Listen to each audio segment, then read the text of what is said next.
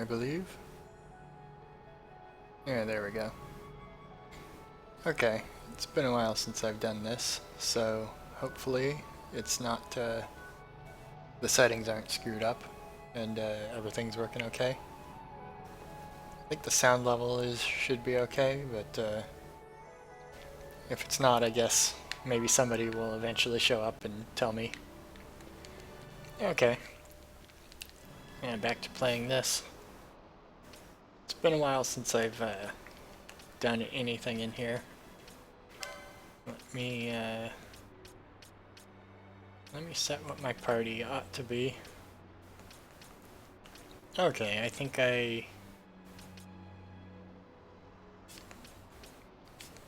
just pick all the lowest level people. Oh, I guess Fran is lowest.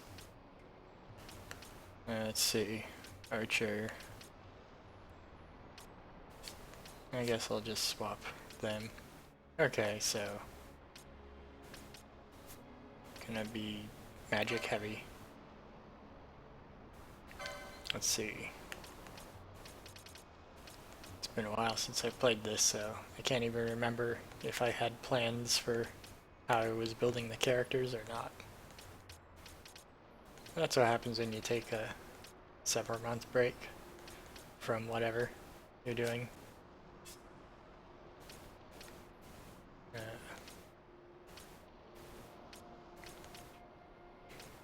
Ribbon.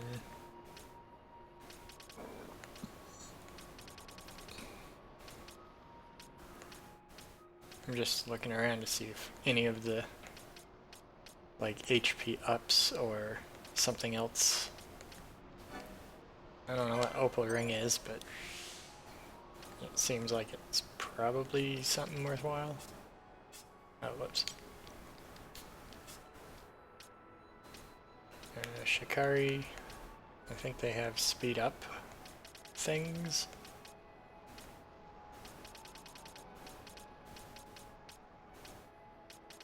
I'm probably at the point in the game where it kind of doesn't matter what I buy as long as I just unlock more options. Oh, there's something. Oh, and that's something that just unlocked because I bought the accessory on the other board.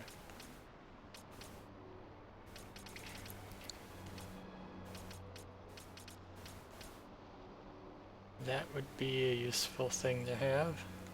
I don't think I have telekinesis bot though. I guess I'll just buy more light armor for him. I'll eventually get access to all this. Anyway, I have no idea how how I was planning to build them. Or I don't even think I really had a plan for them in particular. I'll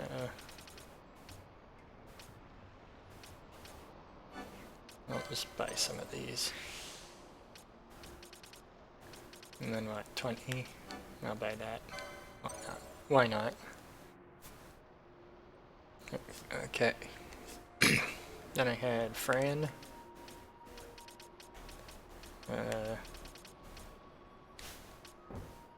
Whoops, I guess I'll just buy things to just have them.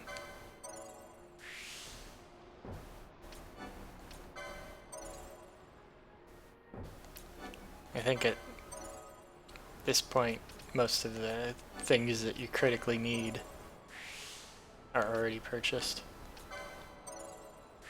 So I'm not going to worry too much about what I'm actually unlocking, I think. It's not like any choice that I make here will be particularly better than any other choice, I think. Like, I'm sure there is an optimal build, but I'm not really worried about that.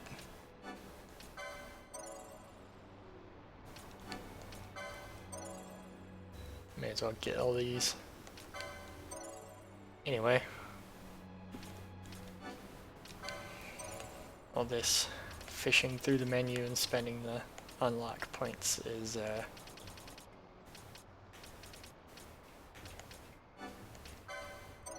not really too important.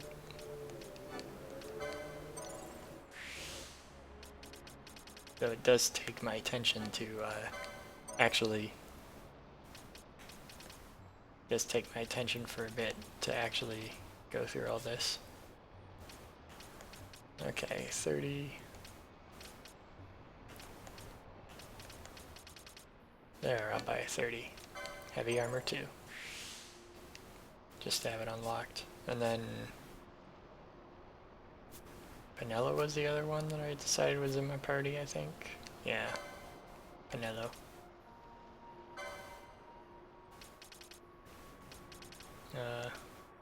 Black Mage. I don't think there's anything in particular that I wanted for them too, so...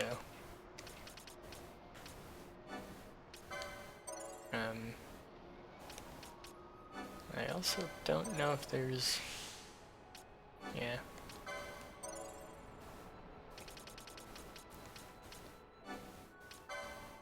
I'll just unlock these so that the points are spent.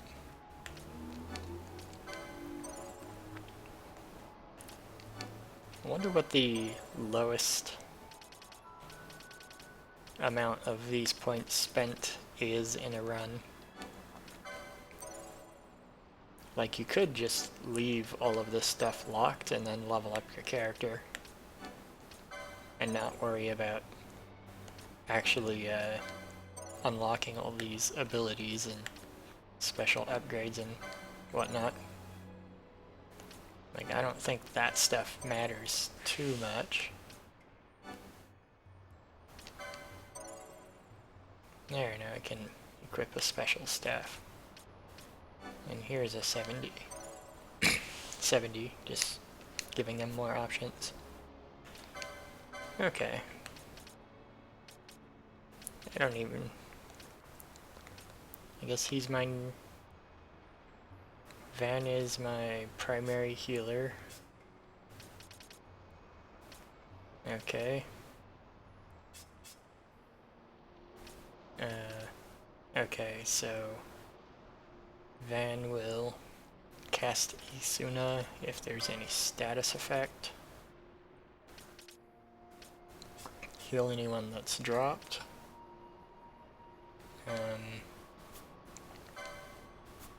Ally status KO. Okay, I don't get what that does or means, or why it's different than the other one. That doesn't matter. I guess Fran is just an attack. Oh, that's right, she has some limited white magic, or some limited magic in general.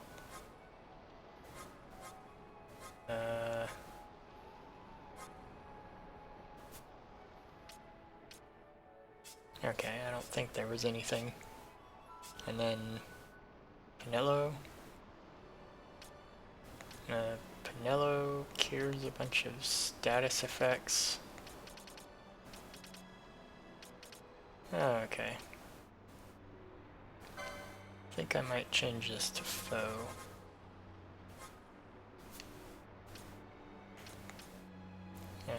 Fire, Thunder, Blizzard. Let's see. Okay, so there's also Bio. Aqua, Air Magic. Okay.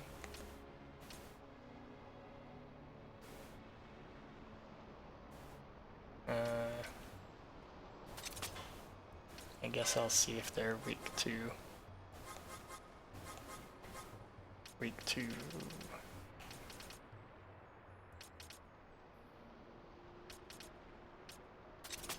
Oh, okay. I can specifically make it ice weak.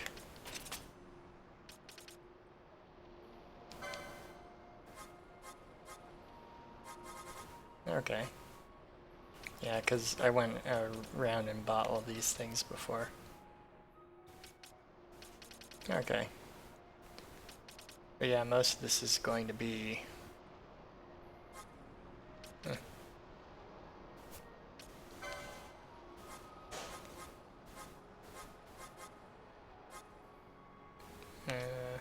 Toxify.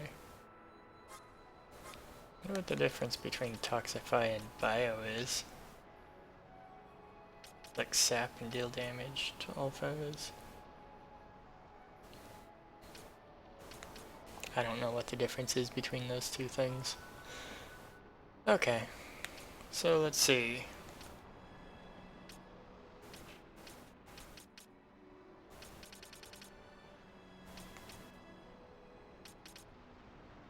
Okay, so if enemies have any elemental weakness,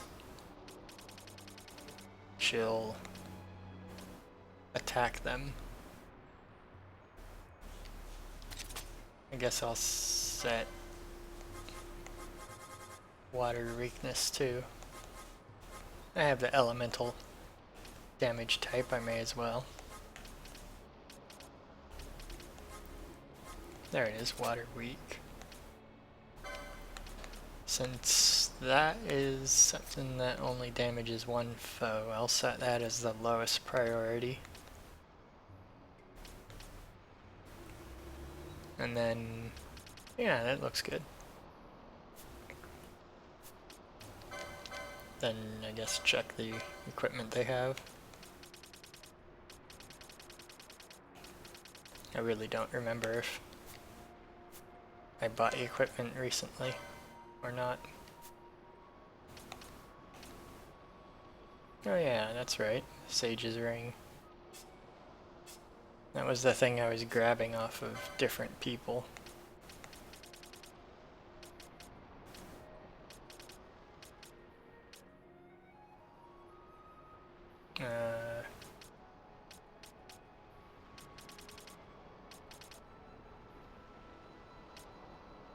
Equip Reflect.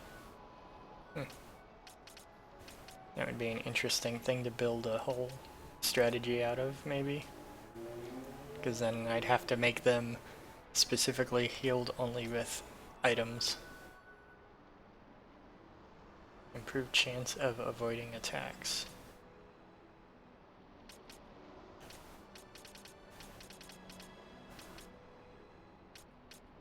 Yeah.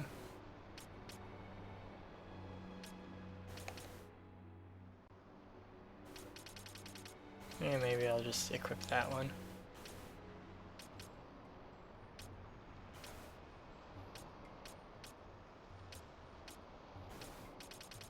Okay, yeah, I guess I'll just increase evasion.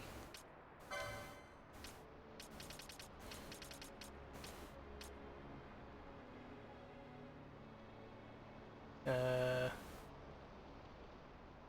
I guess I'll equip the Carmagnol. The better attack is probably worth it. I mean, who knows what these numbers even do? For all I know, the base damage is something like 500 just for casting the spell, and then these numbers just add up linearly. So, oh, I get one more point of damage on top of the 500, that's the base. Something like that.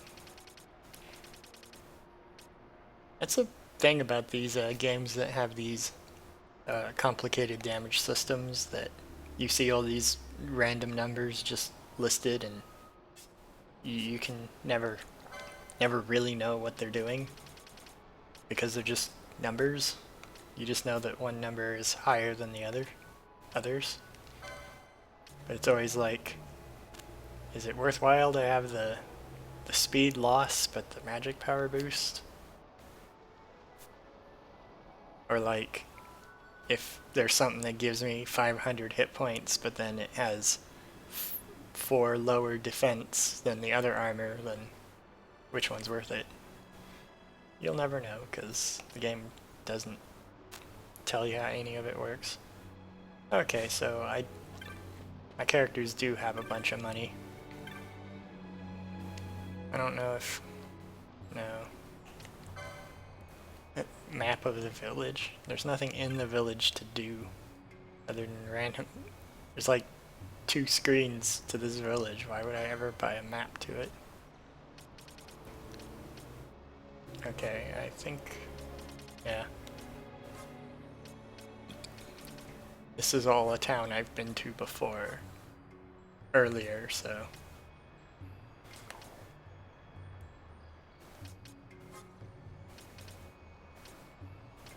well, I guess I'll buy these just so that I have them. For collection's sake. I don't think I'll ever use those. But I may as well just buy those. Immune to sleep. It's an interesting one.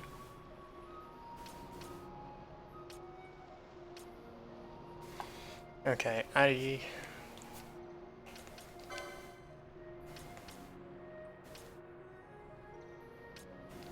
guess I'll just buy these to get rid of them too.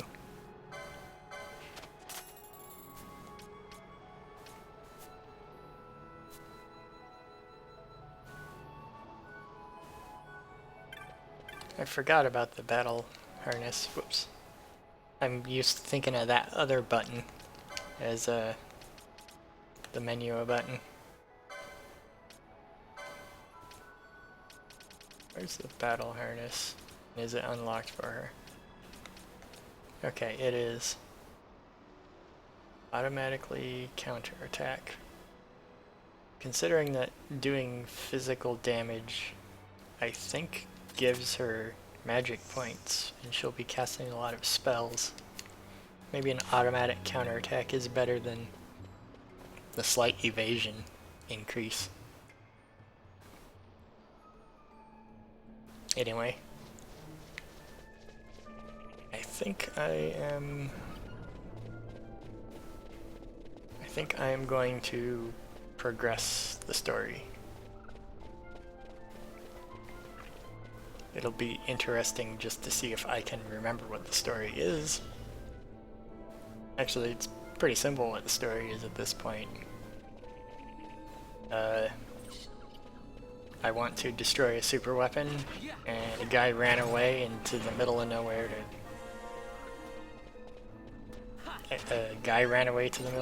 taunting us to follow. So we're following. It's pretty straightforward in terms of a story, but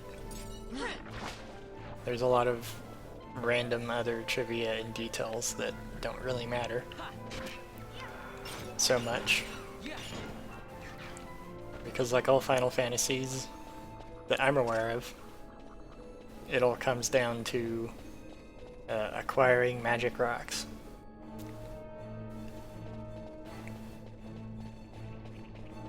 Okay, this is the wrong direction. Or rather, this is not the direction that gets me progress. But yes, it's it all comes down to fighting over magic rocks.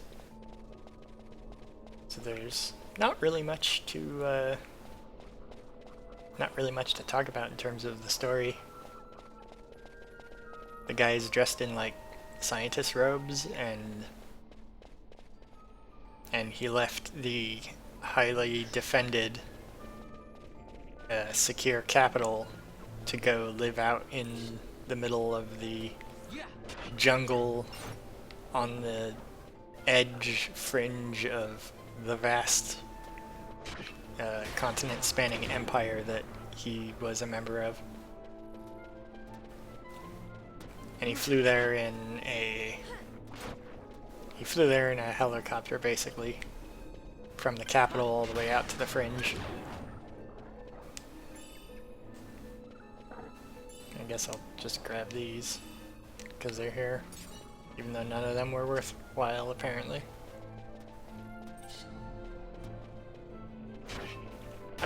I'm not quite to the end of this game yet. It'll be a little while before I'm there still. And I would consider doing all the optional, or not optional, but, well, yeah, I guess. I would consider doing all the post-game content, like the bonus dungeons and such, but considering that the first time I played this, I got to one of the optional dungeons and was completely confused by it. I don't think I want to have that experience on stream, just because it's not something that is very likely to be too interesting. Best case scenario, I'd be following a map and running around in the map. But you know, eventually I'll get to the point where I'm at the end of the game, and you know, most of the story will be done with.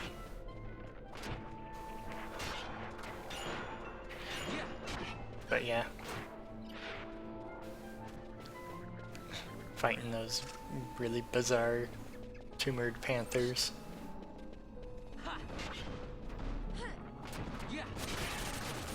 Dire sword. Yeah, I'm just letting these characters do their thing.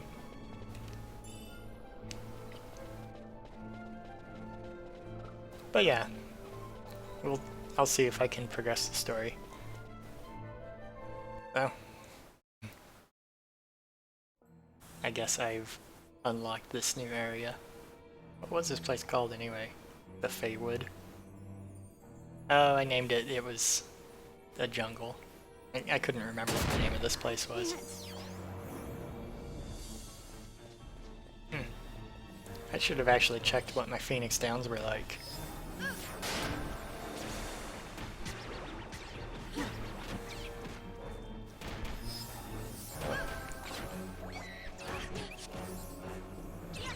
I'm not doing so good right now.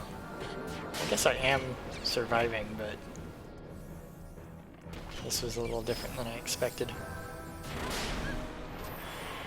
Oh wow, they're weak to water and nothing else.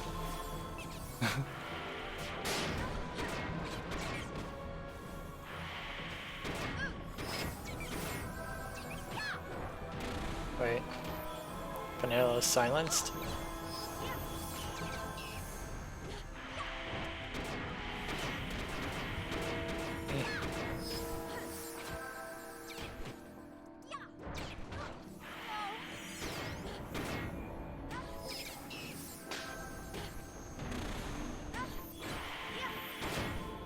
Wow.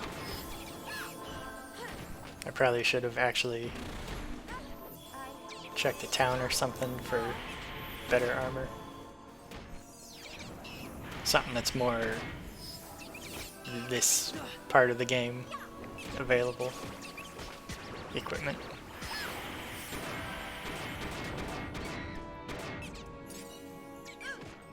Do these guys like respawn maybe?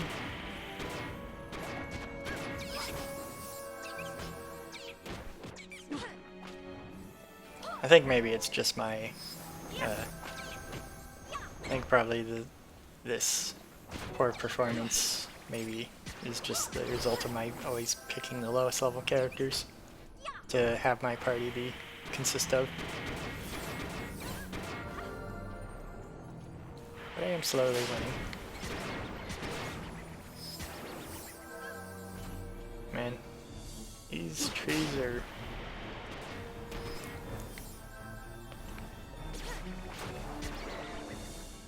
It's always so weird to look at these absurdly gigantic trees. Especially since I can't see like a huge sweeping vista. I only get like a very foggy ground level view of things.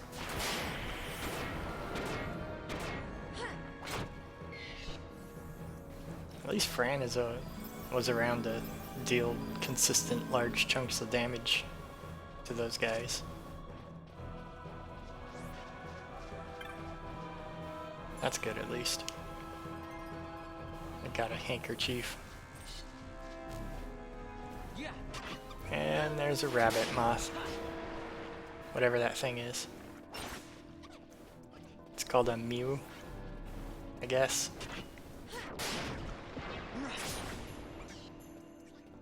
Oh.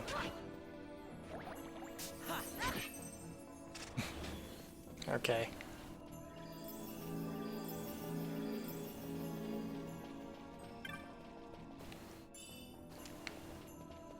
Well, this isn't too bad.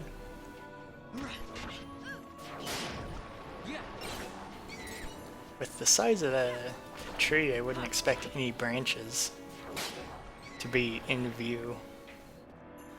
Because how massive this tree is, you'd think that any branches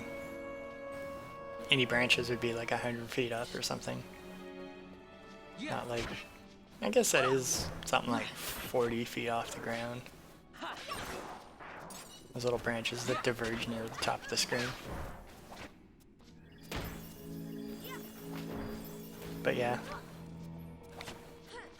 As far as I remember, I think there's only a few more areas that are left in the game. A few more dungeons. I really don't remember though.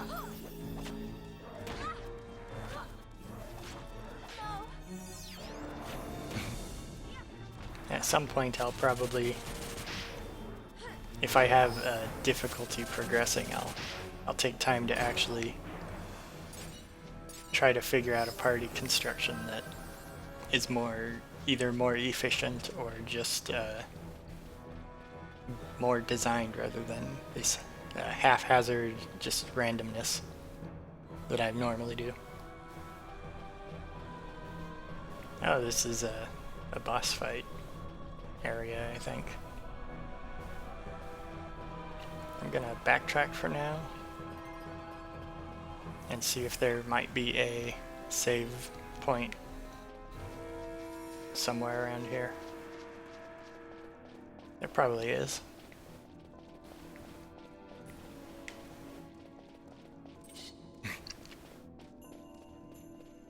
I'd look at the map or something, but I think this map is pretty much just a single screen that I've been to, and that other one that I turned away from.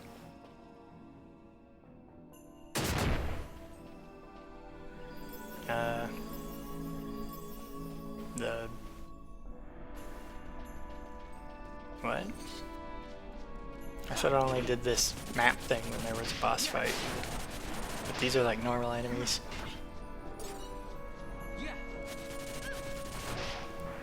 I know this area is supposed to be, there's like a ambient magic energy that exists in the world, and I think this this fog is supposed to be the abundance of that magic energy, and this location is just really high. And I don't know if that's supposed to also be interfering with the auto map feature,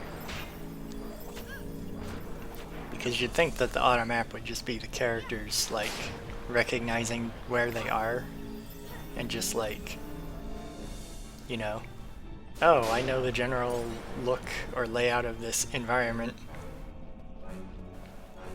But maybe the auto map feature is like some magical thing. A little radar in the top right. I keep forgetting that the character stuff is in that corner. So my characters are having a tough time in that fight.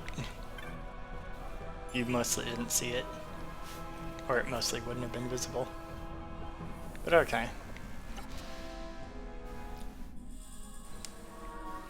Well, good thing I found this random map.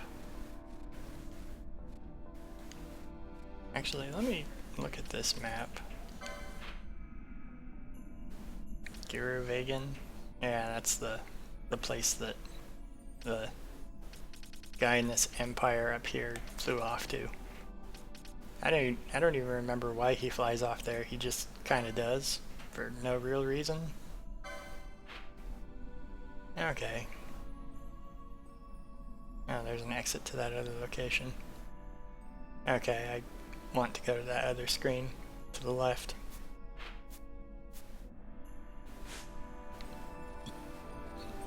If I recall correctly, there's like a weird gate thing that you fight a boss at.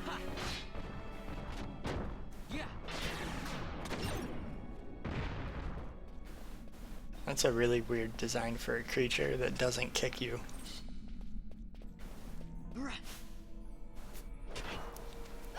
But, oh well. before I actually go fight the boss, I'm gonna hope to find a save point. Hey, something froze that enemy in time. I like this coyote or something with a flaming horn. I guess that's supposed to be a flaming horn. I mean, it has a little bit of oddness to it, but, you know, a monster that has a flaming horn is kind of like, well, it's like the Charmander thing, but instead of being like behind it where it won't interfere with its life, it's in front of it, so it like won't be able to see. Because all it will see is the light from the fire going immediately into its eyes. If there was more of a lantern shielding around the flames, like I could buy that as a creature design, but I mean, I like the idea of that. It's just the execution is a little weird. Because, you know, stuff like flaming hair can be pretty neat to see as far as creature design stuff goes. Yeah, but yeah, most of the time that stuff isn't going to be like in a spot where the light from the fire can just go immediately into the eyes. I don't know if that's the way to go. Oh, okay. And it's not even an enemy save crystal. Right. Okay.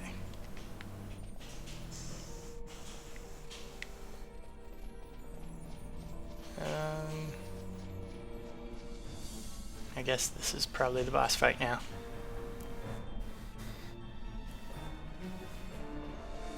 Okay.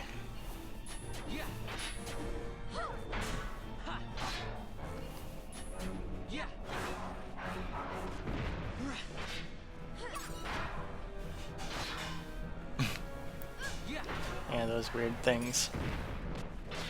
No hands, but complicated, detailed armor.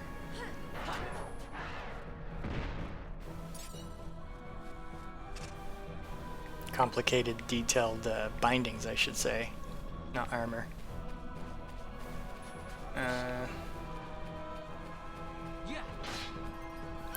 But yeah, I think when I eventually work my way to the end of the game, I'll just be satisfied with what the normal ending is. The non 100%, you know, just the basic ending. Because again, I don't even know if this really has a 100% ending, and I would think that it would take quite a while to actually get there, if it does have one. Just because this game's final dungeon areas are a little bit almost absurd.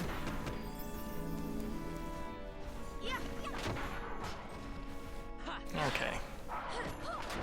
So now I'm in the giant stone monuments portion of this foggy, I don't know, this kind of feels like a jungle. Maybe? Because look, there's like a pool of water on the floor. Yeah. There's like water droplets spreading around as I walk. Sort of. But it's like water that is 1 inch deep or something. It's not even an inch, it's like a centimeter of water or something. So that it doesn't even like go near the boots. It doesn't like trace up the sides of the toes or anything.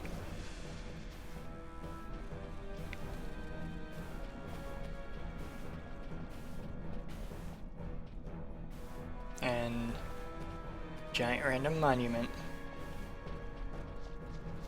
Wonder what all this I know that this place is supposed to be abundant with like magic energy and stuff, but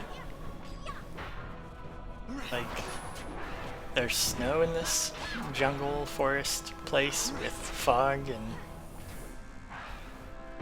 this place should be a lot more themed as being a lot more eerie than it is. Oh, you can't walk that way, I guess. Okay, I guess that sort of makes sense. It's like a lake or something. Although it isn't clear where exactly the coast that you can walk on, and the coast you can't walk on have a dividing line. I guess that doesn't matter too much if there's no dividing line.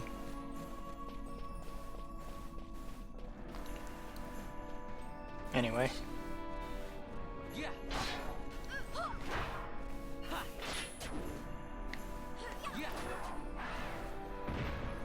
Anyway, next time I reach a town or a merchant or whatever, I'll check out what their armors are that they have.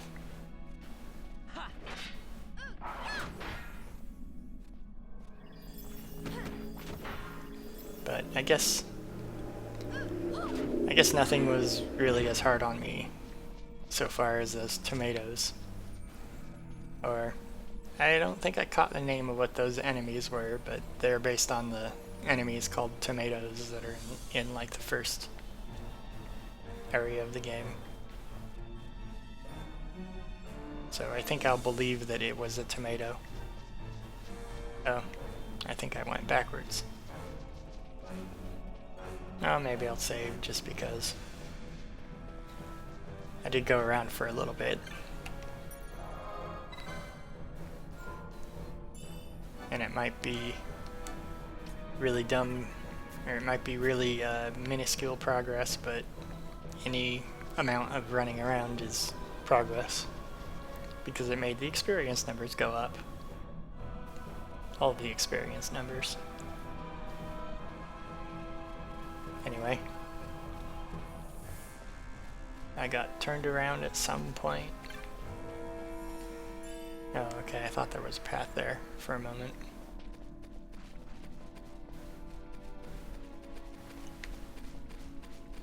Yeah. Well, I was looking at that. I guess I must have gone around it in a circle or something.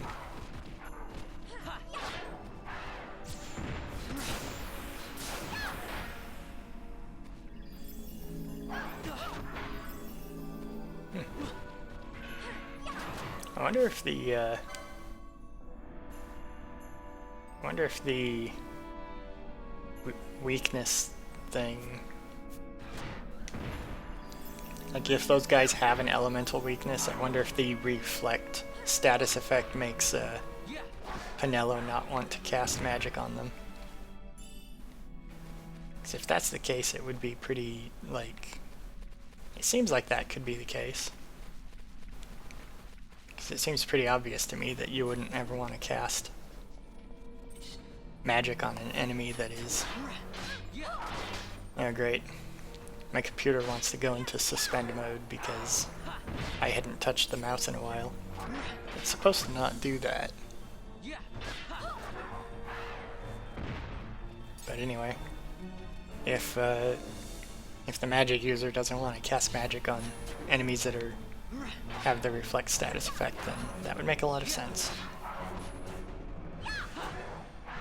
Because it seems like an obvious, like, thing you wouldn't want to do. So it would be good. Oh hey, an elemental wants to fight me. I guess I'll go fight an elemental. I guess it's not as dangerous as I thought it would be. Yeah. But then again, the elementals are... There's like a small version of an elemental, and then there's a big version of an elemental. I think the big ones, the higher level ones, are called entites. Oh, it doesn't tell me what level it is. Oh right, because I don't have Libra equipped. Actually, come to think of it, I think I just unlocked I unlocked Libra for Van. So maybe I'll just have him do that. Oh, okay, I did not. Oh well. It was worth checking at least. Yeah. Just to avoid the random traps, maybe.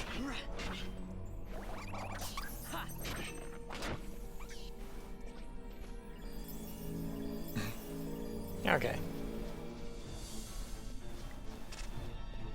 Let's see. Oh, okay.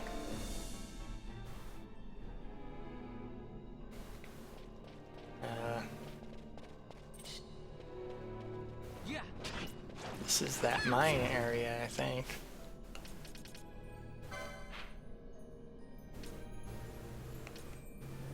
What? I guess I got there from there.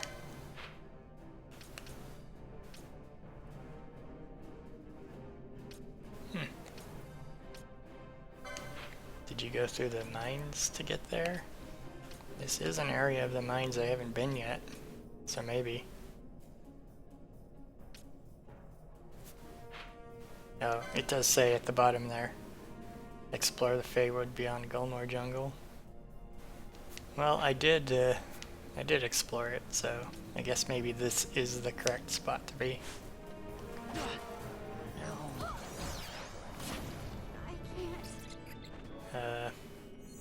What?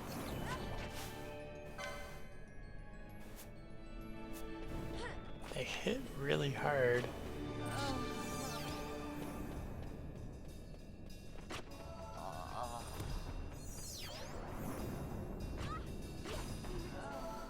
Okay. Maybe that's not the correct spot to go. Or maybe I just have a weakness against bats or something.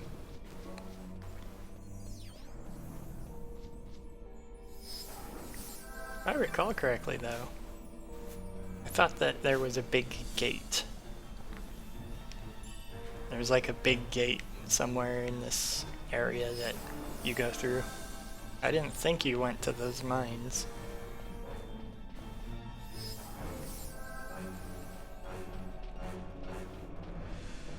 Like,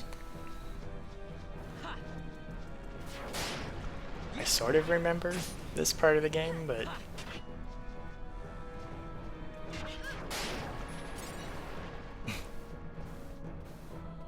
okay.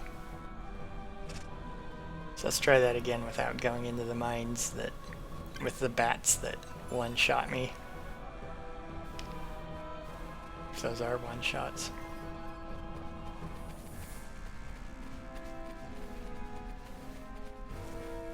Okay, these are the ruins again. Random giant stone structures in the middle of the forest. Yeah.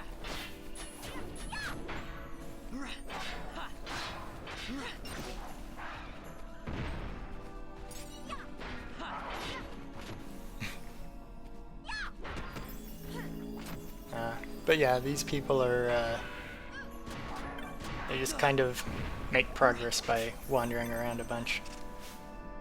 Wonder if I'm gonna run out of that sand.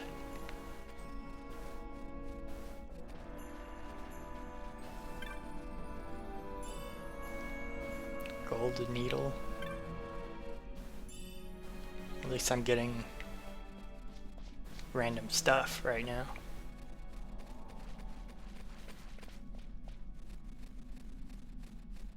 Okay. Well, I did go into a new area, so there's that at least.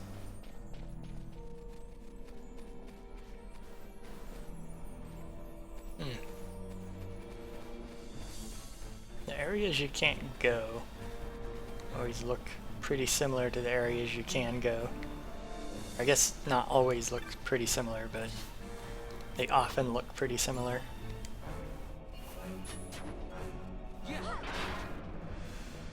That's one of the flaws of having like a really detailed environment, is that it makes it much harder to determine what the traversable areas are, like distinct from the non-traversable areas. There it is.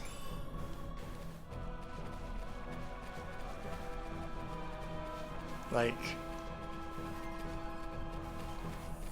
if you had all of the areas had like blue textures on them that you can't go on, then you'd know like, oh, this is definitely an area that is off limits to me. But like the way things are here is that you walk into a centimeter deep of water, and that's just as traversable as looks the same as 2 centimeter deep water. And then yeah, you can't go into the 2 centimeter deep water, but the 1 centimeter deep water is everywhere.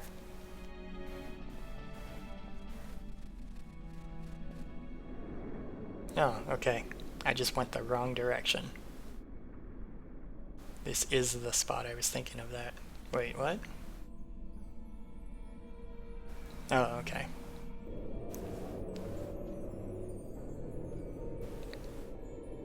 I'm just gonna stand and stare at it.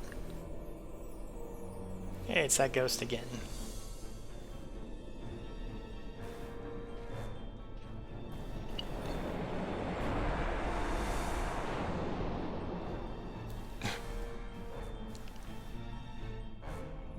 I guess I should have taken a look around that room more closely. Okay, so she's seeing the ghost of her dead husband. Oh, now I can go this way, for some reason. Because the ghost is letting us? It's not quite clear how the dense mist was preventing us from walking that direction.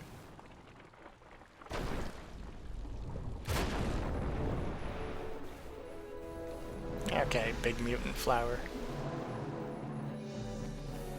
Yeah.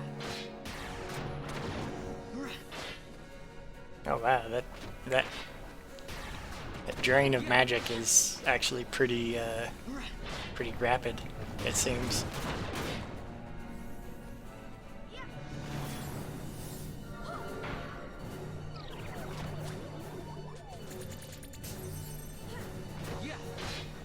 A very weird mutant flower. Yeah.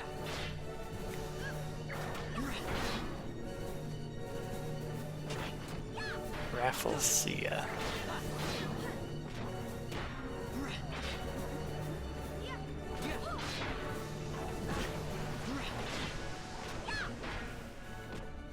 Oh, there's that. There's that screen fade again. I don't know if you can see it or not, but my whole screen starts to darken. Here's what I'm going to do. Since Pinello is not extremely useful right now, if an ally has less than 60% hit points, she'll use a... I don't have many X potions. I'll never use a high potion on them. I don't think Pinello can deal as much physical damage as the other characters. Okay, the potion she used doesn't do much.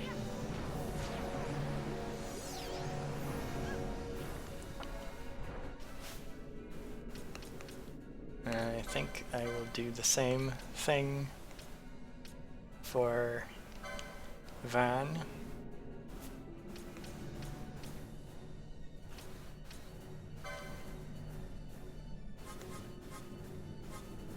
I'll just switch to something else when... Here, I'll just switch it back when the battle's over.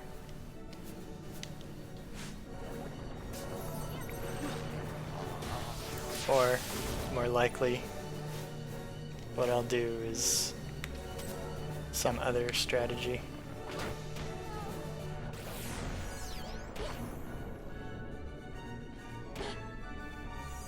I was at that screen, I could have checked to see how... I guess I could have checked to see how much Phoenix Downs I had, but oh well.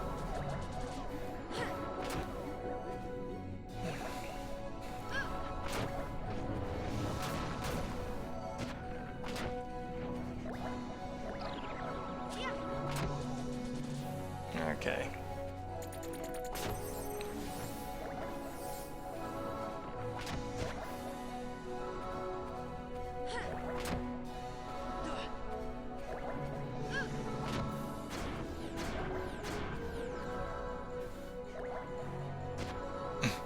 They're all disabled.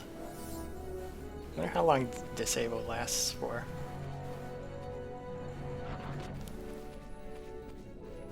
It can't last too long. Of course, you could always just swap people out any time, so I guess it's not too bad if disable lasts a huge amount of time.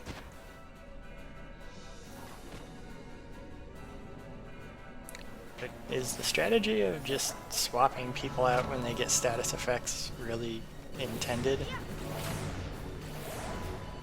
'Cause it seems to me like that would be bad design. But then again, I guess having half your party is always with you, but you can't use them, seems kind of like bad design to begin with. So I guess that'd be kind of normal. I don't know, because I can't really figure out what the utility of having so many characters is, other than you could always like have them have different equipment setups and things equipped in different specialties, right? Like you could have a magic team and then you could have a physical combat team. And in fact, if I remember correctly, I think at one point in the game because I played the original version of this where everybody had the same license board, and what I did was I would just equip everybody with guns, and then at one point everybody just ran around with guns shooting at everything. Don't really remember why I did that. I think it was better than other things. I'll set this back to whatever it was. What was it? No, it wasn't any of those. It was it Chronos tier? I think it would have been Chronos tier. I guess I still have plenty of Phoenix Downs for now.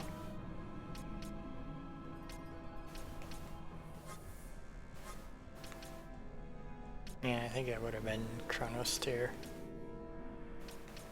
Remove sleep. Yeah, it'd be Chronos tier because I don't think stop and slow are removed by Yasuna. But that is eye drops, antidote. Yeah, because I had just had the things that aren't removed by the other thing. Okay.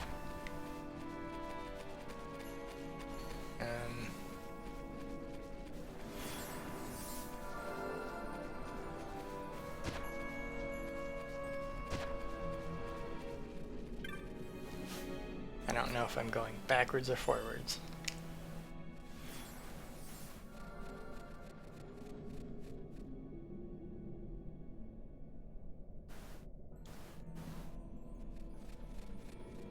I guess this is forwards. I'm gonna go back and save it.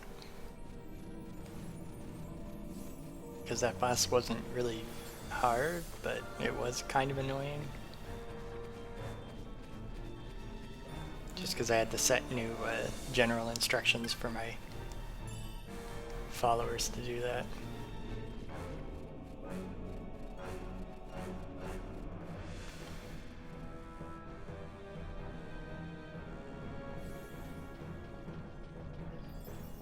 Okay.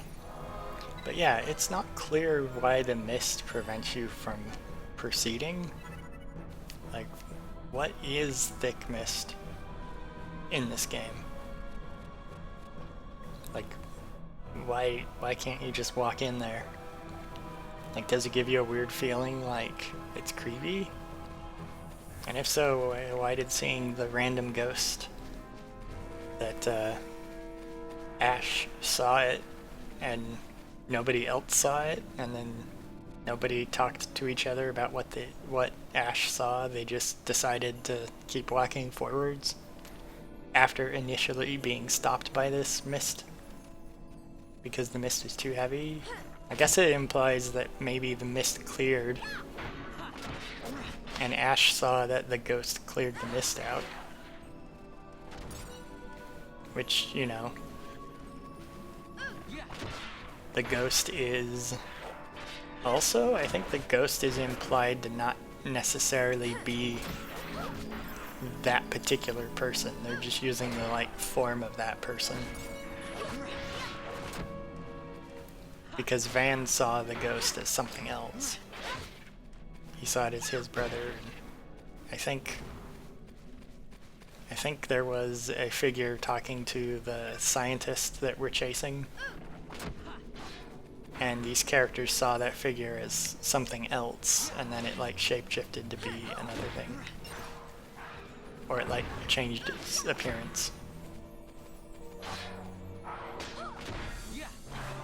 There's something like that going on. It's been a while since I played it, so I'm not exactly completely sure. I wish the camera didn't do this. It'd be so much better if the camera could somehow like double its distance from the characters instead of sometimes, you know, like if the normal distance from the characters were twice as far away as this. And not like, I guess this might be better, but then you can't really like see your environment. You just get a bird's eye view of whatever, and you can't tell where you're going. Oh, okay. Like this is better, so you can see some of ahead of you, but like this distance from the characters looks better. Makes the characters look better, and you're not like right up in their rears.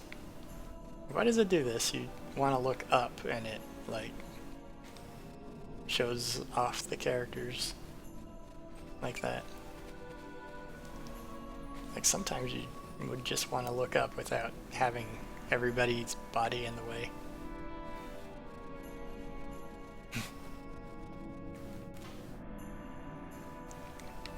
But yeah, it's the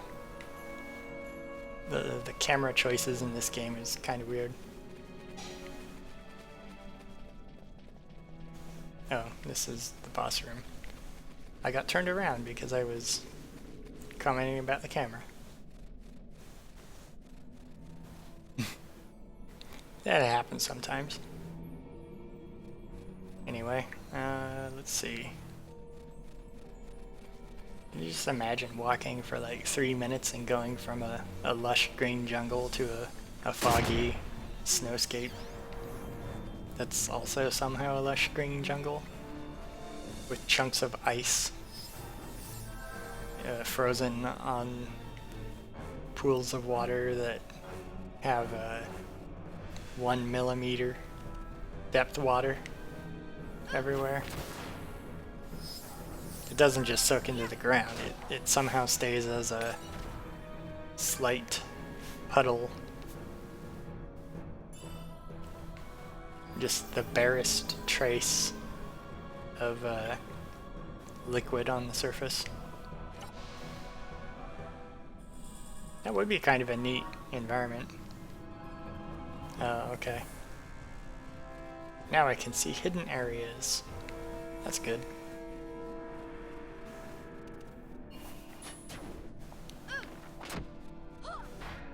Not that I'll actually look at the map again. I think it basically just reveals the rest of the map that was hidden before, that wasn't on it the first time I looked at it.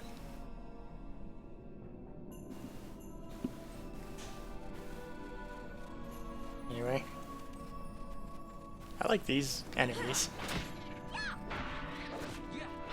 I mean, the tail looks kind of out of place compared to the rest of it, but, you know, it actually looks like it would be a monster that can survive in the wild. Maybe a problem?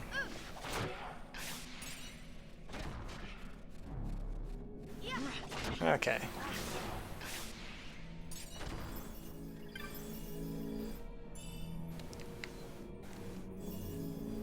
But yeah, I'll never understand the camera perspective that they want. I mean, I guess I do understand it a little, because they like wanted to show off the character modeling. But like, just in terms of practical feeling good to move around the world and see the environment, it doesn't look good from that perspective. Like, there's some elements to the environment that look great, but you can hardly like see them or notice them because like I'd like to know what is up there. Like, look, it's a chandelier, but you can barely see it. There's those circular etchings on the ceiling there that like you have to deliberately try to look up there to even have that on screen, and like you normally aren't gonna have it on screen. So you come under here, this like covered area, and it's like you can't even tell it has a roof. I mean, there's like a chandelier and a roof up there, but you have to like wrench the camera around and sort of like stand in the entryway with the character model in the way just so you can like see up there. Which I guess they're somewhat limited what they can do with the camera. Like you can't just have a completely free moving camera. You have to have some predefined axis of control, but like it'd be much better if the camera like didn't stay so close to the characters all the time, or as close to the characters as it does.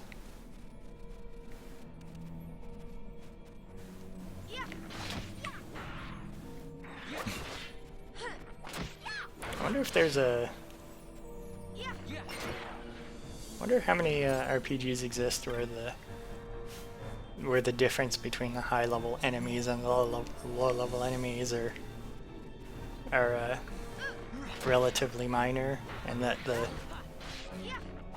thing that makes the enemies actually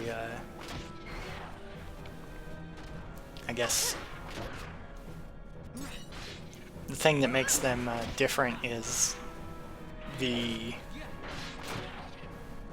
I don't know if skill is the right word for it, but like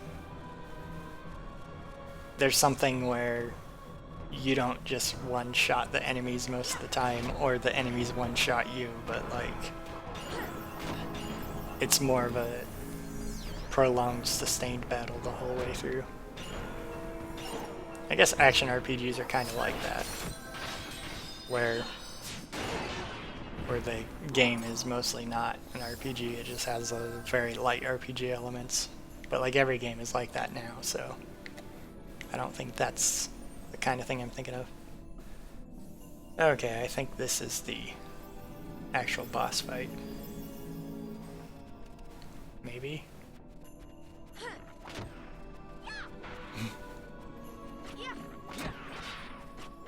This weird mist.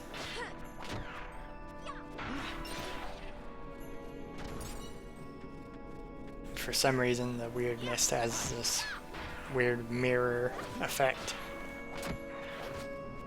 Which I do kind of like that. That the image gets repeated in the distance sometime. I mean, it gives the mist a very surreal sort of feel to it, but you know, that just makes like you look forward and you can see yourself ahead of you in the distance, like a mirage almost. Because if that happens in the mist, I can see it being a substantial obstacle. Oh, there's a thing here. Examine the pattern or do nothing.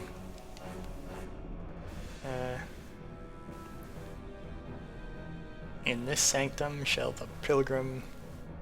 Okay. It says... In this sanctum shall the pilgrim find truth and illusion both. Illusion betokens the true way. I don't know what betoken means. Oh, right. Illusion betokens the true way. Yeah, there we go. See, there's fog, fog, fog. Fog all around, but in this one direction there's like an image that shows up. I remember being so confused at this spot before. Yeah, and then here's another shrine.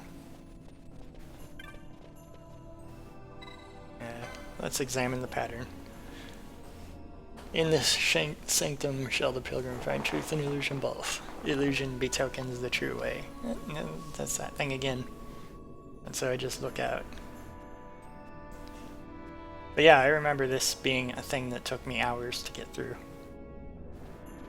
And like all RPGs, that doesn't really matter so much, because if it takes you hours to get through and you're fighting enemies, you're still kind of making progress. But yeah. Anyway, that's the next one I go to.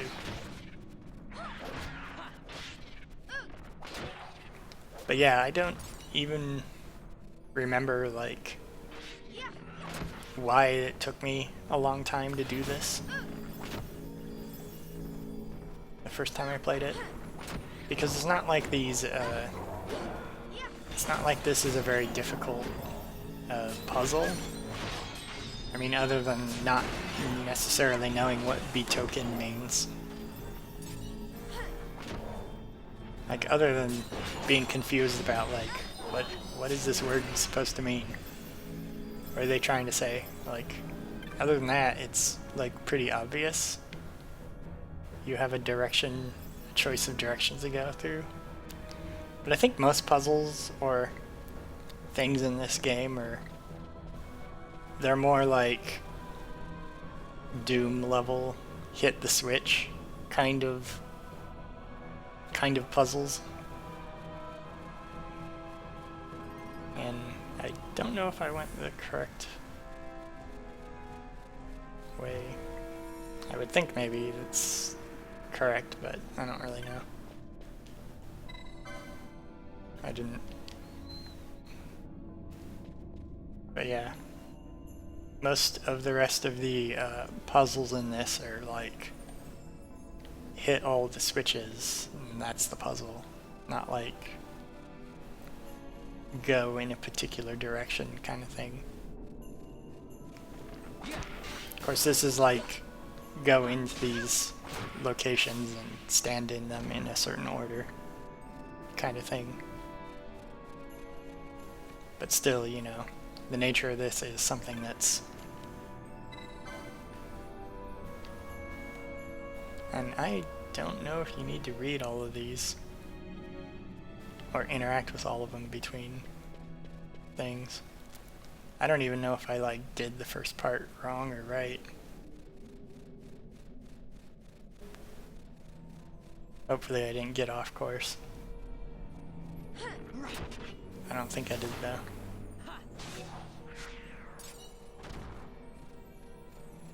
But if I did get off course, you know, you just do it again.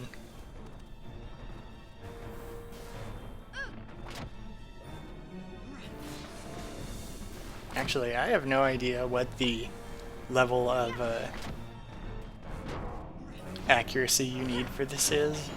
Like how forgiving this general puzzle is. I just remember that, you know, the first time it was absurdly difficult for me to complete it. Just because I kind of assumed, well, for one, I did the same thing I'm doing now where I don't really look at the map at all. And I just run around randomly. Kind of did that, but also I almost kind of assumed that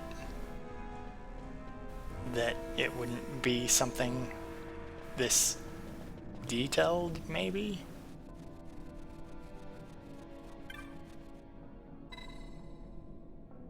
Read the inscription. Yeah. Gate's power, Gigas Summoner, Gate's power is yours to claim. Beyond the one gate lies sacred Giravegan. Over the one gate, the Gigas holds sway. Okay, so yeah, this is a gate, a stone gate that is in the middle of the jungle that I need to get past. But see, the strong magics bind it, it will not open. But I went in the order and everything. But yeah, like if I had a climbing kit or just walked through there, I could get through there.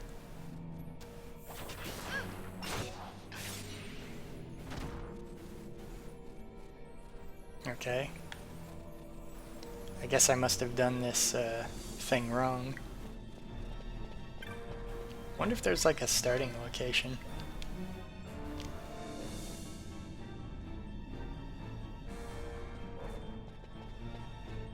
Yeah, maybe there is a starting location and I just didn't start at the right one. I did just kind of run around randomly. That's what it is. Come on, I could just squeeze through there.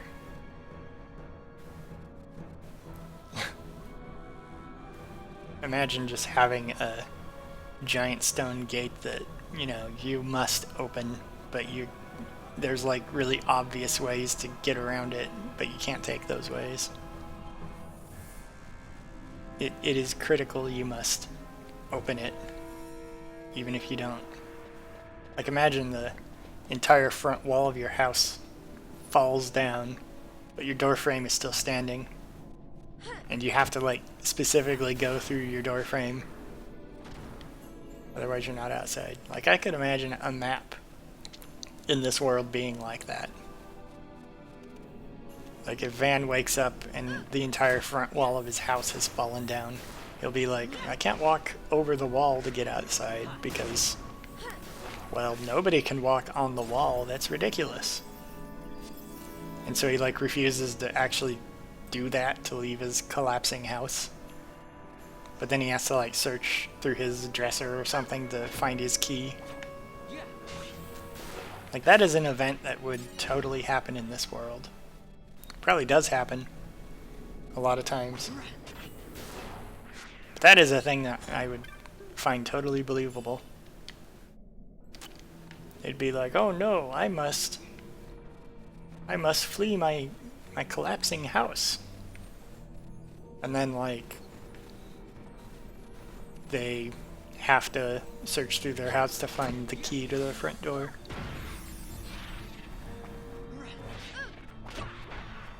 Something like that. I don't understand the details of how that would work, but I have pretty good confidence that it would totally work that way.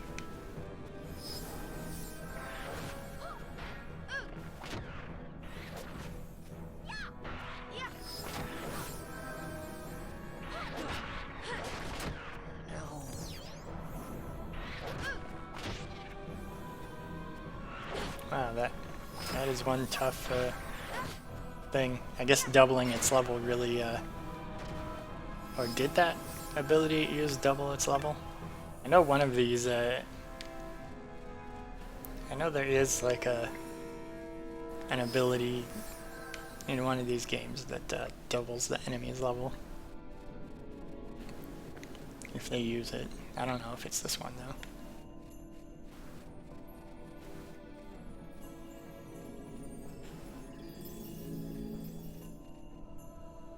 Okay. Well, I'm gonna keep running around randomly somewhere. I think this one is the... yeah, it's the last one on this map.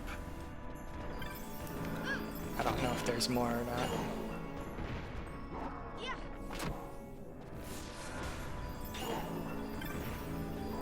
But yeah, I think I'm going to just, actually,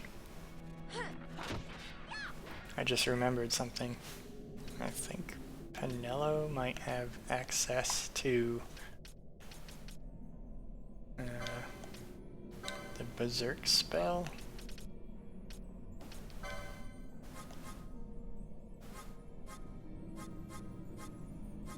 I don't know, because Berserk increases damage by a lot.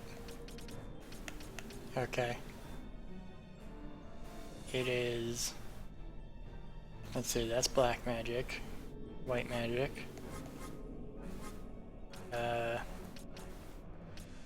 Okay, I guess maybe that's... no, that's green magic. That's arcane. I think this is time magic.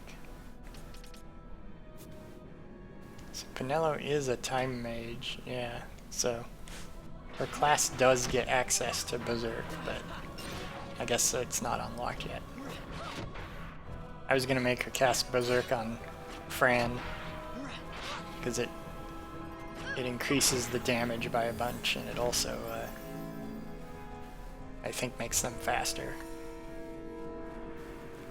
So since Fran is like my major damage dealer, that would have been a much better thing to be doing right now. That's why that enemy that was Berserk was giving them a lot of difficulty.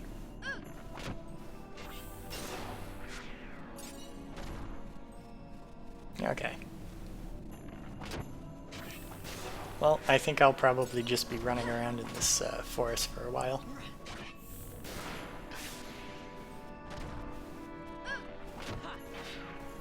Because I don't really care about trying to forcibly, you know, get real far in the game as fast as I can. I'd rather just ramble about the bizarre camera and the aspects of the characters that make no sense, about not wanting to walk on the falling walls of their house because it's a wall and not a floor. You know? How all the nonsense things of the world are kind of like fridge logic-y. That's another thing about this, too, is that, like, these characters have access to an airship, and yet they're constantly having to go everywhere on foot. It makes sense when they're, like, fugitives and stuff, but, like, they just went to the enemy. The last thing they did was go to the enemy capital and break into their high-tech, top-secret lab that exists in their downtown skyscraper sections. Confront a scientist guy that had access to super weapons. And then that guy ran away with the super weapons in his pockets and said, "Come meet me in the middle of nowhere." He's flying away on a helicopter, and meanwhile we are just we just marched there on foot. You know? Supposedly this... okay, this might be the one I need to start at. But yeah, supposedly this place has been sealed off for centuries and completely forbidden access. But when I get to this hidden, secret, ancient temple place, the guy that flew there in the helicopter will of course beat me there first. But like, isn't it just lazy to have a story that works that way? Like, I would think that, you know, if the story was written well, you wouldn't have things like that occur. But I don't know, maybe that's just me. I mean, it is a game, so the story isn't necessarily the thing you're going for. It's not why you're here, really. But still, it seems that, you know, after years of making games like this, I wouldn't think you would want to create the story that way. I know at least I wouldn't want to, but I don't know. Maybe that's just me. Maybe that makes more sense if you're a game designer that actually works on games.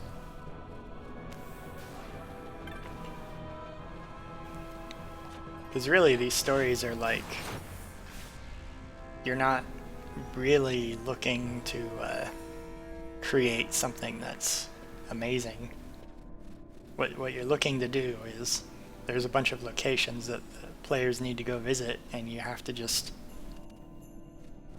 give some explanation for why they need to go visit things in particular order. And if that's how you think of what these stories are, then like, you could just write your own story and just replace everything. Like that random scientist, like, the characters could have gone up to him and said like, "We want to help you. Can you let us touch the super special stones?" And since you're trying to destroy the stones, he like, you know, you can't just have them, so he's like, "Oh, they're sealed away in a vault that I have the access codes for. But if I had this special material in the middle of nowhere to study the stones with, like, we could study them together. Like, I could open the vault and we could all look at them. Like that." So then that, like, motivates you to come out here to this super hidden special location. That way you don't have to, like, he's a bad guy, but, you know, he's gonna beat you here on helicopter. What? No. Oak. Okay. What's this say again?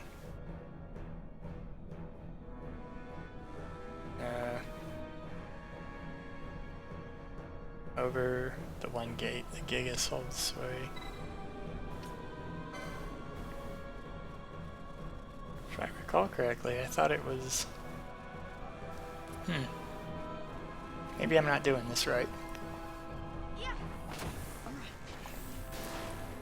But anyway, if they really wanted to make it, like, make sense, like, I would want the caveat that the guy would not run away from his high-tech secret facility to go into the middle of nowhere. Like, I can't even remember why he wants to go here. I think there's another magic rock here that's like a super weapon rock. But like, if you're antagonistic with him, like, why would he ever tell you that he's gonna go there to retrieve it if he knows that you're going to want to destroy it or take it for yourself? Like, I think the villain knows that about our party. So, like, why would he ever do that? I mean, there's a good reason why a villain would do that, and that would be self-sabotage. Or, you know, gloating. Like, "Oh, you're so beneath me that I don't think it's even worth pretending that you're an adversary. But I don't think that makes a whole lot of sense either.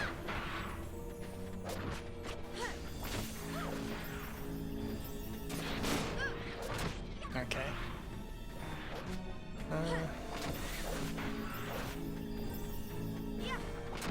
Maybe I'll look at the map here in a moment.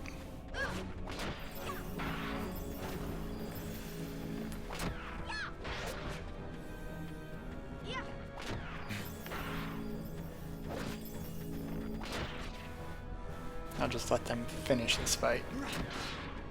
But yeah, a villain that is, you know, self-defeating or egotistical or whatever is like, that could be interesting too, but the way that they're actually written would have to be different, because like every villain in these types of games sort of work like that.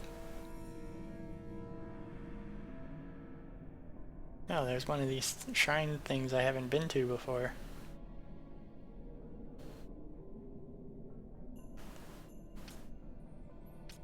What? Yeah, it looks like there's... Okay. I've been to this one. Are those the ones it's telling me that I need to look at?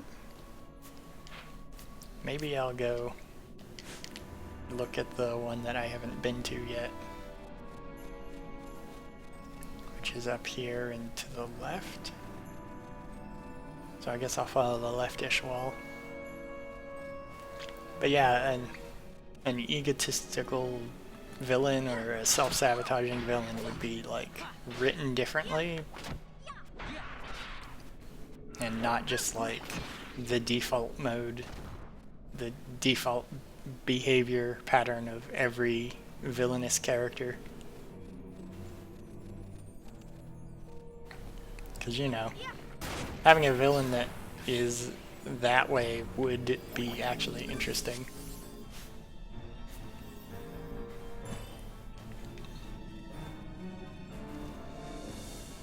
Well, I got another shield at least.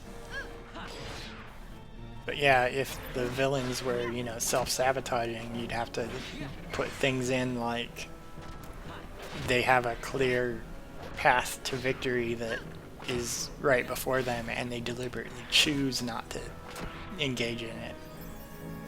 Like, they enjoy the fight more than anything else.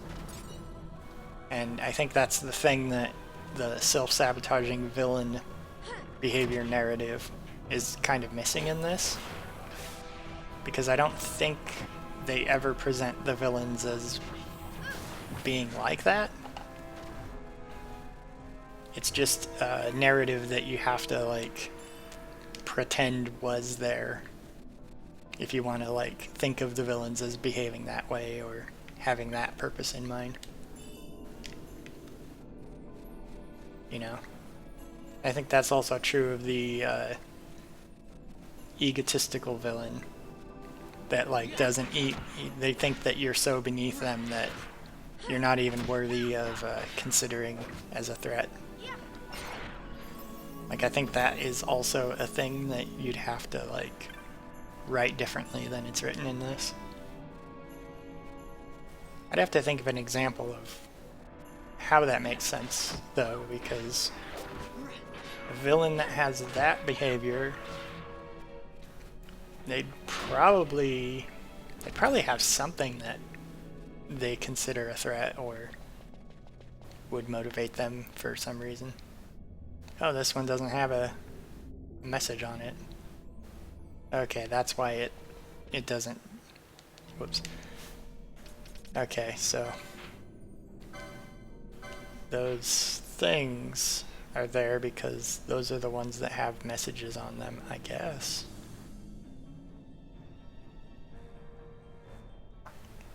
Okay.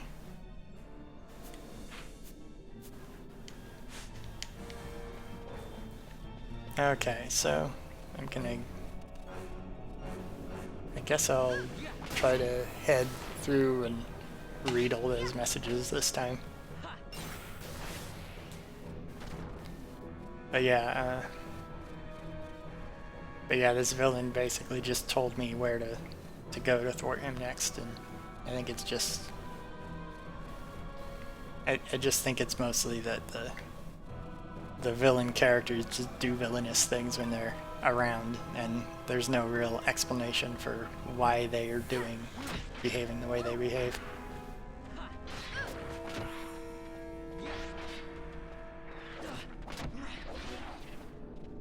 So yeah, I think that's what's going on here. I don't think I need to read that. I'll just try doing this one more time.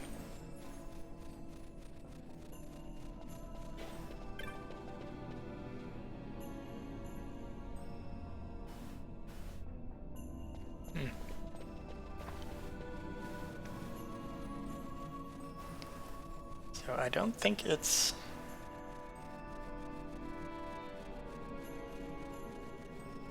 I don't know what's going on with this. I do remember doing this though, and I don't think I had trouble once I actually sort of understood or once I saw the illusions there. I don't think I had trouble after that, but I don't know, maybe I did.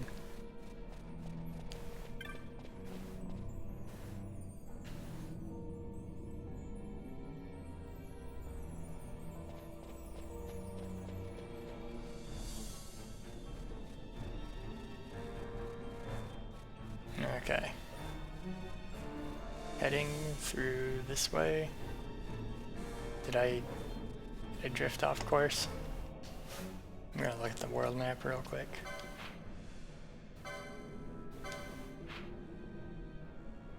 Oh, I guess this is the right one.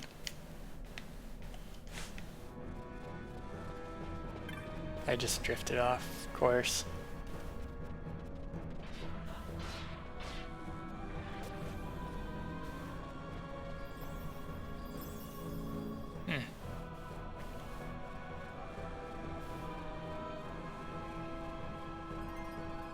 Okay. Let's see.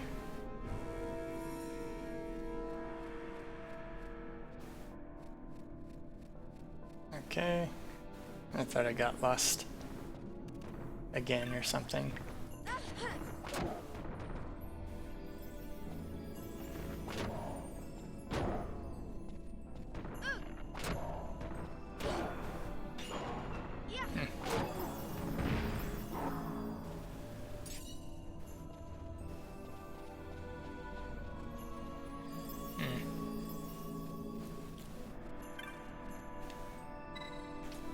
Okay, touch the gate.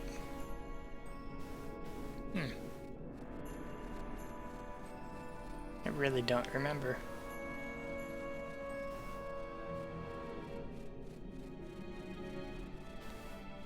I mean, it mentions a Gigas. Does that mean I have to have one of the summons tied to a character? I seem to remember that I tried that the original time that I did this, but it ended up not being the over the one gate. The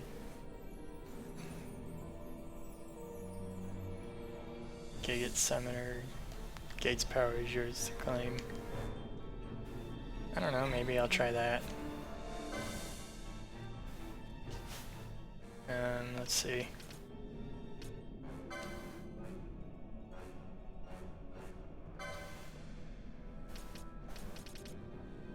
Was one of these named just Gigas? No, Gigas are the names of the general category of thing. Belias and Mateus. Are those the only two that I have? I guess I only have two of them right now. I thought I had three at this point. But yeah, neither of them are named Gigas.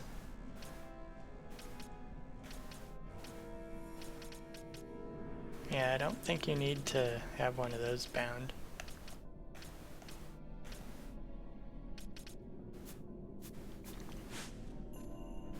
Hmm.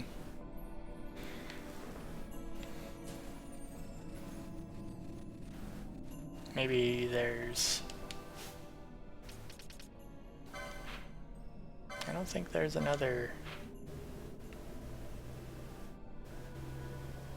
Did I miss fighting something? I seem to remember that there was a boss fight around here somewhere, other than the one I just did.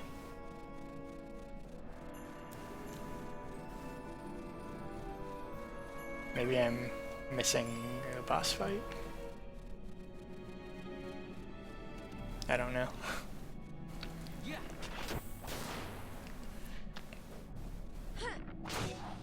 Well, that's the thing about playing a game after 10 years is you sort of half remember everything, but then there's some things you think you remember, but I guess you don't.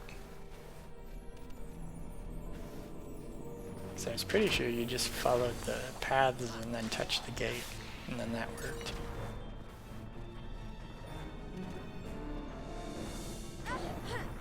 But I definitely did not fight a Gigas here. I think there is one of those boss fights here somewhere. So I'm gonna turn back and just look for one, see if there's one about. Because there could be. I wouldn't think I'd have to fight all of the, or read all the inscriptions at every waypoint. Because, I mean, once you've seen it like 2 or 3 times, like, that's enough.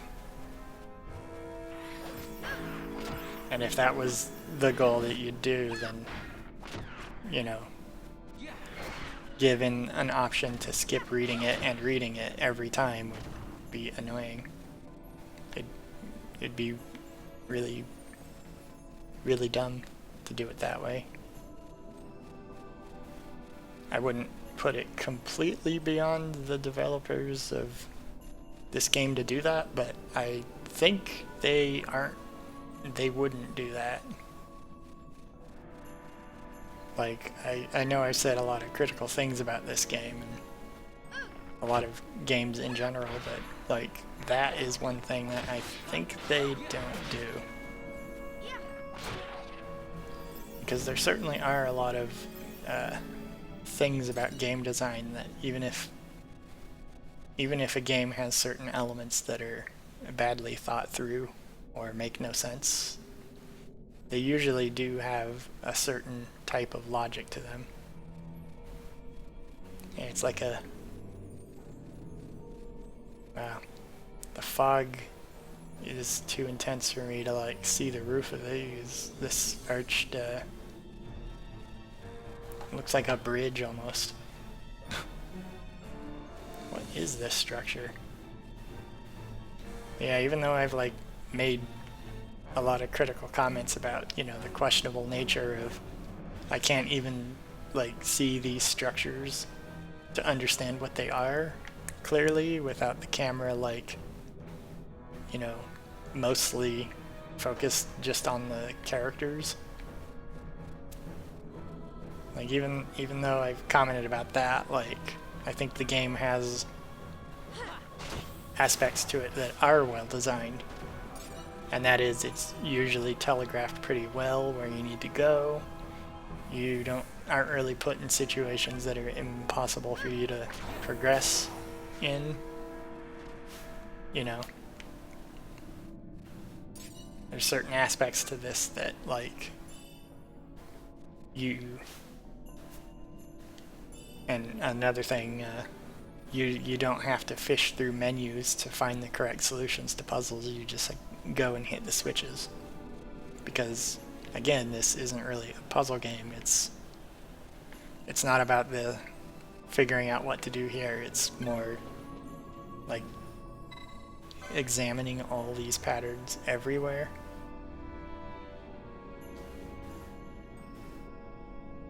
Having to read all of these, or like having to read it 5 times for it to do something, like that would not be a thing that they do.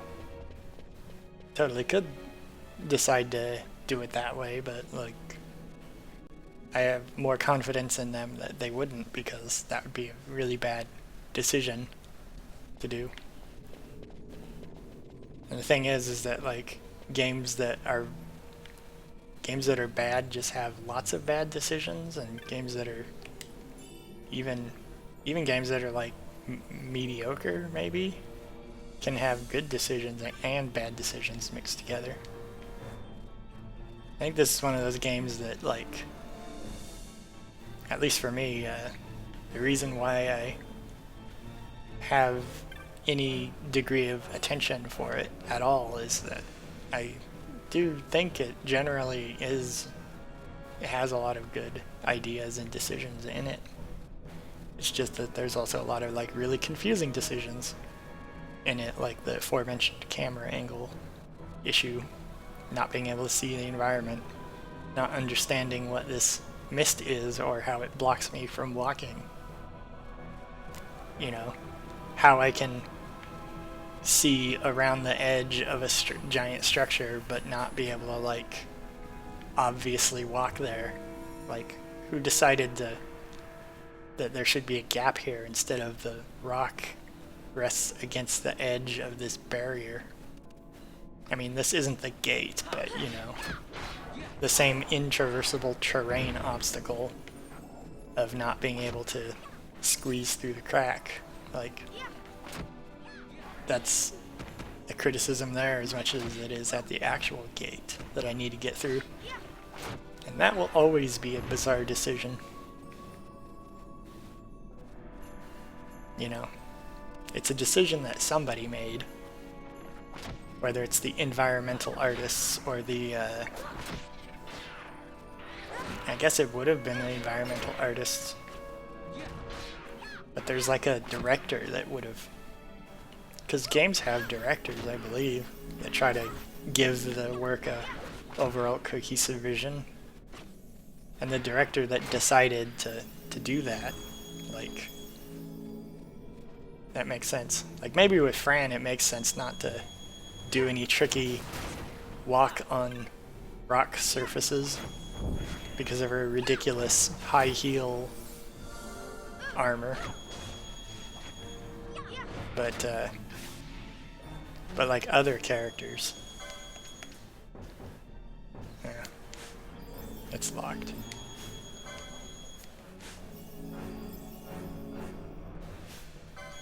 Okay. No, I can't swap them out yet. Whoops. Okay, there we go.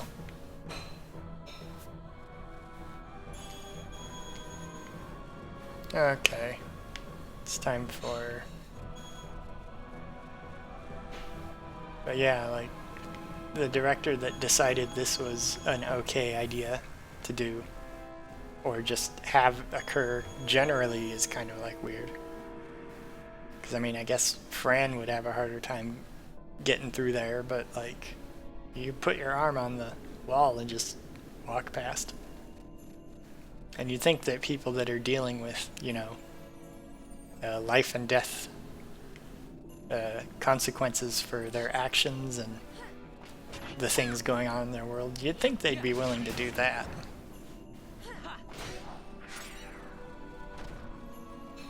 But yeah, I think that's the sort of thing that, you know, the director decides. And the director deciding to, it's okay not to do that is, like, I don't know what they're thinking doing that. Like, you know, there's, to some degree, it's like, you know, it's a game, so you want the environment to look interesting more than look, more than make perfect sense, but at some point it becomes a question of just being able to correctly understand what you're looking at and how you can move about the environment.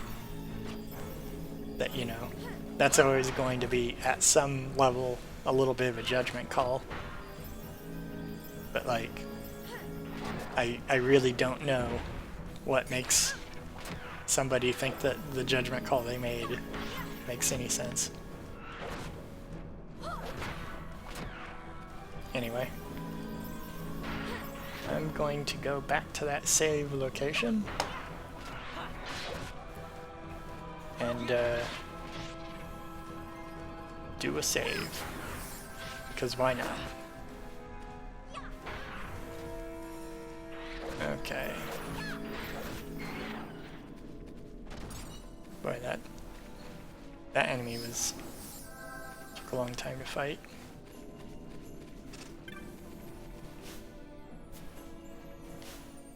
Ah. That's another thing that like makes sense, but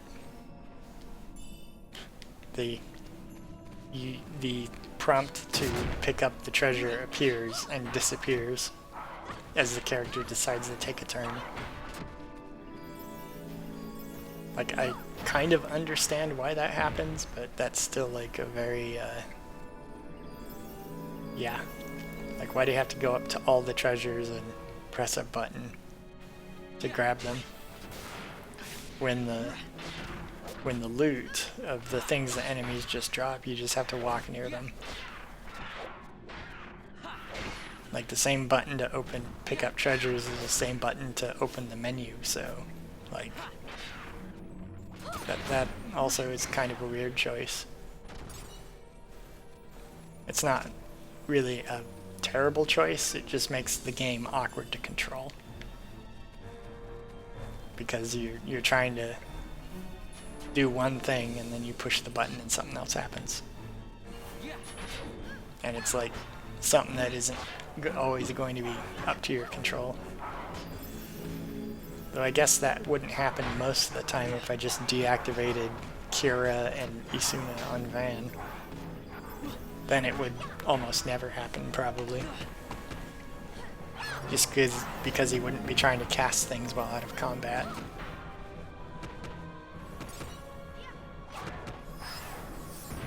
Which, you know, that's... You know, again, it makes sense why it happens. It's just the fact that it can happen at all was something that they should have anticipated and probably chosen to avoid.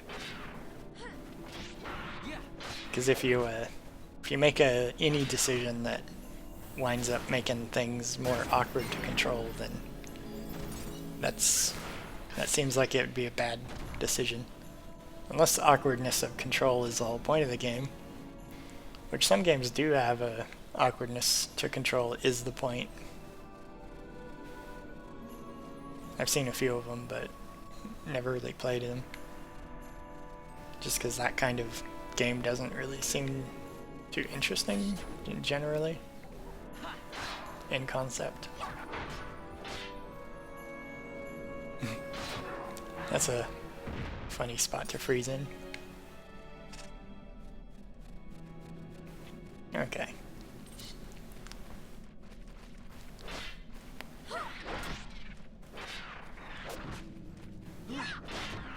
Okay, so I'm gonna go back to the save point and I guess maybe look at the map again.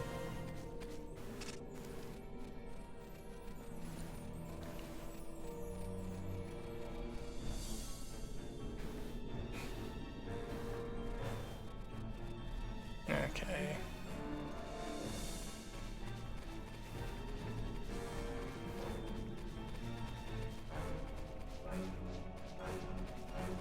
Okay, this is the boss arena. At least I know that that gate is the particular spot that I need to get through.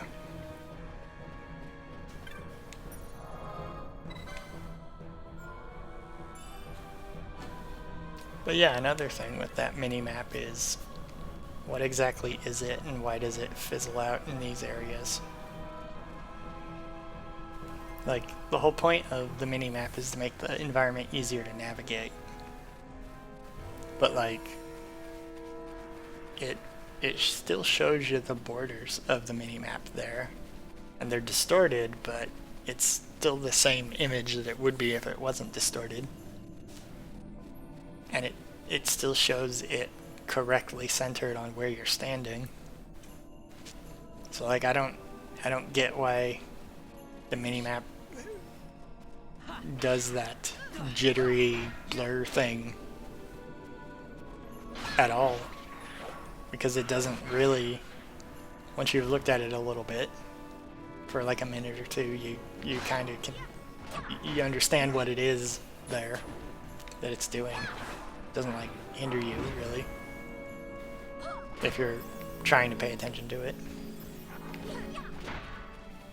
All it does is make the mist areas seem more weird, I guess, maybe?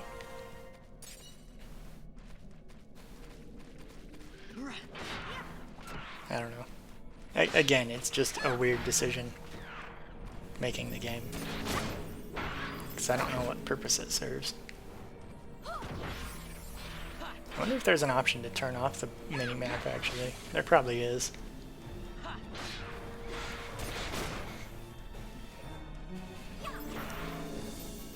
Like, turning it off would probably make... I don't know if I'd want to turn it off if there was the option, though. Like, I'm thinking mostly I wouldn't want to bother turning it off, maybe. Just because it doesn't really hinder me in any way. It's just a matter of trying to figure out what it is practically that, you know, is confusing to me.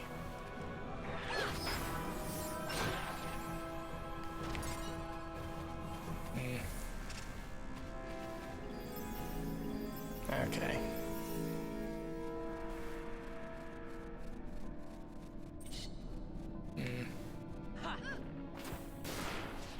Yeah.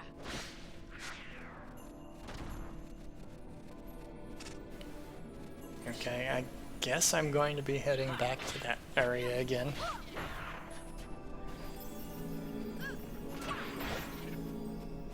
I guess I'm having the same experience as the first time I played this region, which is not knowing how to proceed through it.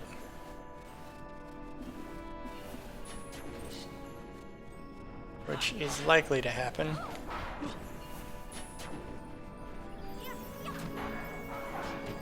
Oh, it's just something that, you know, can happen now and then. But then this thing basically just says explore there. Easier said than done. Yeah.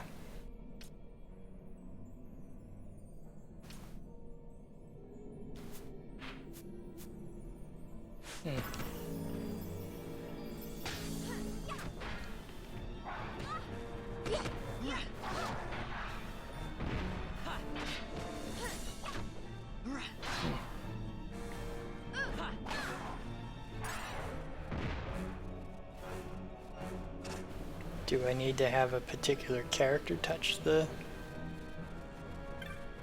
Maybe that's what it is. Maybe you need to have a specific character touch the gate. But then again, if that was the solution, that seems like it'd be bad game design if that was the actual thing they intended you to do. Just because in terms of the game, like, what is this? Or in terms of the story, like, we're all the pilgrim.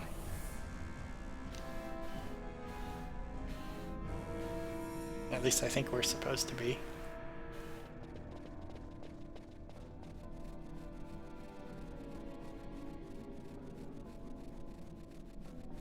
Maybe I need to enter it from a particular side in addition.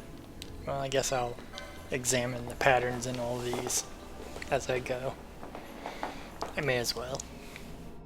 I mean, I doubt that's gonna make a difference, but if hopefully I can at least eliminate that as a possibility going forward. That'd be really dumb if it was the reason, though.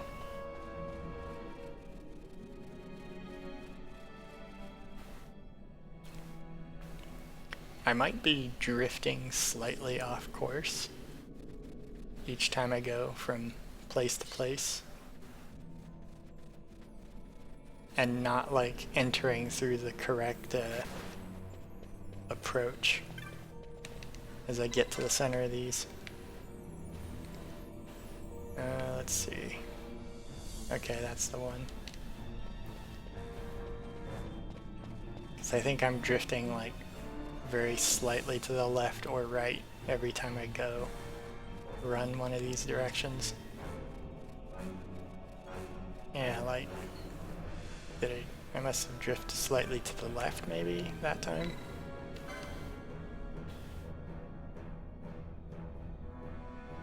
Okay.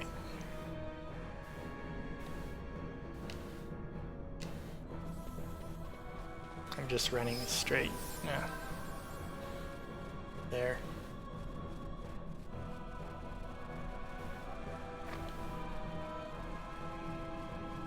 Okay. Run, run, run. Oh, now it's coming almost immediately right on.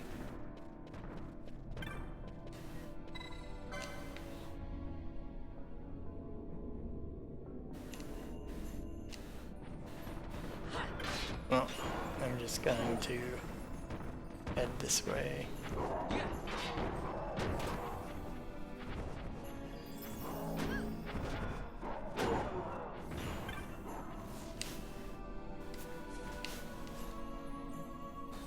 Okay. That's what I mean about trying to do something and then the thing disappears. Poke the gate. Okay, it doesn't want to do that. Maybe I do need to have a summon equipped. I don't remember that being a thing though.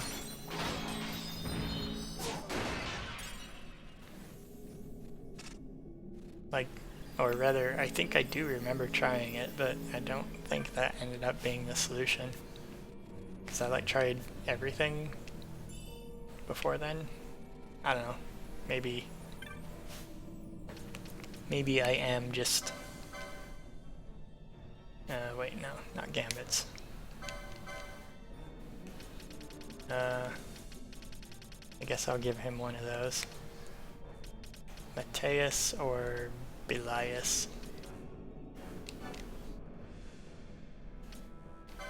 I'll give him Mateus, because that unlocks whatever this is. Gill toss. And I can now waste my money. That is wonderful there.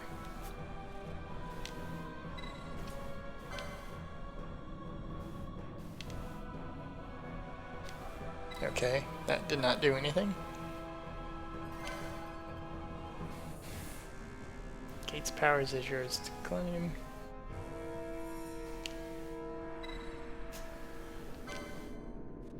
Okay.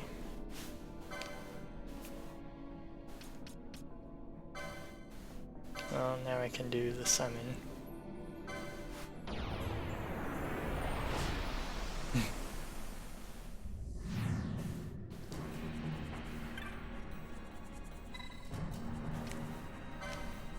Well, I have a Gigas now. Oh, come on.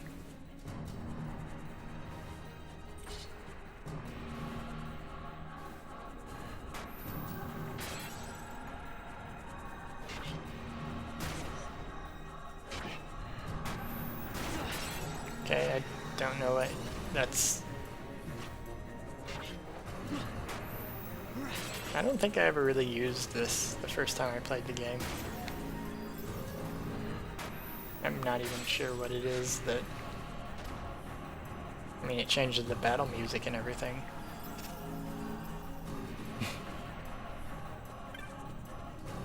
It's playing the boss music.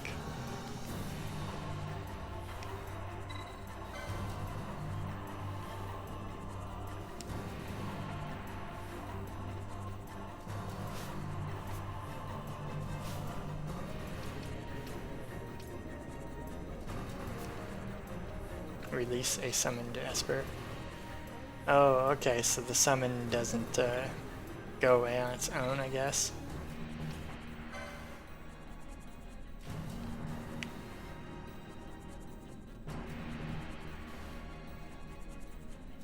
Oh, maybe that meter indicates how long it lasts. Maybe I should have done the summon when I was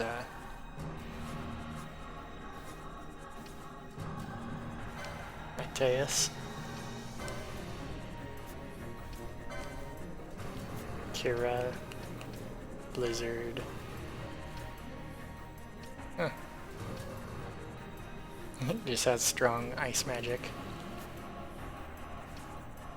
Oh, okay. Well, that's interesting.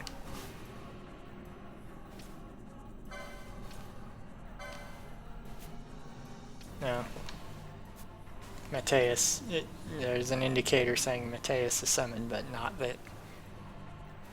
that I can do anything with it. Okay then.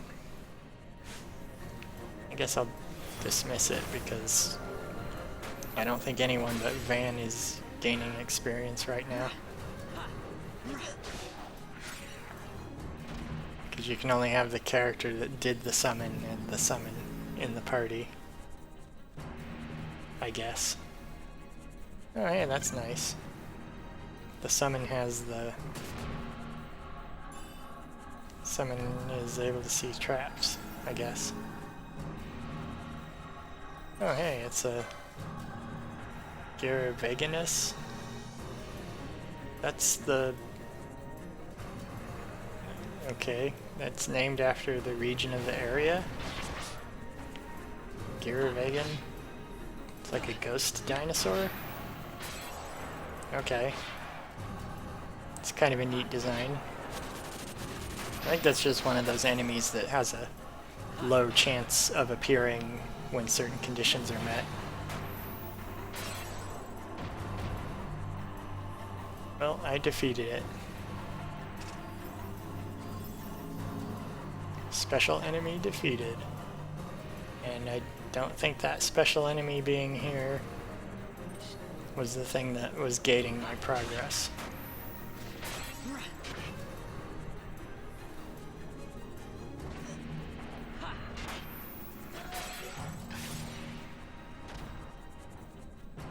Okay.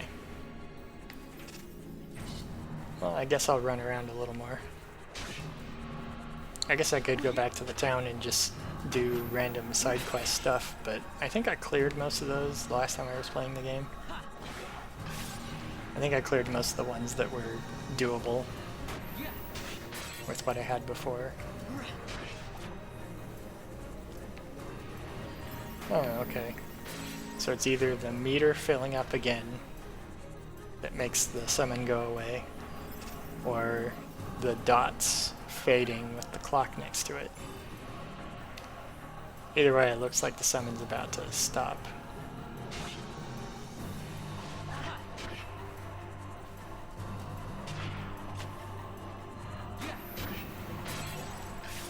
I don't think I need to go fight.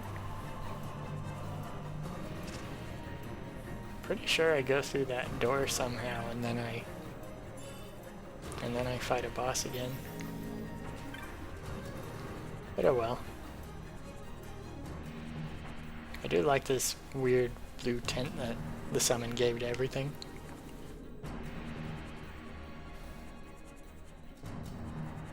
That's right, it's like a flying mermaid with a weird hula hoop, not skirt, but like hip thing that has wings and the arms are above her head.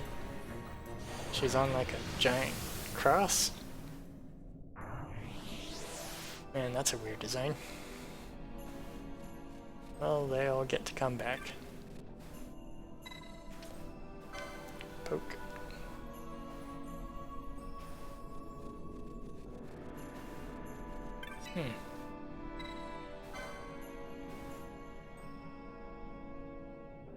Over the one gate, the Gigas holds sway.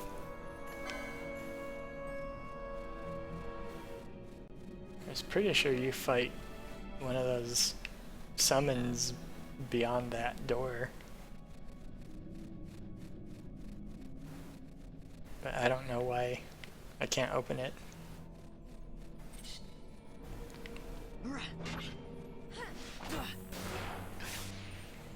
I don't think I found the teleport crystal for this region yet. Because each region has like one orange crystal that allows you to teleport between orange crystals.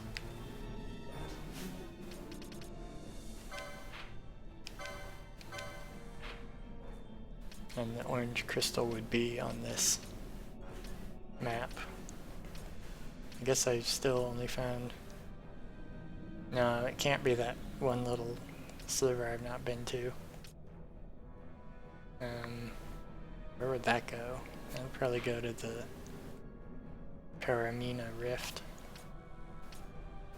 Probably. No, I didn't even explore this whole area really. I just went directly to where you need to go.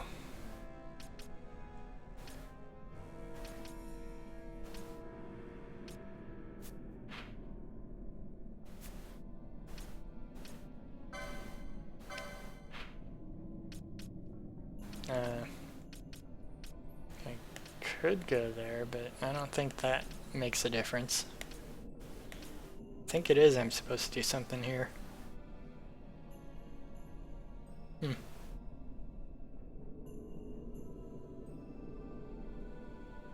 Okay.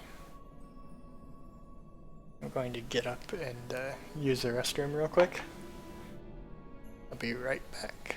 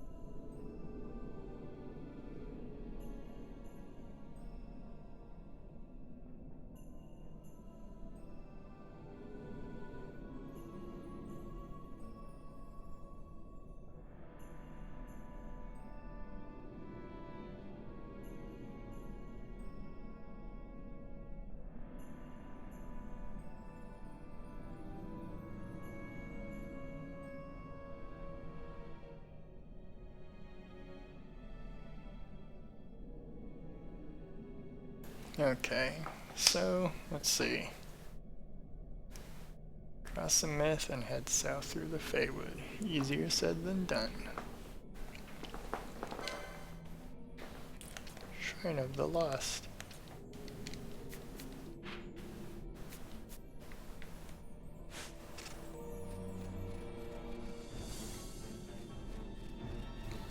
Really don't know what I'm supposed to do here.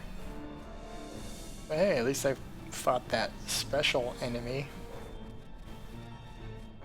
And I guess guess I made one of my guys attached to a summon. 5 hits.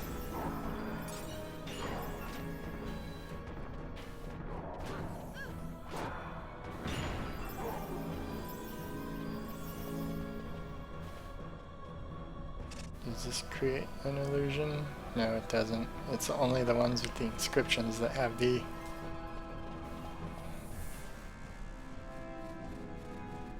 It's only ones with the message that have the illusions on them. And of course I've looked at all the illusions and gone through all of them already.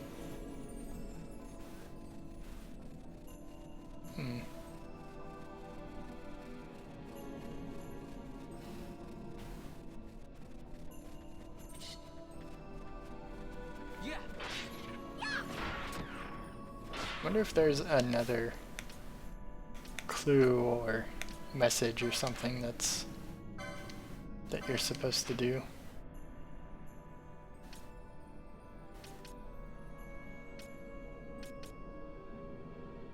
I guess I could just go explore that other spot.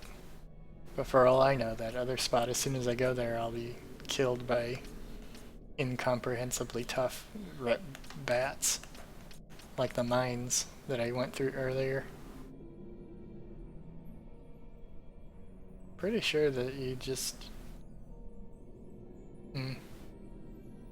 Actually, if I look at how these places are lined up, I don't think these areas are lined up to point directly at the other places either. So I don't think I'm drifting a whole ton from place to place.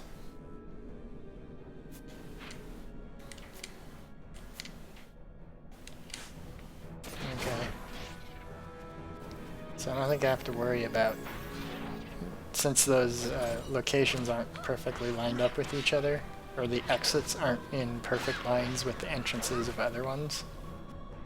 I don't think I have to worry about, you know, being slightly off track being the reason why I can't get through.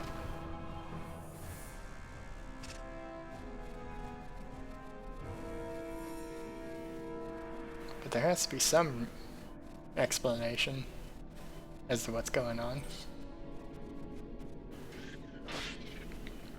Something I might just figure out after messing with it for a bit. Or maybe if I left the area to go do something else in the game for a while, maybe then it'd become obvious on a second entrance.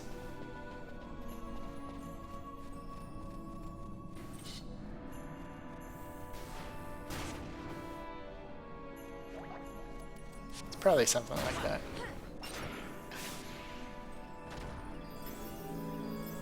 Okay.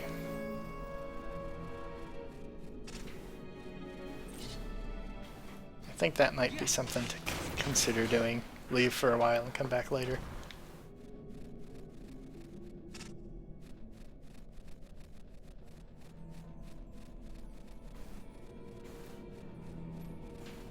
But yeah. The level design having that frustrating appearance of the gate that I have to go through, but I can't like squeeze past the, or not even just squeeze past the edges. I can't walk around the very obvious circumnavigating point to get across it. Just makes it all the more annoying that the puzzle isn't like, or I don't even know if this is a puzzle really, or if it's just there's something that I'm supposed to be doing that I haven't done yet. You know, whatever this is. It makes it more frustrating that the obstacle should be an easily passable one.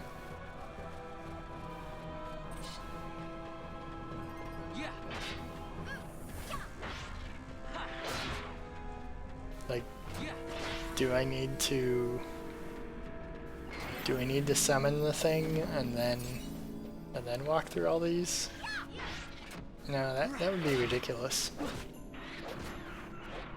For one, I don't even know if the summon lasts through screens. Like, maybe it does.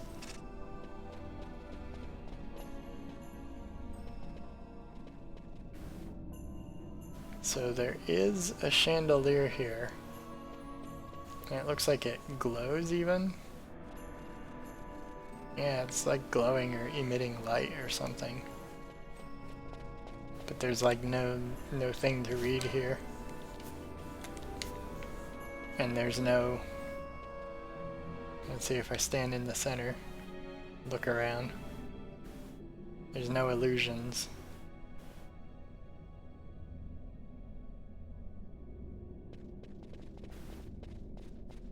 So these... So it's only the 6 that show up on the map that have something to do with them.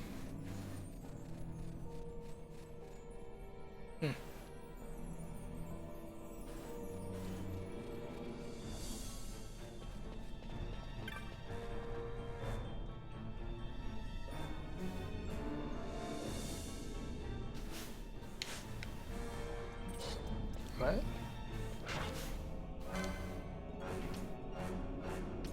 These are the boss monsters of the previous area, I think.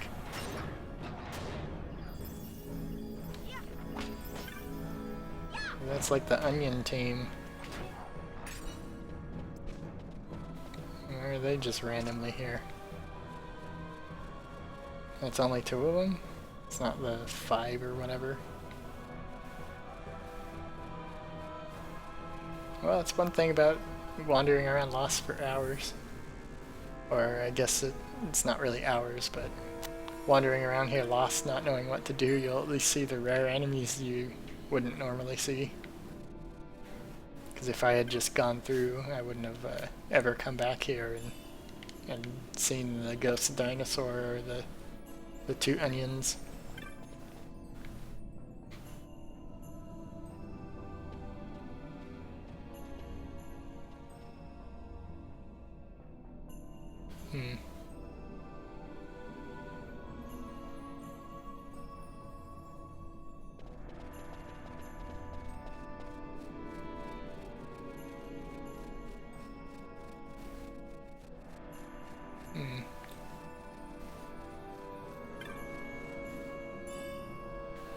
I really don't know what I ought to be doing here.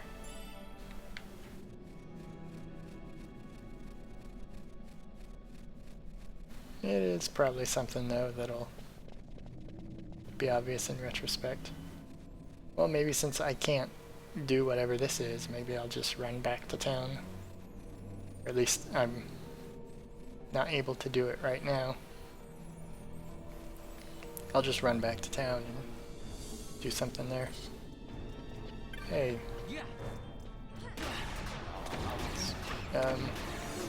Pumpkin star?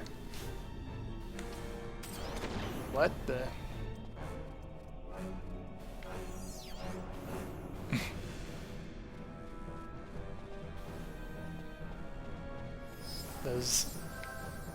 Those enemies like killed everybody.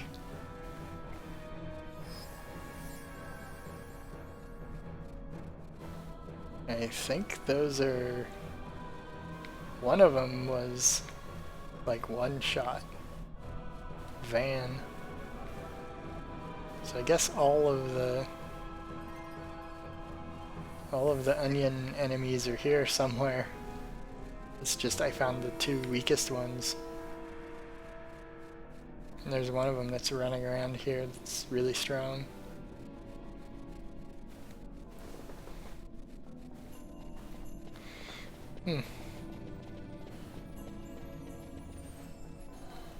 Okay. Well, I guess I will go do what I was talking about before. Just head back to the town area.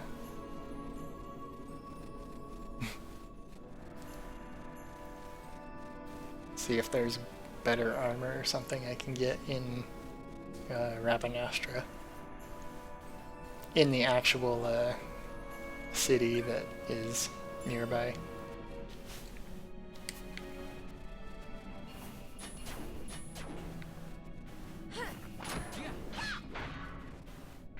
Or maybe I'll go to the other screen and see if the Karamina Rift is traversable.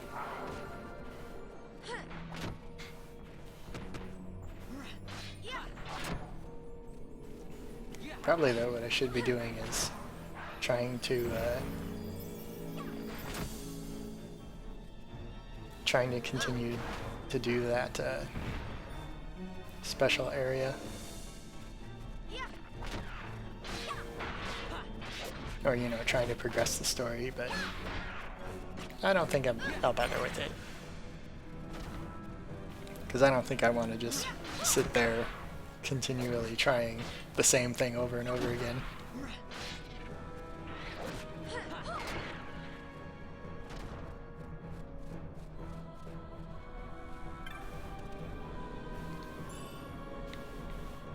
Like, if I needed to have a particular summon in order to do that spot, then I would think that the characters would stop and tell me.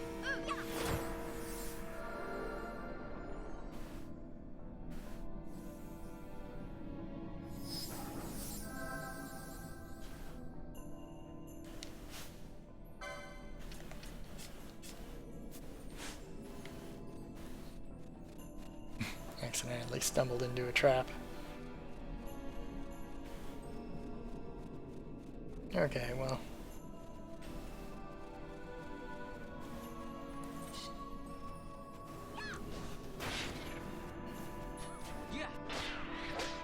Oh, it looks like I ran out of the thing that cures the stop.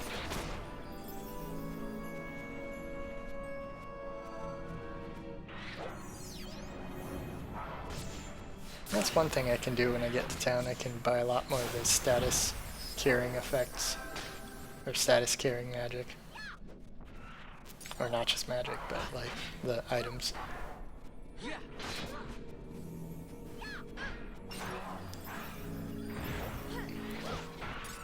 Okay. Van, Fran, and Pinello.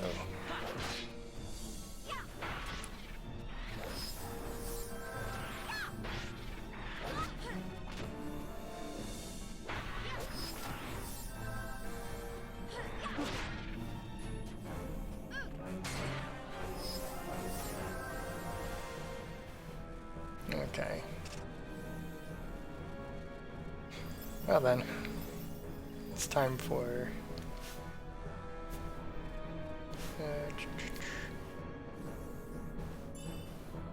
imagine being so angry that your entire body, including all your clothes and even your hair, turns glowing red. I think that's a level of anger that I've never ever seen somebody at. But then again, it's like a magical angry spell. So I guess it's the magic power that's making the glow happen, and it's not like natural at all.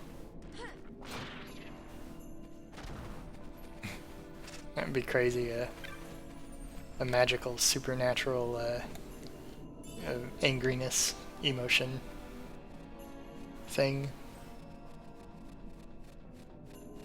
That would be like a society-destroying weapon. You just drop an angry bomb on everybody, and then they angry each other. Especially if they had, like, you just go to a construction site and just drop it on people with heavy machinery, heavy construction tools. Suddenly, like, psychopathically angry. They're just running around smashing everything.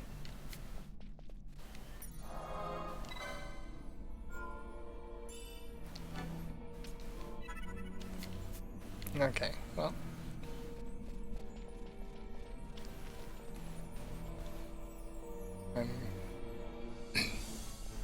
I do remember it being familiar that I didn't know what to do here the last time I played the game.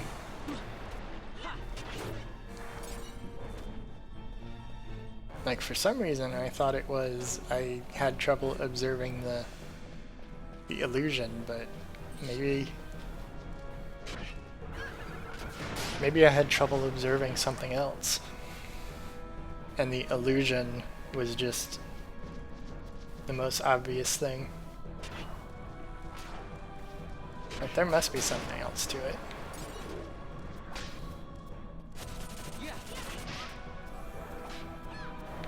But hey, if I go back to town, maybe I can get better magic and stuff. So there's that at least.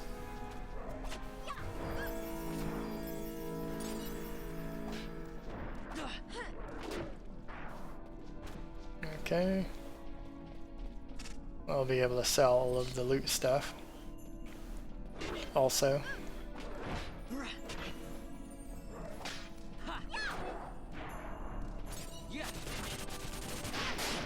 Okay.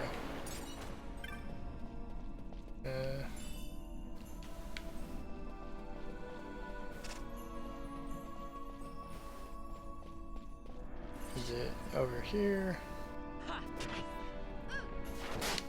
I'm gonna look at the map again.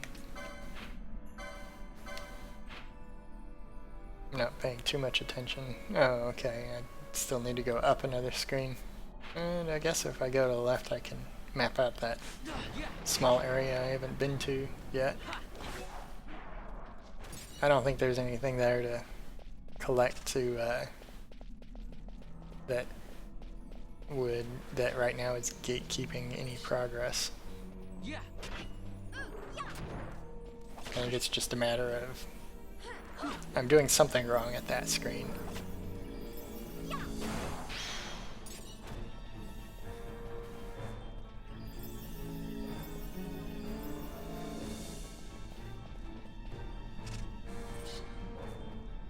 Yeah, there's those things at least. That's probably like a potion. A potion and eye drops. Something like that, probably. Yeah. Phial of serum. Well, I got the thing that cures stop again, at least. And I got a phial of serum, whatever that is.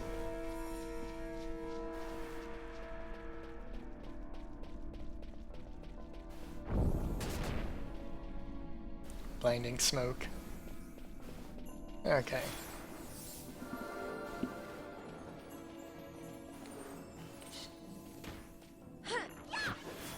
Tartarus.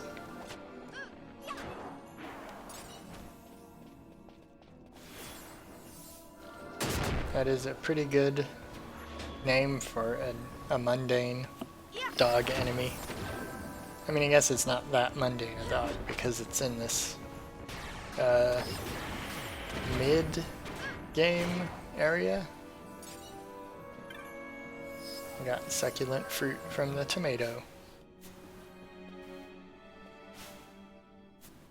Ah. There we go. I got a single phoenix down. At least I'm only fighting one tomato instead of 4.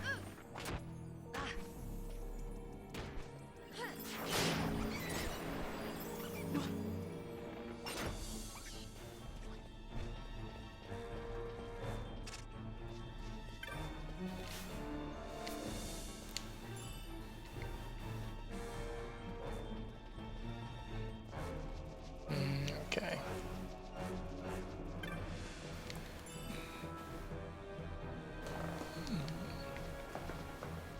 Well, it's off to Paramina Rift now. Wherever that is.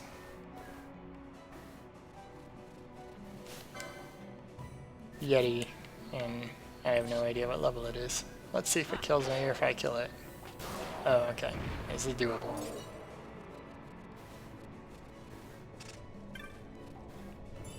At least it's a type of loot I don't think I've seen before.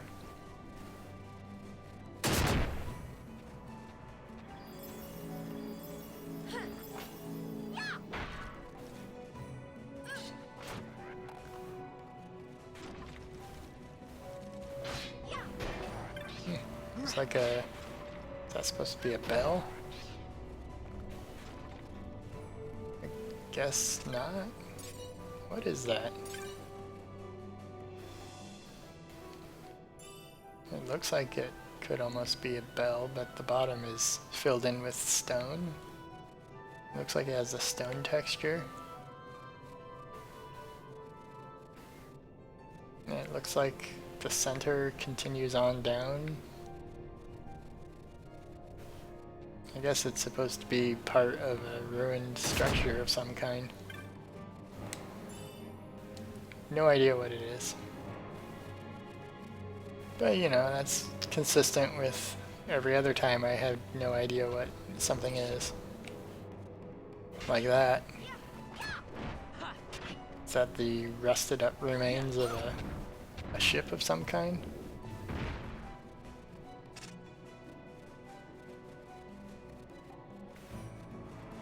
Looks like it could be a sled or something. It got lost. No, that's not a sled. This is obviously the top part. Oh, okay. It's like a spike with a ring shape around it, and it got knocked over on its side, maybe? I have no idea what the bottom of that thing is supposed to be.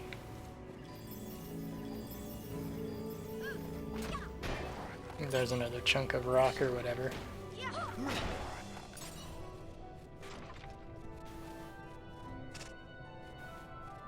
Okay, well.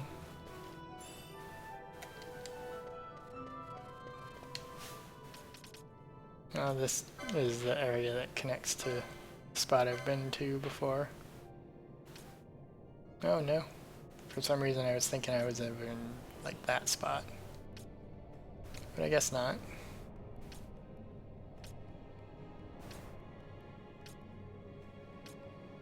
Oh, whatever that is connects to something over there.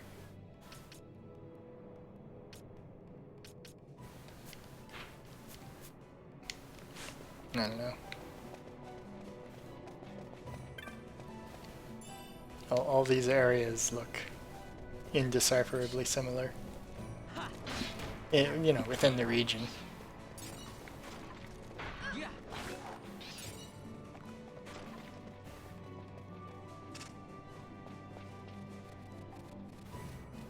And these people that are still dressed for an arid desert are out in an icy snow plain.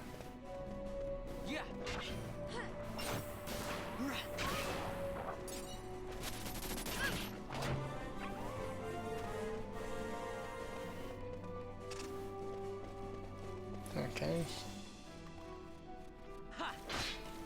Ice magic. Or an ice elemental. Giant frog.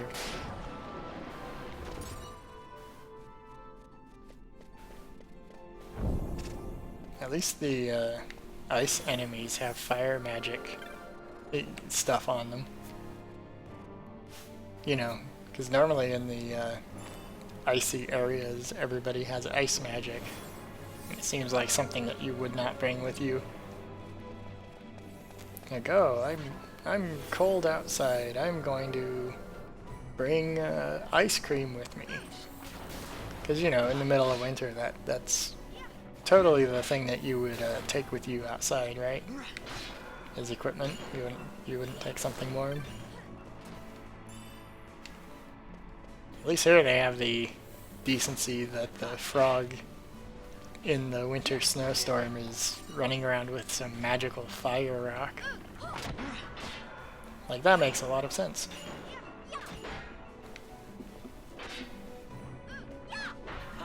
You know, as much as I've made statements about the silliness of some of the things in this game, like, I really like that little detail here. Because in this particular instance, it's like, oh yeah, that makes a lot of sense.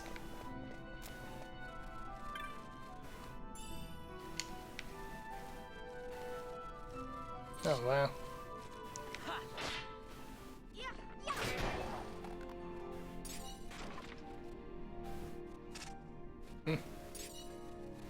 We got afflicted with silence, I guess. Somehow. Yeah.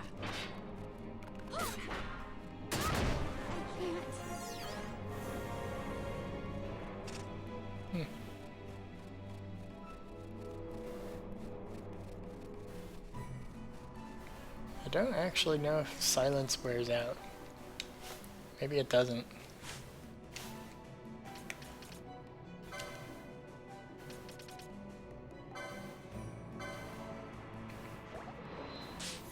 I only need my healer to be free of silence.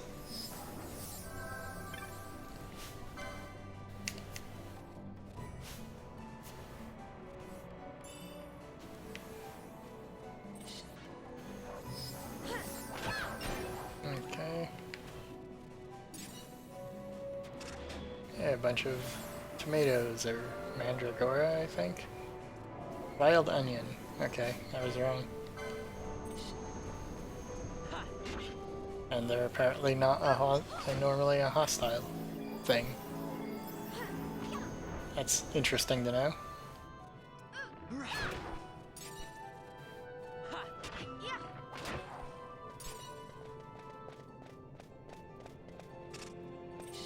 Okay.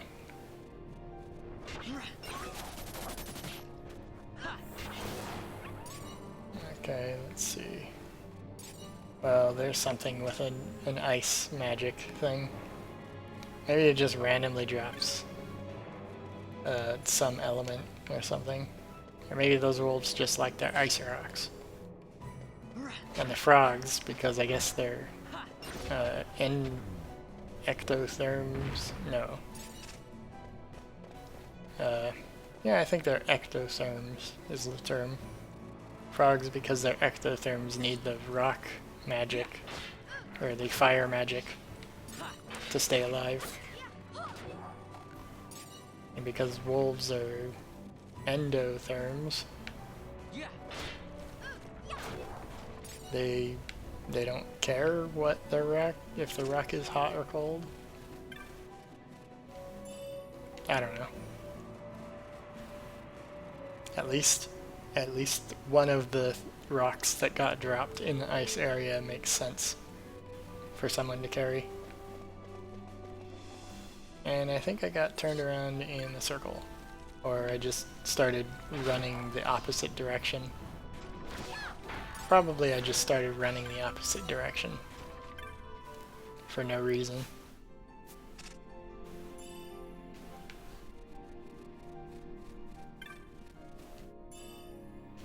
Diamond shield. I think I picked up one of those before.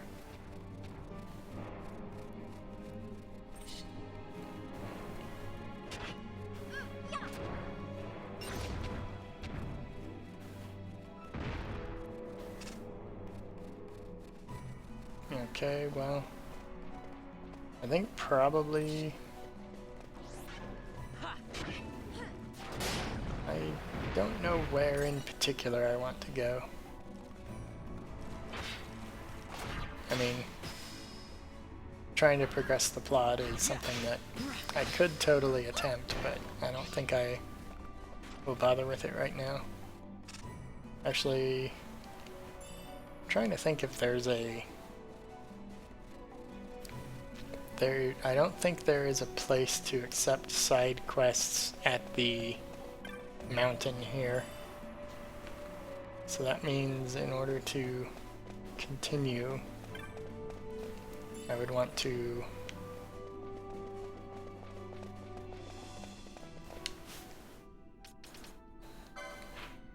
let's see, probably either find a teleport stone. Oh, I could go up there. Oh, I guess I did go in a circle.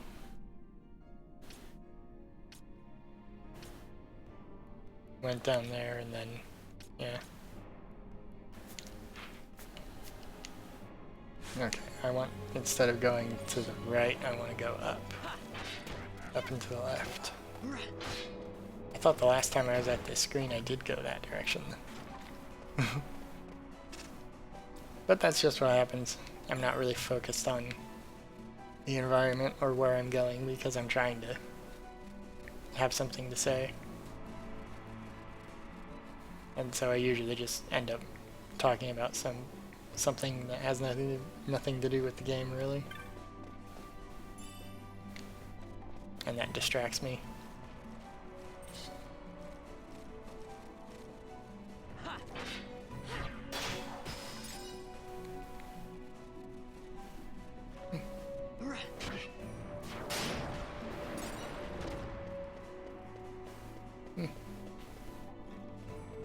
I do like this frozen river with a layer of ice on top and some water still running beneath it. That is a neat idea for an area.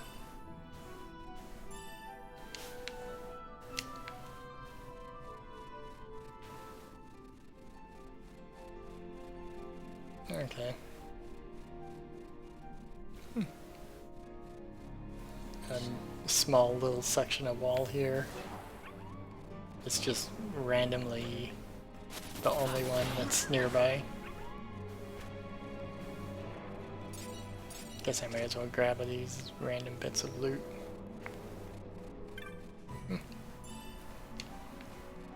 I guess maybe I'll do a side quest or something.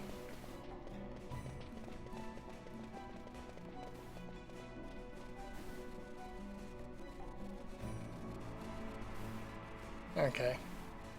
But yeah, I think that's what I'll do. I'll go back to the town. I'll find my way to a town, and then I'll do a couple of side quests, probably. I was hoping to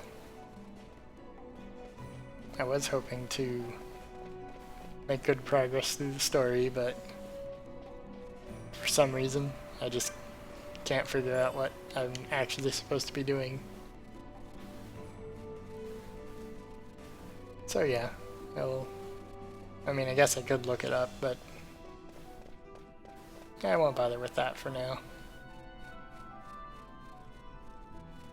And here we go. That's one of the other things that the reason why the environment is so confusing to navigate is because the camera is so close on the characters. You know, like what I said earlier about the camera zooming out to let you see more of the environment, like that would really help a lot with some of these spaces being a little difficult to navigate.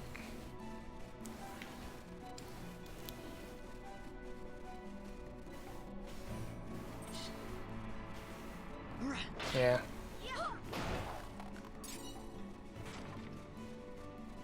I think that might be the biggest issue with the environment. I mean, the environment is kind of confusing to look at sometimes. Like, you're not really sure what you're looking at, but I think the camera being as kind of constrained as it is also does that. I think maybe they did that too to make the world feel like it's bigger, though.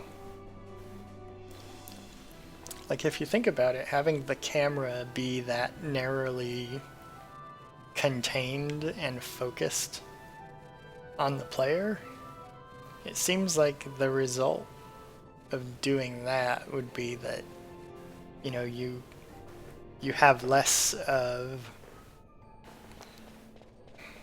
You don't get a big view of your surroundings, you get like a small constrained view. And that will make the area seem bigger than it is, I think. Or it'll make it feel like it's larger. Just because you always don't get to see much of the map at one time. So I guess I can understand why they would do that, after all. It's just... Actually, I kind of get that too, because I think also I mean, games at one point started to try to be more visually interesting or visually advanced than like earlier eras. And when that happened, like, you could make choices about cinematography or presentation that you just couldn't make before. Like in early 2D games. So I guess I can kind of like understand this want to, you know, show the character models how detailed they are and textured and everything. Show them close up. And then also create this sense that the world environments are much bigger than they've ever shown before. Like, that does make sense. It's just that, you know, I think maybe this is the first time they decided to, like, attempt this. And then maybe they figured out it doesn't work very well. Because I don't remember a lot of these problems with navigation and having a difficult time finding your way, and you know, all the confusing environments and close-up camera. Like, I don't remember all of these problems existing in Final Fantasy X. It feels to me like this is a problem that I've only seen in this game, really.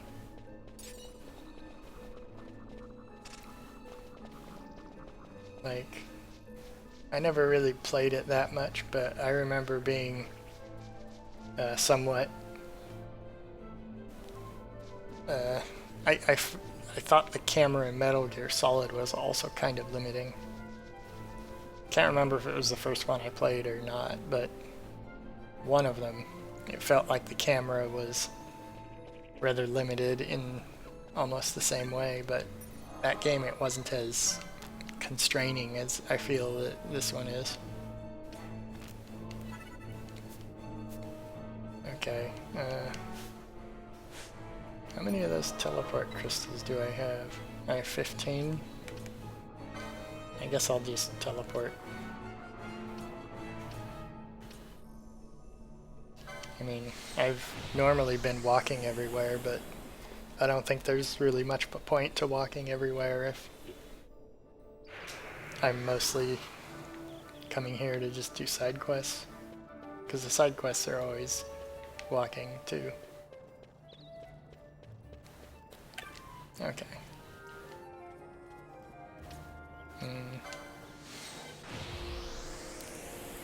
But yeah, I'll do a couple side quests, and if the situation doesn't improve the next time I visit that area that I couldn't get past, maybe then I'll look up how to get past it.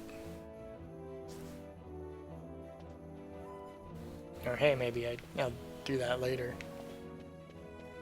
But for now, I want to look at the bar thing. Oh, okay. There's a bunch of them that I've accepted. I thought I did some of these, but I guess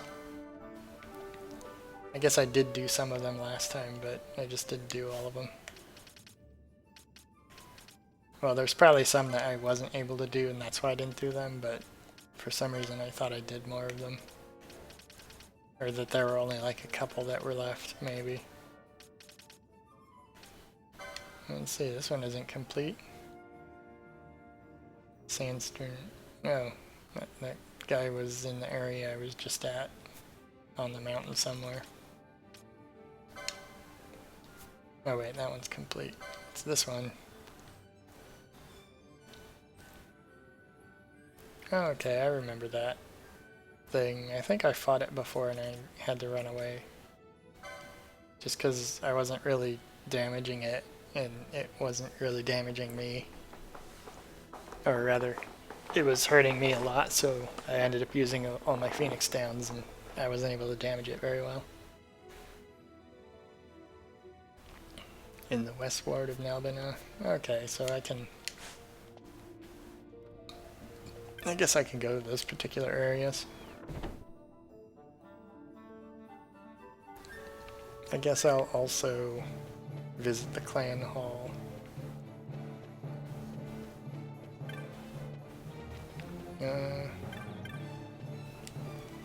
I guess I'll see if guess I'll see the shops. There's things to buy here. Oh, yeah. I don't even really use the Technics at all. Like, I'm sure there's a reason to have them, but yeah, that's not what I meant to do.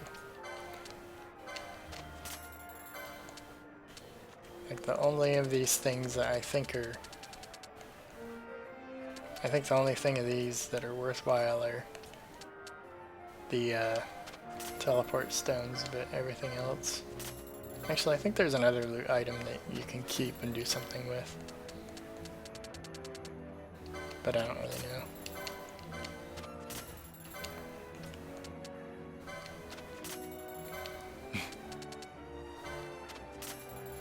Anyway. Selling all the loot.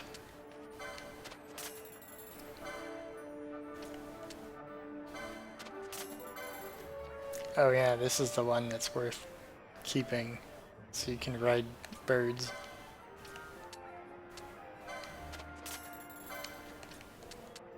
That might be the only other one.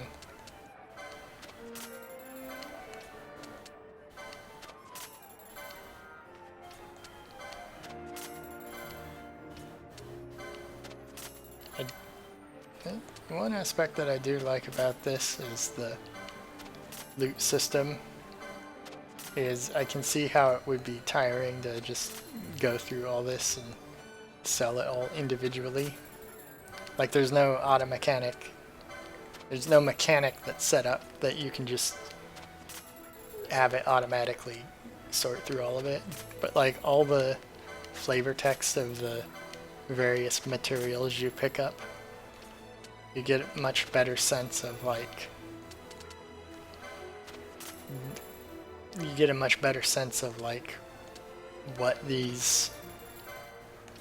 what you actually get your money from. Like, you know, you fight a weird wolf out in the wilderness, and then you grab its pelt, and then you can sell its pelt. Sell its pelt to a merchant in the town, and then you have a set of leather armors become available, and then it's like fighting the wolf is where leather armor comes from. You kind of get that general result. I think a lot of that stuff is true of this. Like, Scream Root. As their name suggests, these roots give off an ear-piercing scream when yanked from the ground. Like, that's kind of a neat thing.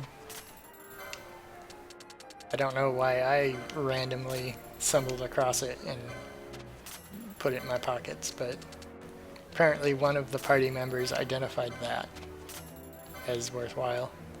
A broken sword. Now see, I don't get why this would be as valuable as it is. I guess a broken sword might be worth more than a broken piece of horn? I don't know. Like, I wouldn't think a broken sword would be worth much. I mean, it'd be worth whatever the metal that made it is, but that's probably it, right? Yeah, Gigas gear. I will buy that, why not? Oh, okay. Well, it said if you have the power of the Gigas that you should touch the thing.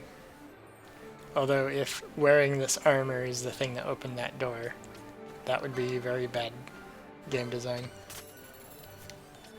I think I'll just buy all of these, because why not?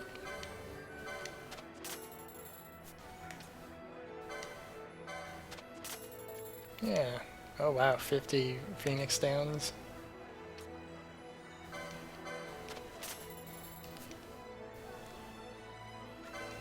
High potions. Yeah, I'll just buy all of them.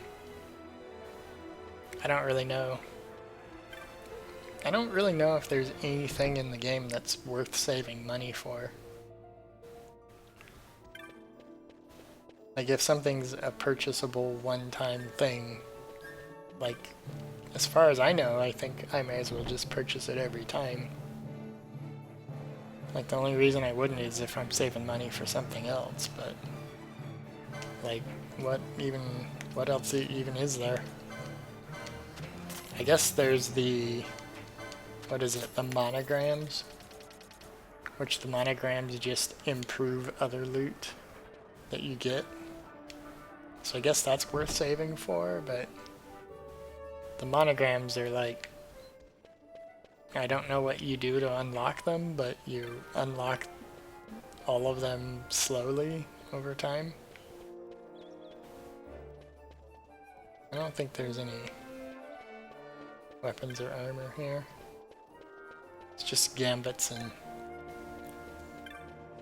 magics, and techniques that I've yet to buy.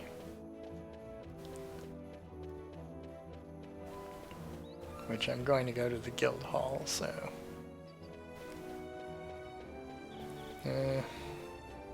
I'll see about gambits and then go to the guild hall.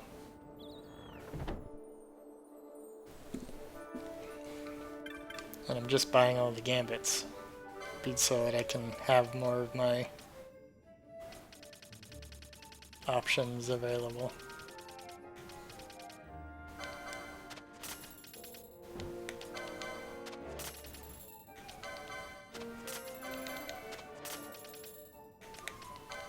It's just strictly allowing me to make whatever plans I want. Okay. Bubble float. That's another one of the things about this. Like, what is the... Like these gambits are... they're not like a physical object. They're like a how to cast or how to use strategies for dummies book. Like, it's, if you notice your ally is blind, then here's a book that teaches you how to use something on a blind ally. Like, are these people really that stupid that they need like a special, I guess a leaflet or something to read to learn how to do all these random things? Like, it makes sense that, you know, all of these options for how to have your character do different behaviors cost money, because then it like gives you more things to spend money on. But in the terms of the world, like what these things are, like it makes no sense what these things could possibly be. Like, I can think of one context in which buying out these behavior routines makes sense, and it would be if, like, everybody was a robot. Like, if everybody was a robot and you had to buy, like, functions to get your characters to behave in a certain manner based on conditions, like, yeah, that could be a modular upgrade that most people don't have access to. So if you're like a robot in a, you know, a capitalist system of some kind, you could have things like, if you are unable to, you know, if your leg was broken, here is a modification that allows you to crawl. Like, a robot might get a broken leg and then they legitimately cannot crawl because it's never been taught. But like, you could buy an upgrade as a robot to learn how to crawl. Like, that wouldn't make sense in the context of how like machine learning in a robot would actually likely work. But like, in the context of a game, like if your characters were robots and that they learned that way, you know, they had to buy particular programs to to upgrade to get basic abilities like that. Like, that would make total sense. But like, this is a fantasy game, and these characters are not robots. So like, what I'm doing here is like, it makes sense only in the fact that I have money to spend on this, and it gives me one more thing to spend money on. But hey, I bought them all. I now know how to do all of the things, including if your ally is dead, if your ally has the status effect on them, you can cast the spell on that condition. If your ally has below 50 hit points, cast the spell. If an ally has below 40, or 40% hit points, cast the spell. If your ally has below 30%. It's just like the other situations, but with a different starting percentage.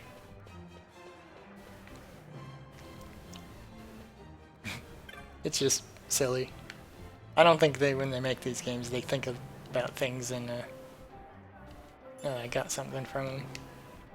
I don't think they make decisions about how the character should exist in the world based on it making any kind of narrative sense. I got another thing. Brave companion already? That's what happens because I'd never come here very often. So I'd go up multiple ranks every time I talk to him. And a risk breaker. I got some telebar stones out of that.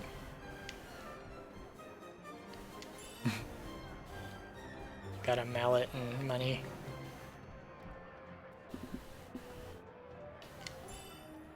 Araman Awful.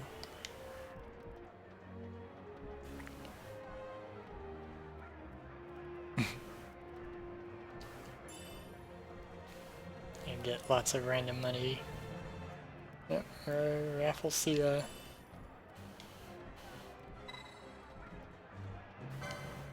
Okay. I might actually change license boards at some point. Got caught thieving and I'd be happy to give back what I stole. The monster stole from me.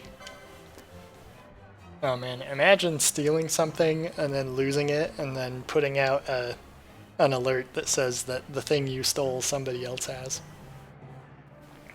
I guess maybe he's not just like reporting on himself, or I guess he's not just confessing because theoretically, like, he's just trying to set the record straight that he doesn't have it anymore, maybe. Like if everybody knows he stole it. But I'm only hearing about the report of the stealing and not the original stealing, so yeah. Okay. Well, that's in the town, so maybe I'll go there.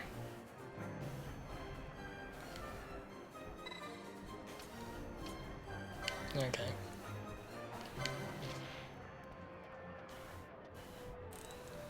Oh, okay, Whitebird.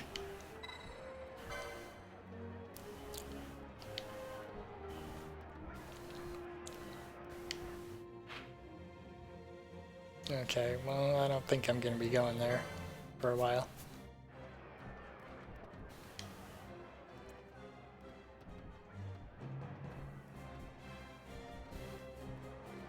Oh, okay. That's one where that guy is an ally when you actually go fight that one, I believe. Okay. It's a... Okay. They don't realize they're in danger. If you have time to put out a flyer that my children are in danger, and then you like actually get responses from people traveling all around the world to go visit you, I think that is gonna, I don't know, that does not sound like a good situation.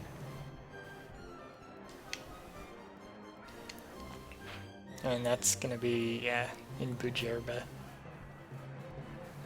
I don't think I want to go to Bujerba.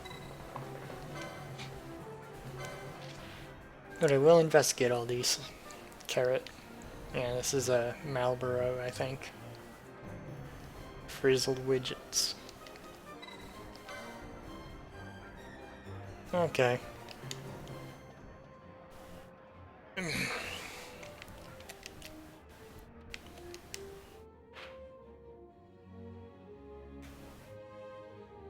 That's now been a Zamadria. Yeah. Okay.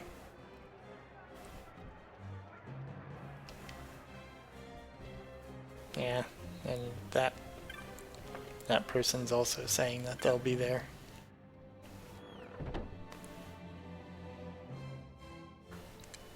Well, I don't think I'll bother with any of those right now.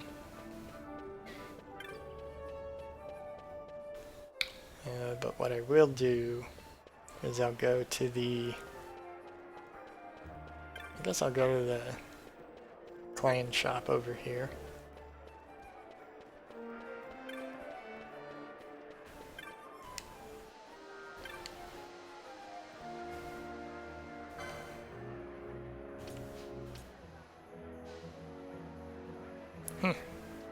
Convert all license points to money. That seems like something I'll definitely want eventually. Like after I collected enough license points.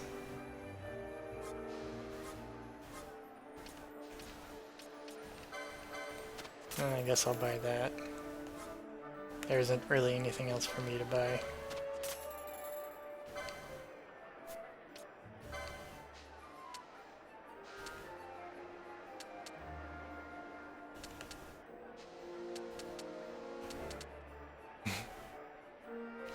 I guess I'll just buy one. Just to have it in my inventory for later. Right now the license points I earn are going to be okay to keep. Actually, that's going to be such a slow accumulation. Because most enemies only give single digits license points. I guess it'll be... I mean, at some point there's a finite number of license points to spend, so once I hit that number, whatever it is, like, it's gonna definitely be better to use it for something rather than just have it go to waste.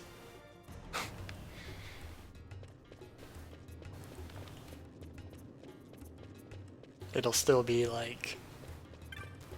It'll probably never add up to the 50,000 or whatever I just bought the accessory for, but that doesn't matter because the accessory does other things too, like cut ice and something else damage in half.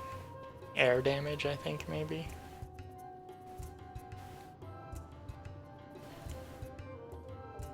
Oh, okay.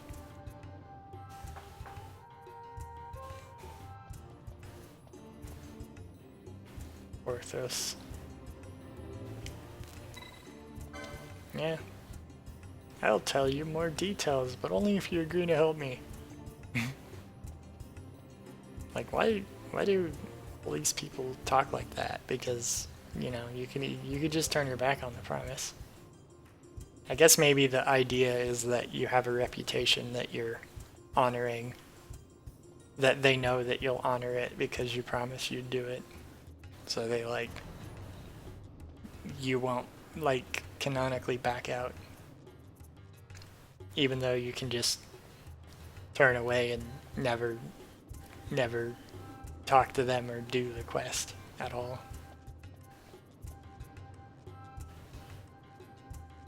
Yeah, anyway.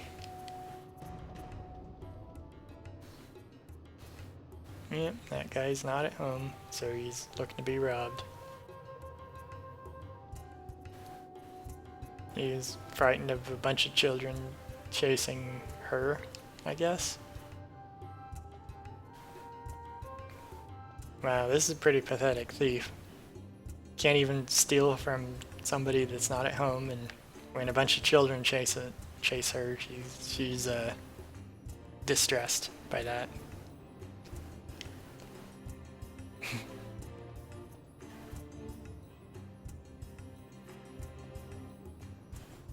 Not being in a condition to fight. I guess if you are carrying loot and if you throw it down and run away, like the monster might be interested in the loot, so they might stop to pick it up or something.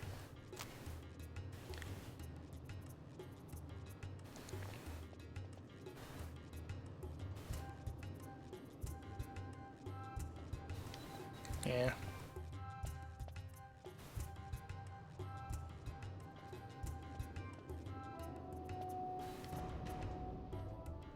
South end of the waterway. Okay.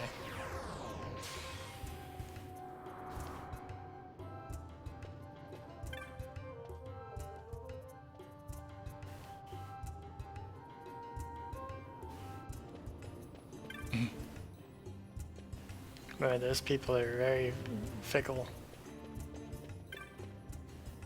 Like, oh, that's a thief. I hate them so much. But they said that they were sorry and that they'd give back the things they stole.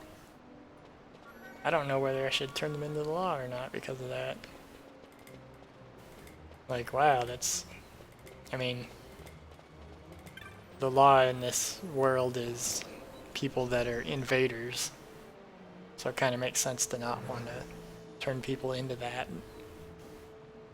You know, just have the general law of the land administered by the community members that you trust that are close to you, rather than the invading force. Like that does totally make sense, but it's still a little,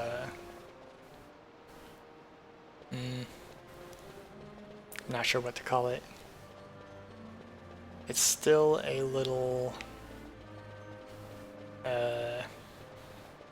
fickle, maybe. Like, you either spend all your time there harassing thieves, or you decide not to do anything. You're not gonna, like, spend all your time harassing them and decide not to do anything.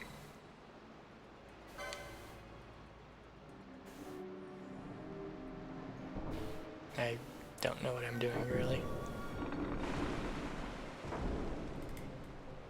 Okay. I forgot what opening them does. Well, those glowing lights turned off, I guess.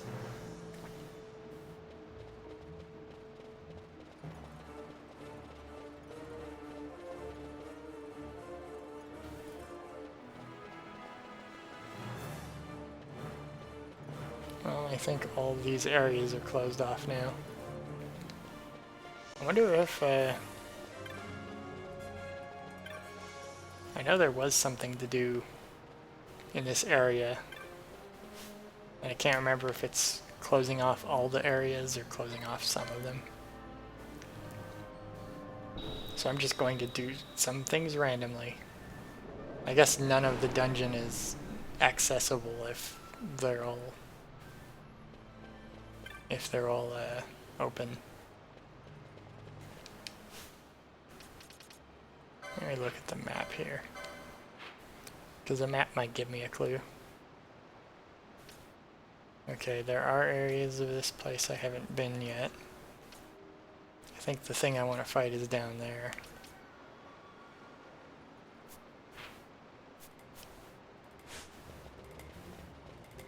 Okay. I didn't have access to the controls, so I think the reason why I couldn't go into some of these areas before is because the gates were open, and I need them closed to access everywhere here.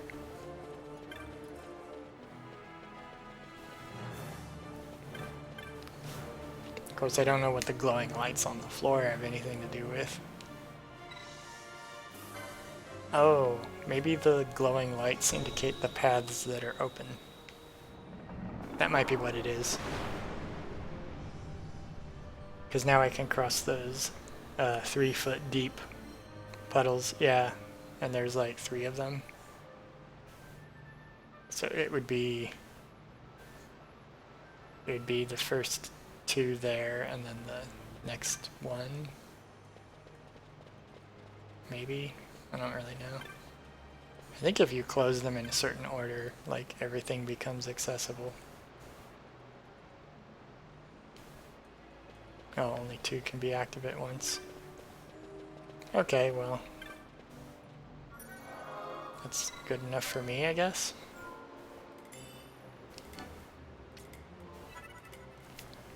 It's a good thing I'm the only person in the entire city that has this key, so that nobody can, like, open and close these things and strand me anywhere.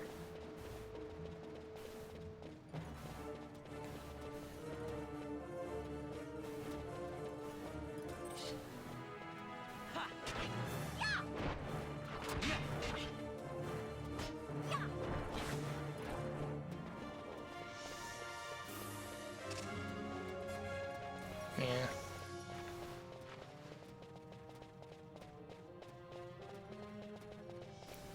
Yeah, and see, this is where the minimap comes in helpful, because actually looking at the minimap is almost required to understand where to go once you've been through a few of these archways.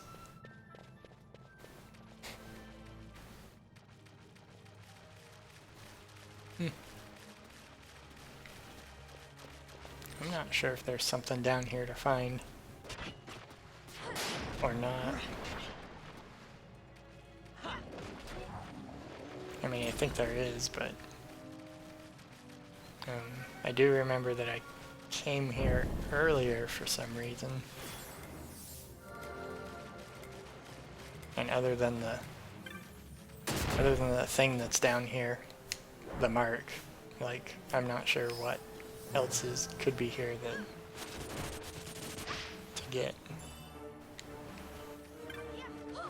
Well, actually, now that I think of it, probably the only things to get here would be like rare creature encounters and the random bits of loot that are mostly loot that I wouldn't ever use. I think that's probably right.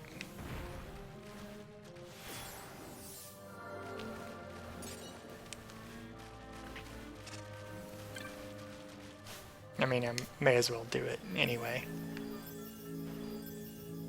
Because, I mean, one of the things that makes an RPG an RPG is, I think, just a lot of the random loot that you run around finding. Like, not all of them do that, but usually it's about collecting stuff. RPGs are about, like, hoarder impulses.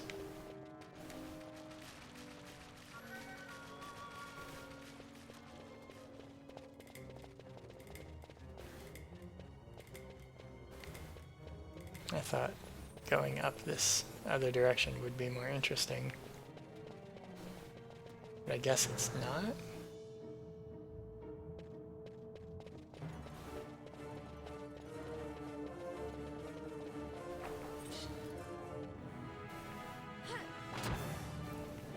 Wait, what is that? Oh, okay, that's one of the ghosts. Guest Spence.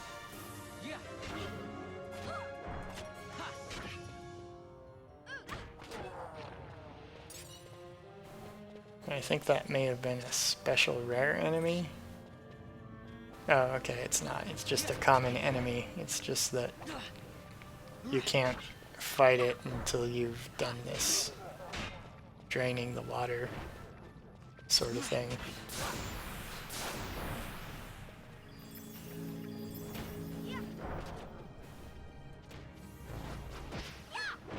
Okay. It does look like it's supposed to be a special enemy.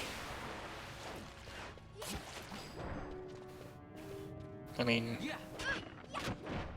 it looks like it's way more threatening than it is.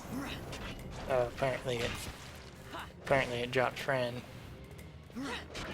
So I guess it is threatening? Yeah,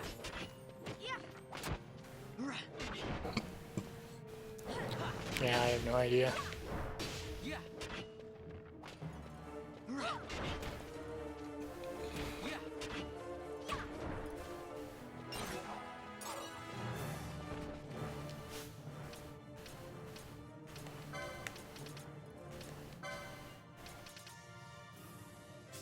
Okay, was... Okay, I think I'll do Echo Herbs. It's something that she uses. I'll of course have to buy more, but that was going to be true of... Actually, yeah, that's the one thing in town I forgot to visit. I forgot to go to the item seller, but I can always do that when I get out of this area.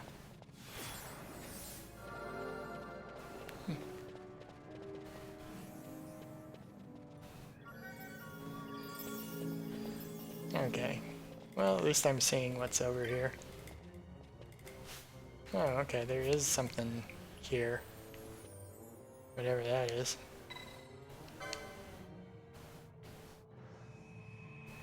North 1 waterway control. It allows me to close more areas. Okay, so I did close something else.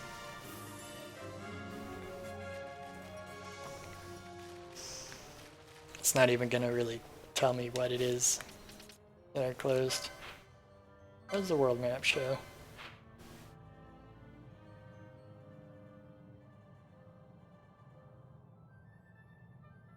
Well, something closed.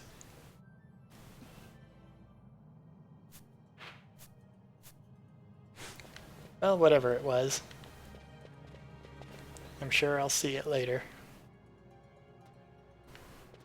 Maybe not now, because I'm not sure if it's something that I care to do now. Oh, okay. I see. There's like an arena in here.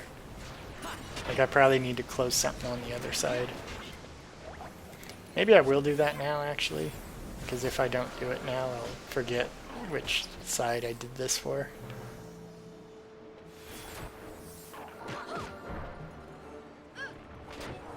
Like if this is an arena here,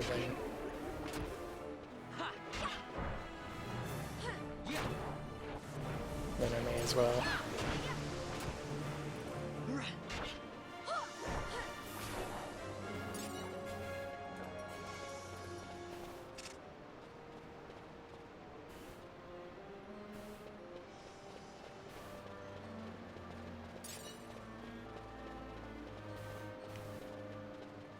Okay, well.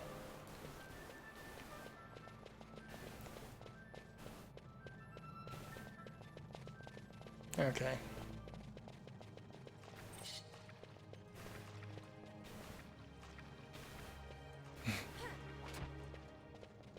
Yeah, see, that's the nice thing about the bow is that they don't have to run to the enemies every time. I think that's half the reason why I had everybody equipped guns in my first playthrough. It's just so that they can always hit targets.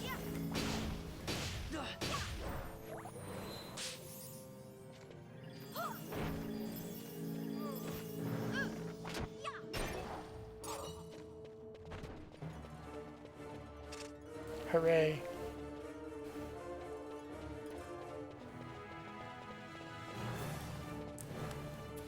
Okay. Well, I guess I'll do the other two.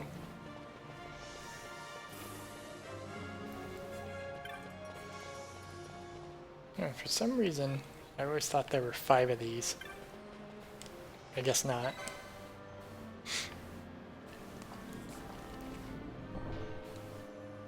I'll do the 2 on the other side and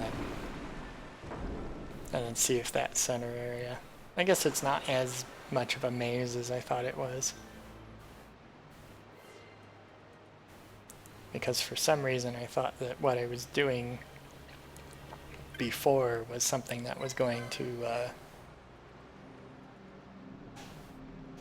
I thought what I was doing before was something that would close off roughly similar areas of everywhere.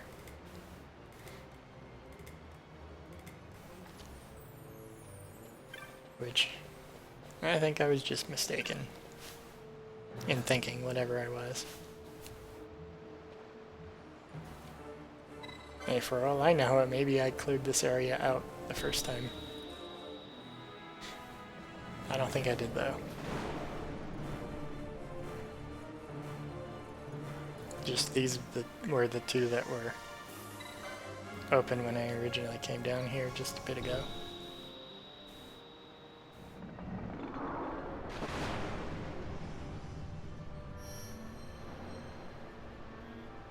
Okay. And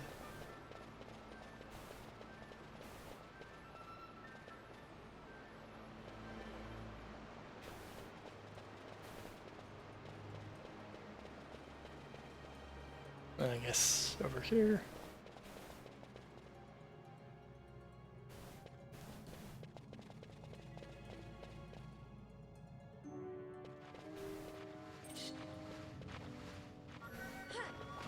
Okay. Yeah. I think that must be not activated yet.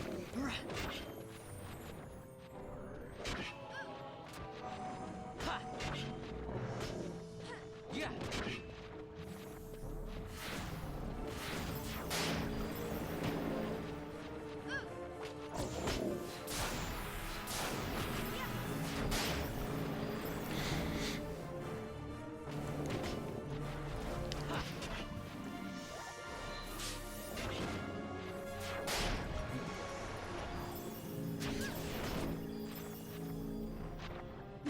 Fran lost all her MP. She doesn't use any at all.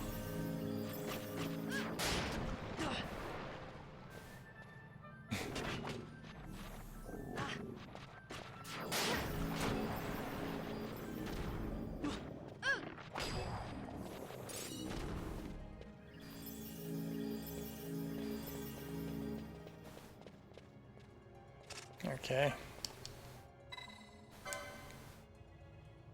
Well, at least these ones I can activate.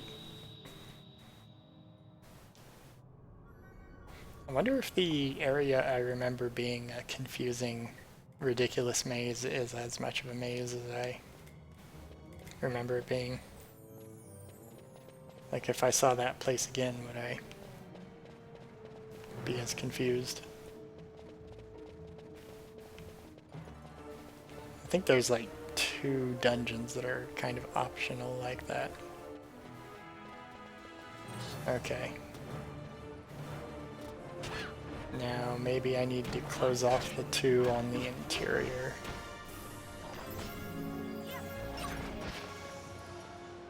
Because yeah, that's closed. And that was open before, I think. So that means the only way this middle chamber is being full of water is because the one on the side there is open, I think.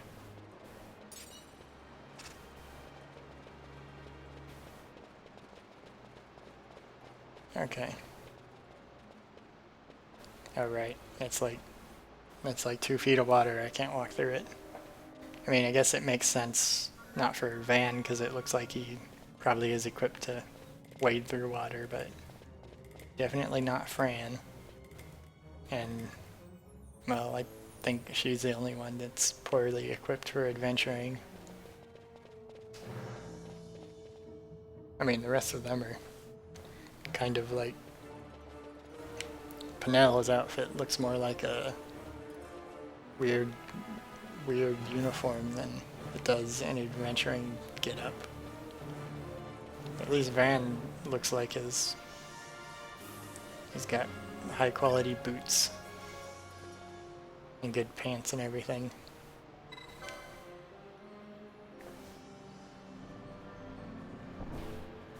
I wonder if you only have to close those two. Like if there's other ones that you activate. Maybe there is.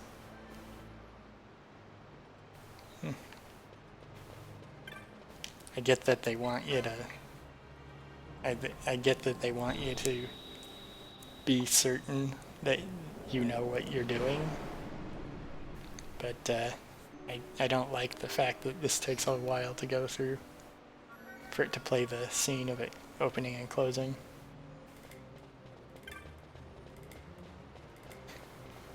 Okay.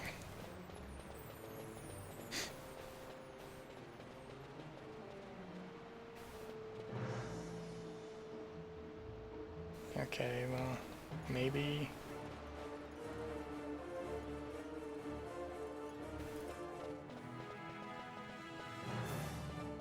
Okay, this area is open now. Oh, it's showing the mist.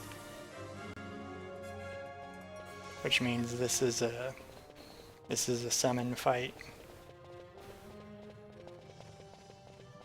Very strange location for a rare summon to be.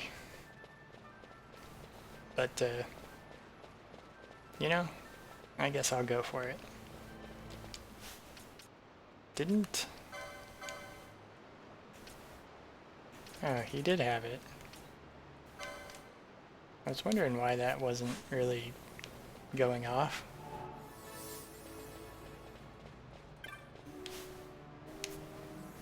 It's because I actually deactivated it. Oh, I probably deactivated it because it costs a lot of magic to be using it.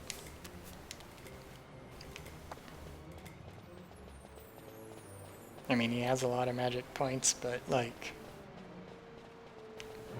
that is the sort of thing that could potentially just keep draining magic without getting much benefit from it.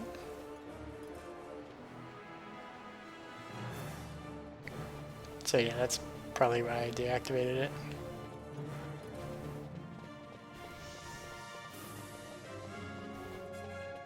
Okay.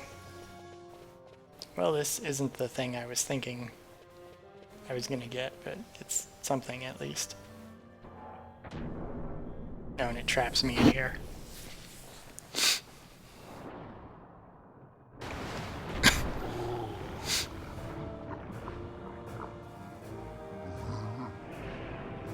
Ouch.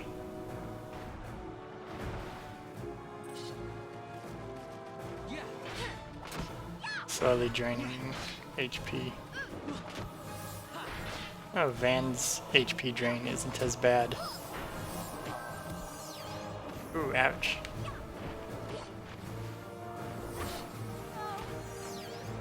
Okay, that's a ridiculous combination of things. I guess this probably means I'm not going to be fighting this guy for a while yet.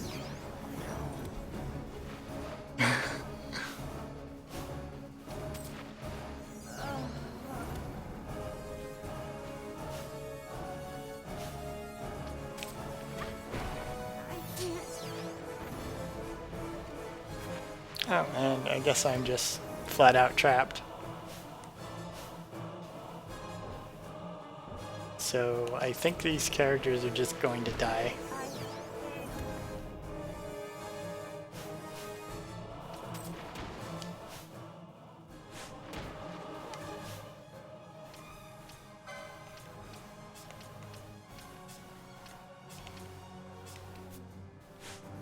I'll just let them all die, rather than reset or something. Because, you know, at this point it's like I could try to fight it and keep fighting a losing battle that just takes forever. Or I could just stop and come back later. Because later it would probably be trivially easy, I would think. Because I don't know if actually it would be trivially easy. Just because constantly losing hit points plus having it sometimes disable me and sometimes reversing hit points and magic points. Like, it seems like a combination that is supposed to be played late in the game. I guess they don't hit for too much.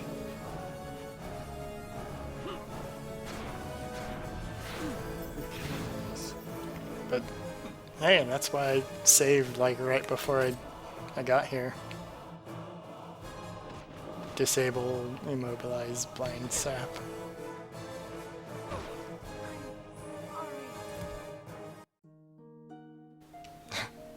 What a thing to have in the sewer. I guess you need to hit a bunch of switches to get there, but yeah. I'm going there. Okay. I'm not going that way again. But hey, I'll remember that. That's down here. For when I feel like I'm more appropriately leveled for it. I don't think that will be too much longer though. Like if I really decided to have a particular layout, like, or like if I dug through the menus and equipped myself and got items and whatnot, like I could probably do that now, but I don't think I want to bother doing all that at the moment. It's just something to keep in mind for eventually later, if I choose to come back and do it. Because, you know, I don't know if I want to try going for 100% in this.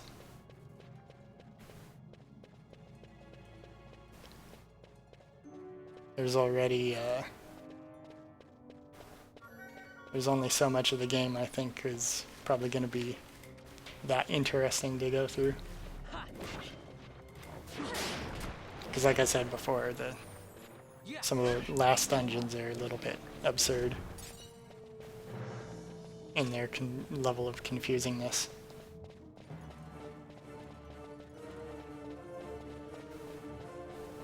Okay.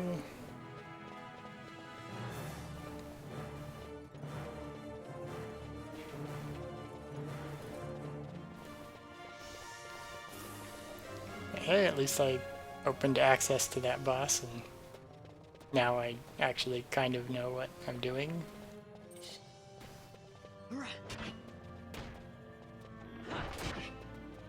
At least in regards to that.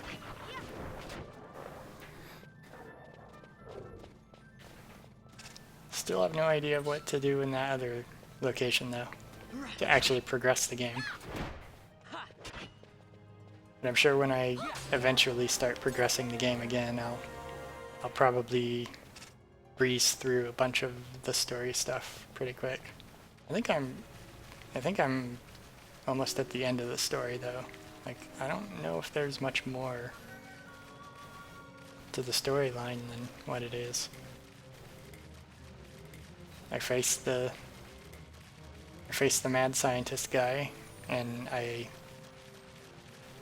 fought him, and he ran away to the secret location that nobody is supposed to know about, but he knows about. He went there by helicopter. Like, that's, I think, one of the... There's like 2 more locations after that dungeon, because there's something up here, I think. There's, connected to the Salica Wood, there's something above it and to the left that's like, there's a dungeon up there. And then there's something else, but I forget where or what it was. But there's only a couple more locations to even visit.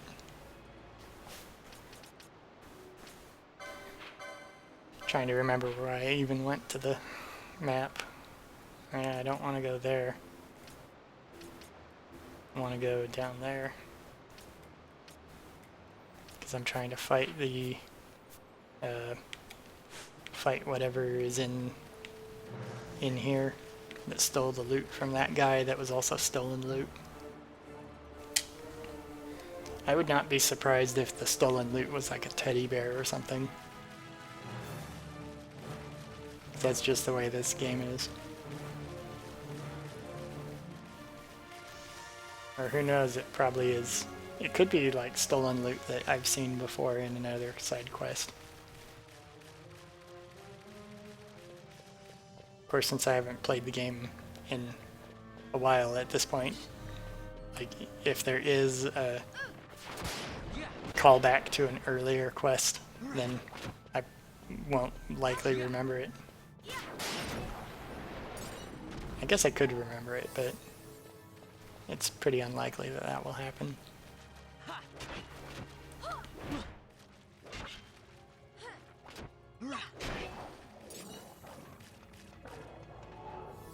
Okay. Yeah, now I'm going the right direction.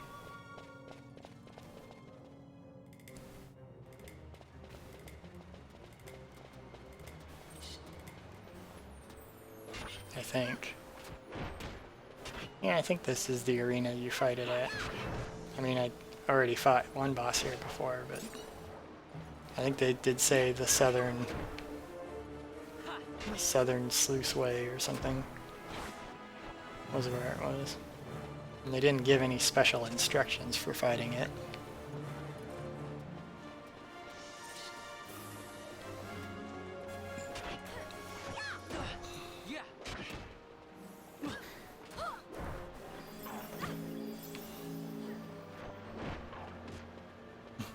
Imagine just building a city, a prosperous metropolitan city, and in the underground section of the city there's just vast dungeons and catacombs all over the place.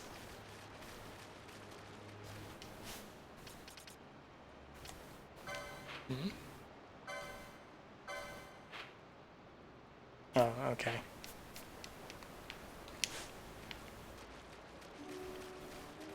I thought the area I was standing was the arena, so I was confused when nothing appeared.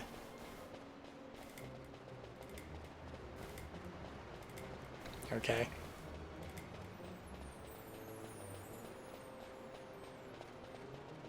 No, nothing here either.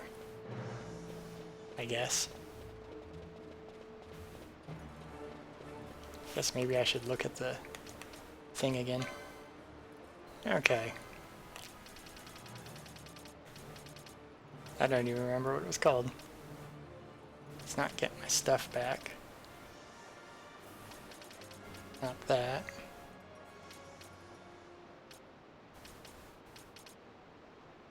No, it's not an insecure seek. It's a dejected thief or something.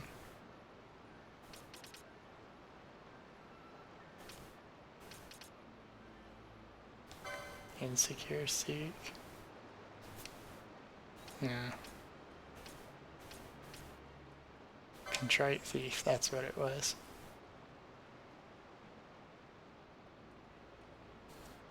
Southern reaches. Oh.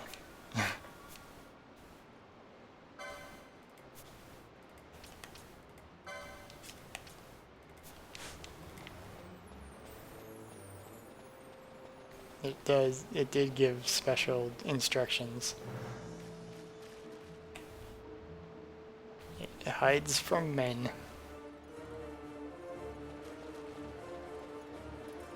I wonder if it'll appear. No.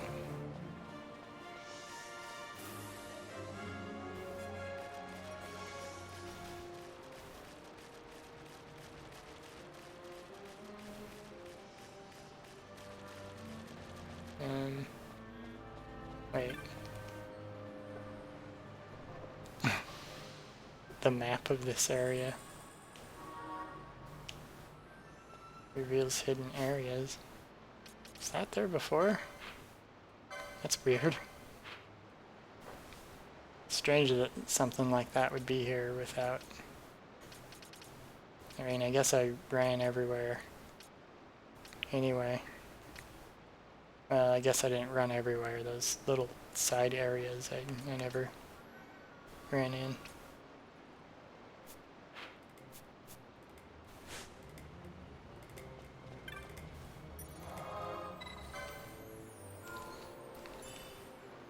I wonder if the "it hides from men" thing means that if I bring Van out into my party, it'll disappear again.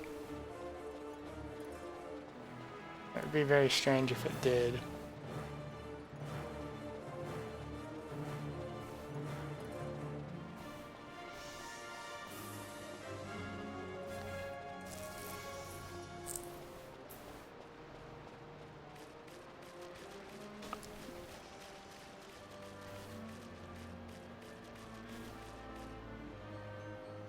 That's the entrance to the sewer down there. You have to go in circles to get up there, though, so that you don't realize it, really. So it says it hides in the southern reaches of the waterway.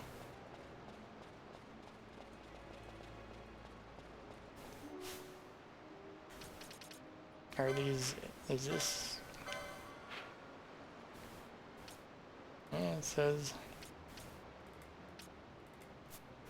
it's called Southern Sluiceway. So I'm pretty sure this should be the location.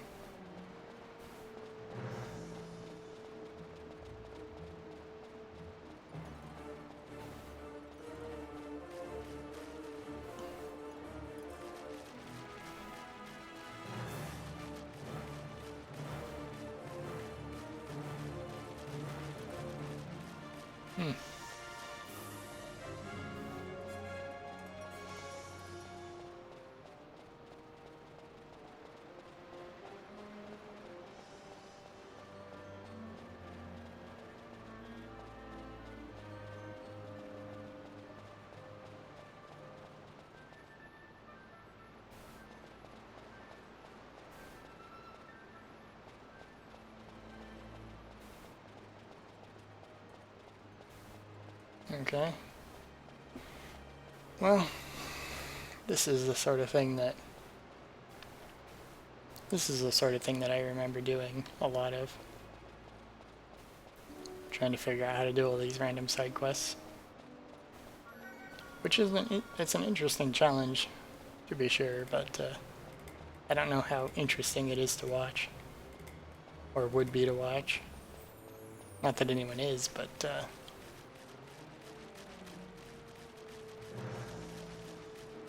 being able to do the solution to these, and you know, half the time they work perfectly, like the first time you try. The other half, it's like it doesn't seem to work and you're not sure why. You just run around and keep doing the same thing. It's kind of a neat area over there. Such good water and everything.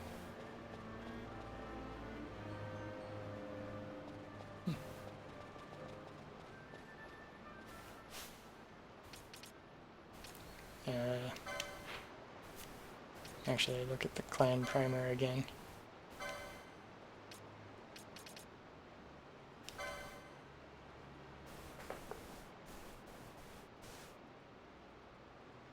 Hide at the first sight of men.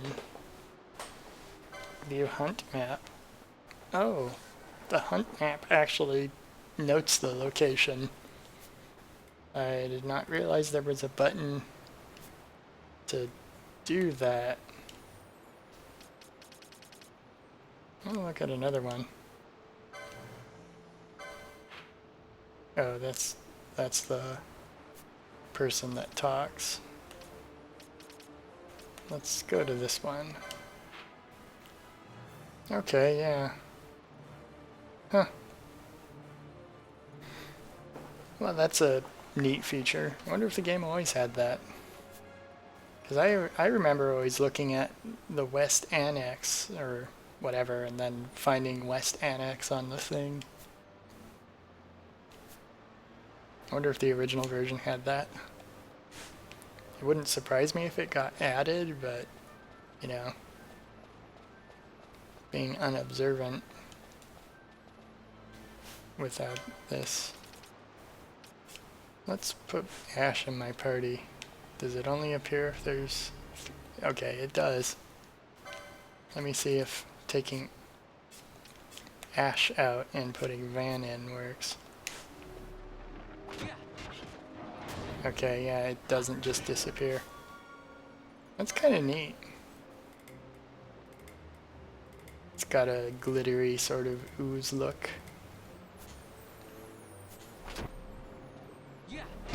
Okay. That is a weird condition. You have to have 3 females in the party in order for it to appear.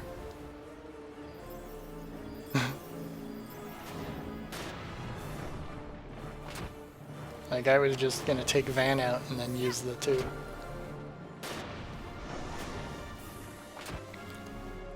That is neat that it's that specific.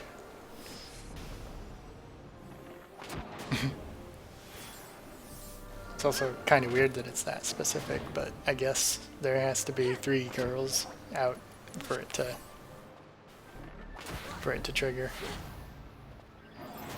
I'm glad it doesn't just run away when you put your real party in.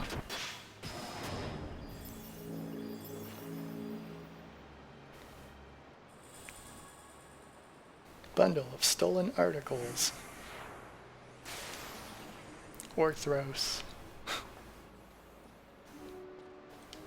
You know, for something that sounds like the, what is it, Latin word for bone, it sure makes a lot of sense having that on a an ooze monster.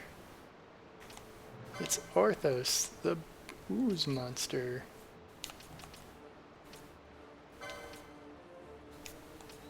Oh, okay, it would be in key items. What does it say about stolen articles? Don't tease the fly-in? Barm key. Harmonia leaf. I don't even remember what that's for. I have one of the monographs.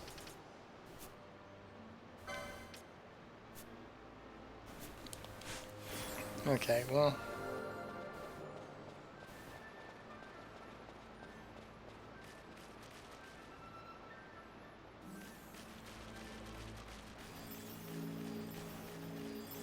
At least I'm back now.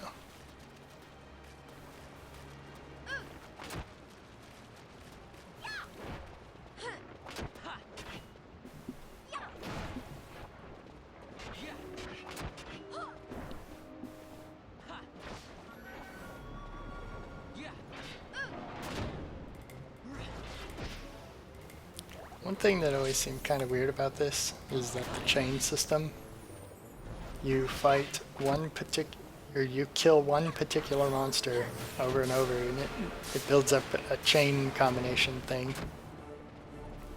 With the reward for a higher chain is better loot, but like almost every region in the game has different monster types mixed together. Like this, like. I think there's bats in the sewers too, so you'd be fighting elementals, Malboros, and bats. And like frogs. And like each time you fight a different one, it breaks the chain for the other type of monster that you fight. So like this chain system seems like it's implemented for very rare. Like I guess it's there so that if you do want to engage in level grinding, you can... If you want to engage in loot grinding, you can have a mechanic to speed it up, but it still seems weird that they have this mechanic that so very rarely comes into play. Like the whole gambit system of...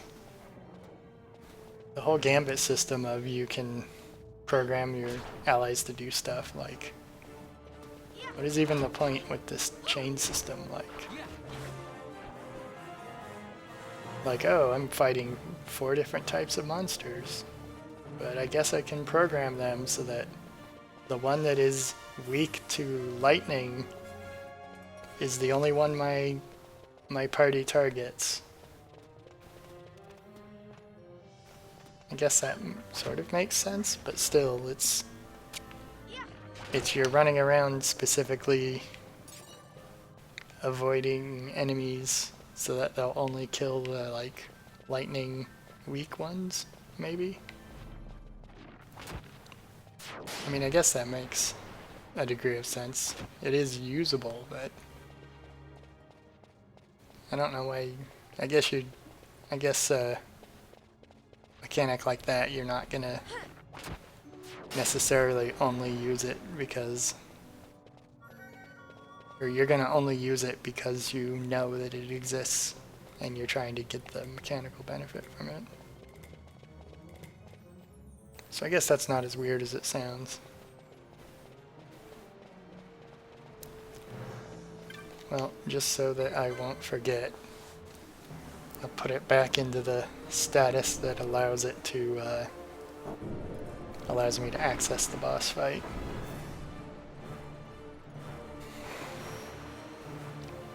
That way when I leave, if I ever come back, I'll see what condition this is in and hopefully remember that there's a summon up there. Okay.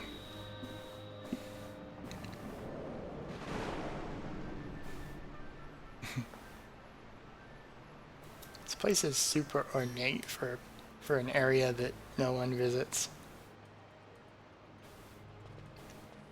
Like, I mean, I guess the thief visited it.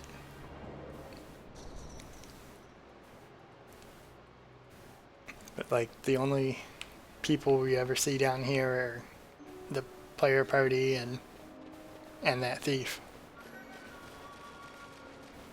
I guess there's other people that you hear about coming down here, because there's a random kid that said there was a ghost down there he was scared of. So random kids also go down there.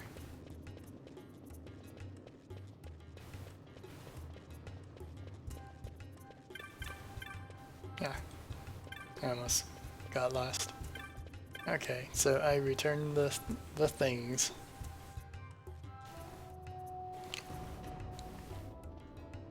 The thief is just lying there still. You've recovered my thing. Wait. The guy that was yelling at him is the... Or yelling at her is the thing, the person that had the stuff stolen from them.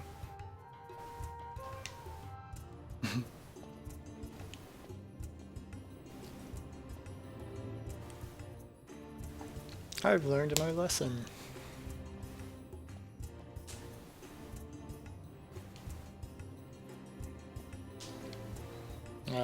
The Sikh likes Van, apparently.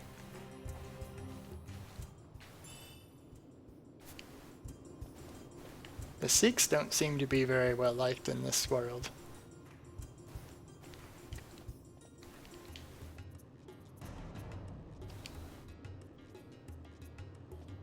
Blackened fragment.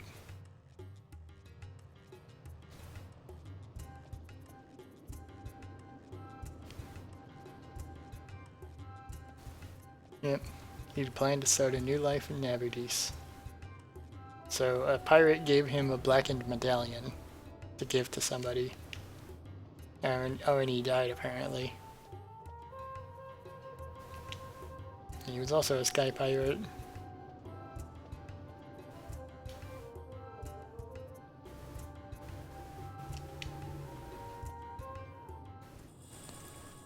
I have a rare, unique thing to give you. Let's see what the key item says about it. One of 4 pieces of a broken medallion. You received it as a reward for finding and returning some stolen articles. Huh.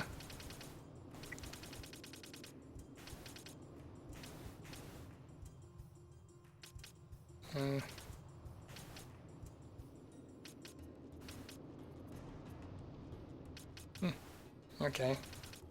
I think that's the only part of the broken medallion that I have so far, I guess. I have no idea what the broken medallion is about.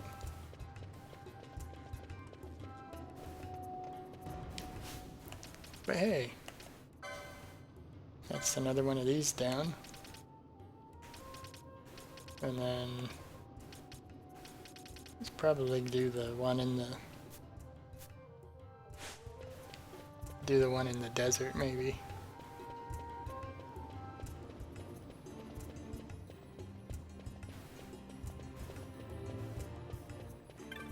Alright, there's a treasure here. Oh, yeah, of course. It's not gonna be much.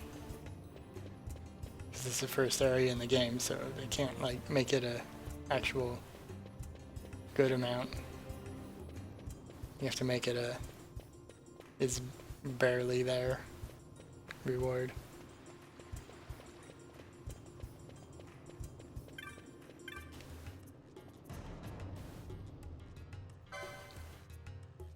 What? This guy sells arrows, eye drops, and potions. Well, I guess he sells something that is useful. Of course, what kind of person would ever sell arrows without like a bow? I guess that might make sense if somebody's an armorer or something of that sort, but I don't know. Having the only thing you sell be arrows is arrows, potions, and eye drops. Like, I guess if you're in a small town and you're the armorer seller for a small town guard or something, maybe that would make sense. But that guy's in the undercity of a vast metropolitan area full of commerce. Like, why would that person ever have just only those 3 things?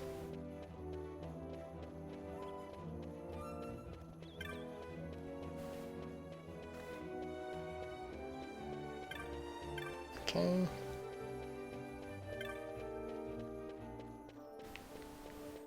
Actually, I will check the weapon seller first, and then if he doesn't have anything worthwhile, I'll assume the armor seller doesn't either. Hello, Arboreal. Frippery? But yeah, let's see. Yeah, I think these are not anything new. But yes. Yes, Arboreal, it's the East Coast time for you. It's the new year. Yeah. I don't know when you said hi, because I was just rambling on, but hello, and I hope the countdown and everything was fun for you. I'm on the West Coast, so it's not a concern for another couple hours here. Not that I'm going to concern myself with it before. Well, at least this person sells like a variety of things. Of course, I guess that other guy was a street vendor or something like that.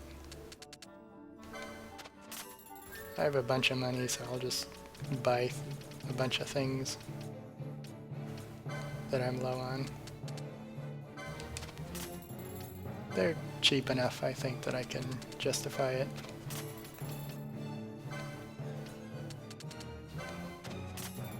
Didn't see any countdown, just a Scrabble game. Yeah, and more like Central, you suppose? I thought you were on the East Coast. Anyway, hopefully Scrabble was fun, at least.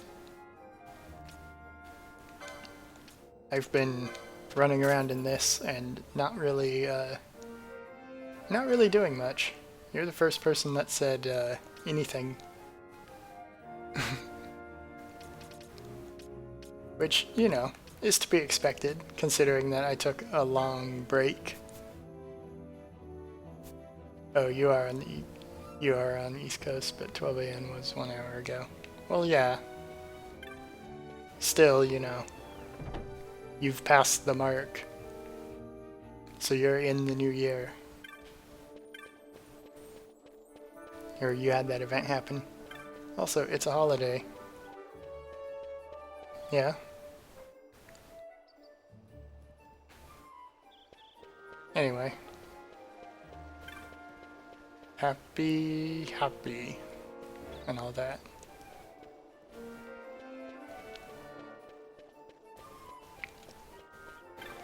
Anyway, I'm just running around in this game. I got to a point in the game that I remember being stuck on before, but I remembered finding the solution, and then I tried it, and then I got stuck, and I don't remember what I did to... Well, I mean, the first time I played it, I remember being stuck on it, and I thought, that's no problem, because I'm pretty sure I remember what you'd need to do. So I did that thing, and then I learned that that actually doesn't get past it at all. Like, that's what I did. And I thought I was going to, like, progress through the story and stuff. But nope, I just got confused. Anyway, you're up pretty late. Was the day more or less pretty relaxing? I mean, I guess it must be, since you're still up late.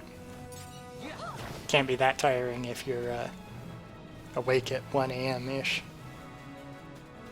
Although I guess because it's the holiday and fireworks tend to go off at midnight on this day, I guess it makes sense that you might still be awake because of all the fireworks.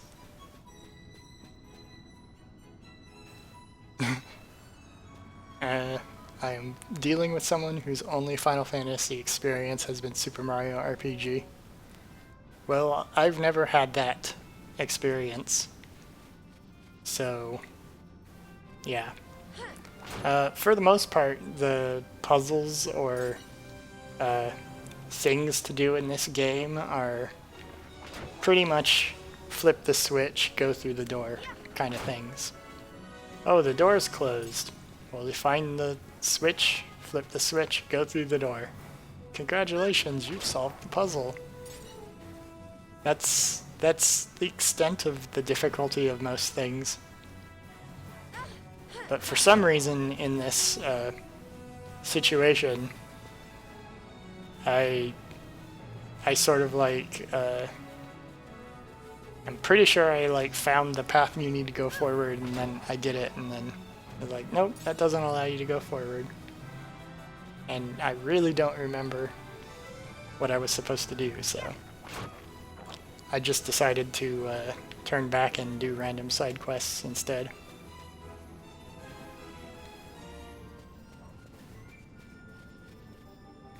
But anyway, I've just been rambling to myself and running around in this game some. It's surprisingly more fun than it probably should be. I think that's just because I tend to be entertain myself a lot more than most people probably should.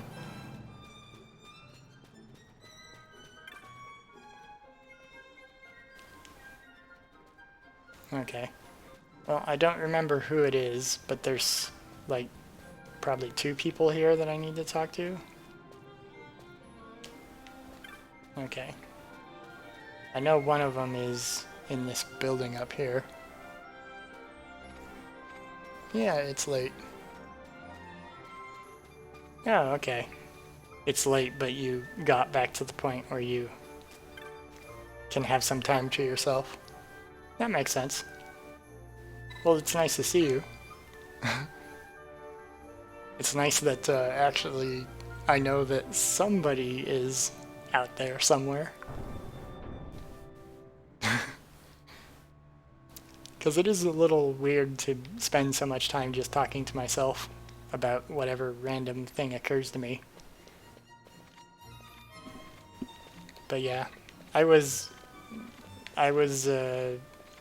out until like 1 a.m. yesterday with family stuff, so it's the sort of thing that I totally get why you'd be up at 1 a.m.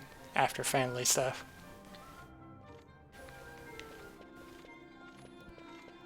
Which, you know, it happens. Family stuff can go rather late. Can't wait for Metroid though. Oh yeah. Well, Metroid is something that I kind of want to specifically...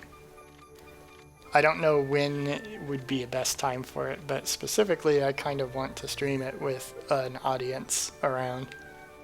If I'm going to stream it with an audience, I may as well actually guarantee that I have an audience.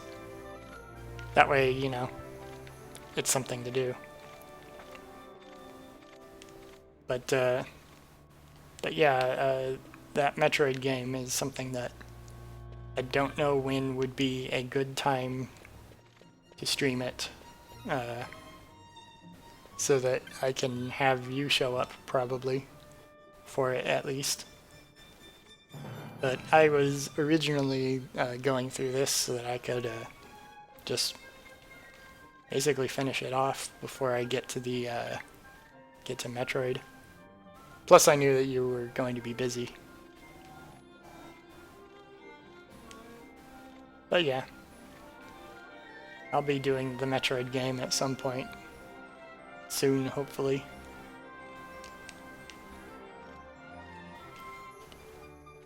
I mean, I guess I could do it anytime really,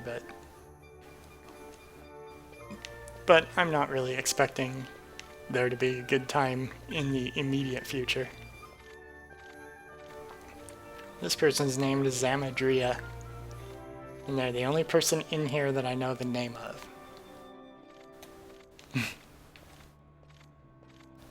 Okay. This person hired a mercenary, and then when a mercenary ran up to them to talk to them, they said, "Oh, I don't talk with inferior people." And then I said, "I'm the mercenary you hired." She's like, "Oh, sorry. I didn't mean to be a jerk."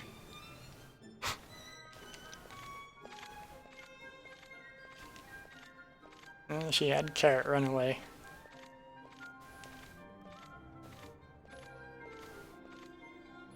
And there's a beast eating people. It must be my pet.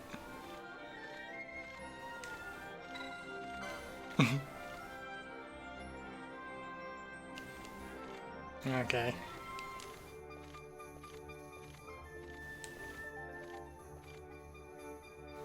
Alright. Carrot. She said that if anything is killed near Carrot, Carrot will hide. But yeah.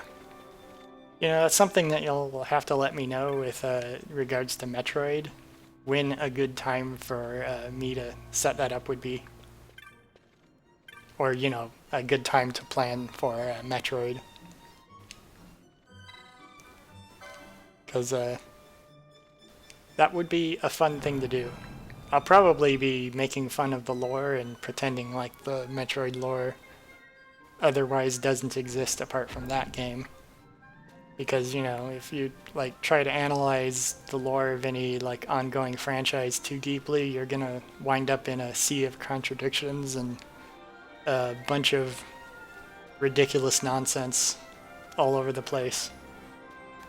And I don't think I want to spend the whole time talking about how oh, this stuff that happens in this game isn't consistent with like 3 other Metroid games. The Metroids are extinct again? Oh, they got cloned again? But like all the Metroids were extinguished like several times over, and all of the clone laboratories that existed were all exploded, and all the planets they were on were also exploded.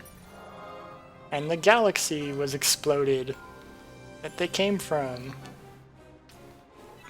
You know, like, there's only so many times you can make that kind of observation before you go like, that's kind of ridiculous.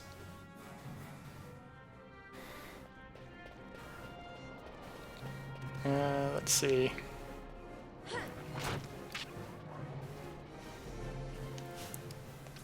I'm going to look at... There is one of these side quest things that's in this area. Okay, what is this? I think I was just at...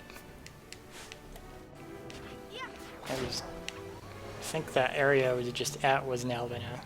And there's another person to talk to there.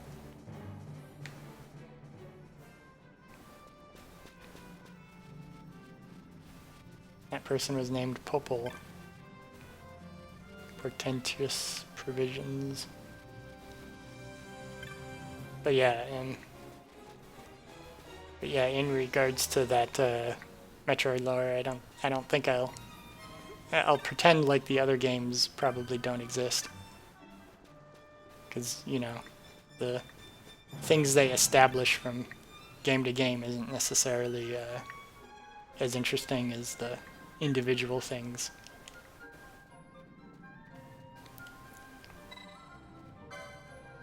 I keep dreaming of a monster that's going to kill me.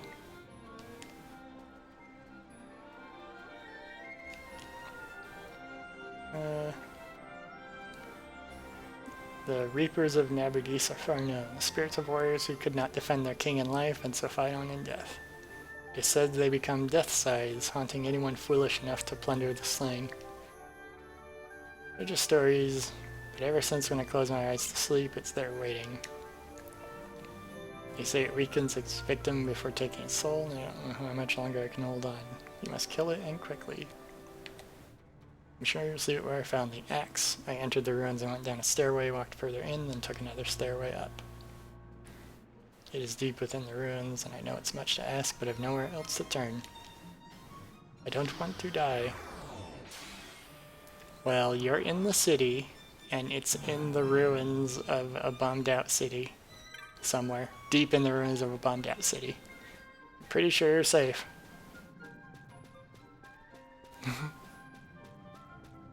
I mean, if I have to go all the way out there to find this creature to kill it, then I don't think it's coming to you, guy.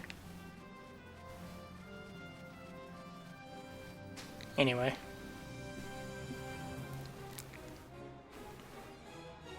Anyway, that guy stole an axe, apparently. And so, he's worried that a vengeful spirit will come and kill him for stealing the axe. Which, I understand, that seems like a plausible story, but when I complete the mission, he's just going to give me the axe that he stole. He could just do that now. I mean, if he doesn't want the vengeful spirit coming after him, he doesn't have to keep holding the axe. He can just offload it to someone else. But he won't. He'll wait till I've killed whatever it is. Anyway.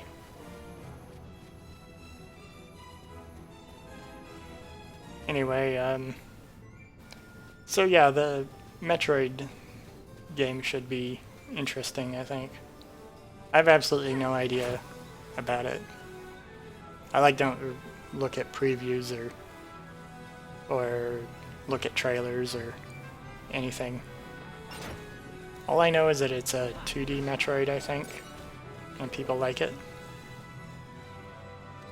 But I think that's basically true of every 2D Metroid. Metroid is one of those franchises that everybody likes it when it comes out. At least I think it's one of those. It's like Zelda, everybody likes it whenever it comes out.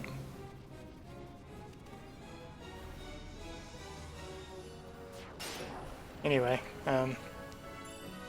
what is on your mind, Arboreal Frippery, besides the new year?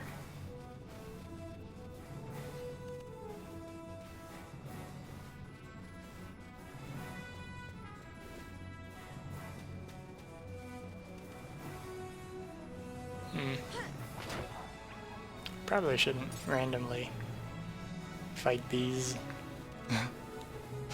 pointlessly weak creatures. I should just go to my target location, which is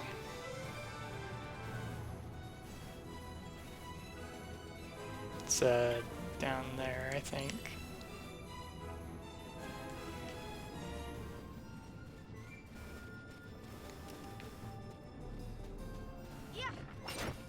Anyway, I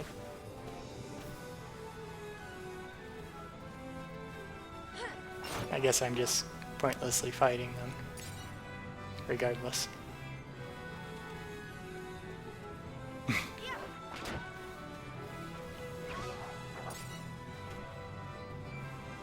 Anyway, too many things on your mind. Oh. You're thinking about your vacation from work and school is too short. Mostly. I can understand that. Especially if most of your vacation was taken up with family visits and stuff.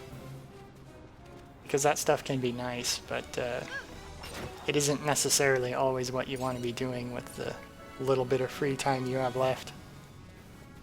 Or with the little bit of free time you get in life. Because, you know, I mean, I don't know about everybody else, but as far as I know, most family visits, especially with large families, are random idle chatter about things that are pretty trivial. You're thinking about Deltarune Chapter 2 music and quotes from it that amuse you. Yeah, I could get that. Especially if you played it recently, right? Which you did. At least, I think you mentioned that before to me. But yeah, I get that. Occasionally I think about, like, things like that as well. Where I, like, watch something and then I'm obsessed about it for, like, a week or two. I was kind of like that when I saw the show Centaur World.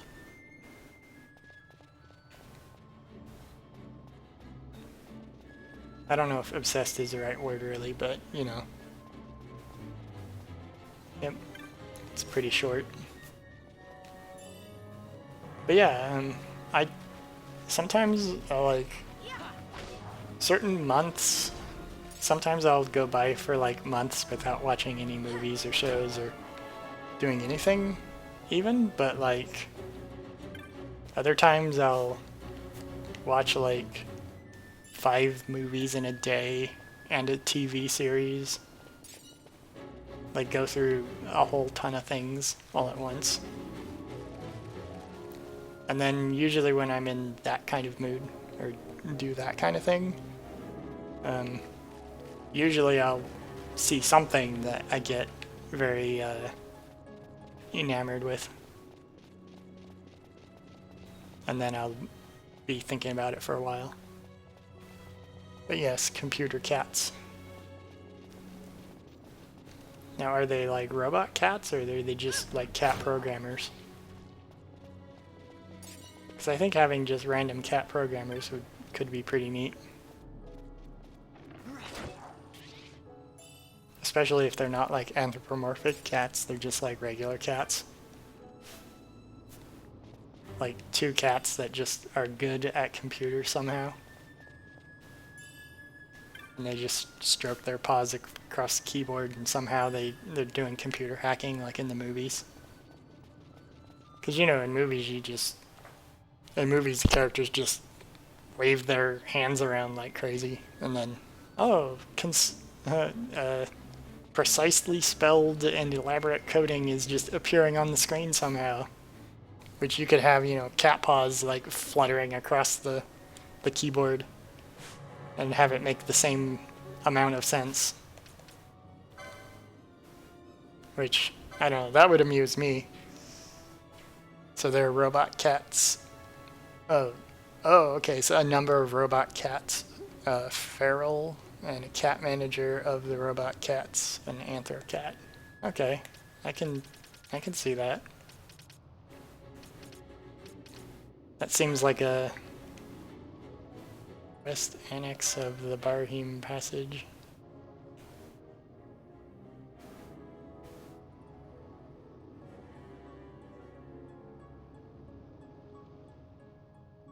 Right. Okay. Except I think that's where I am right now.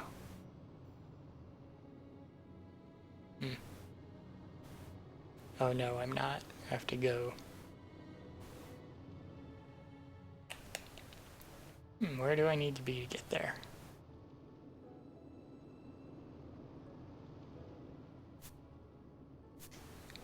Okay.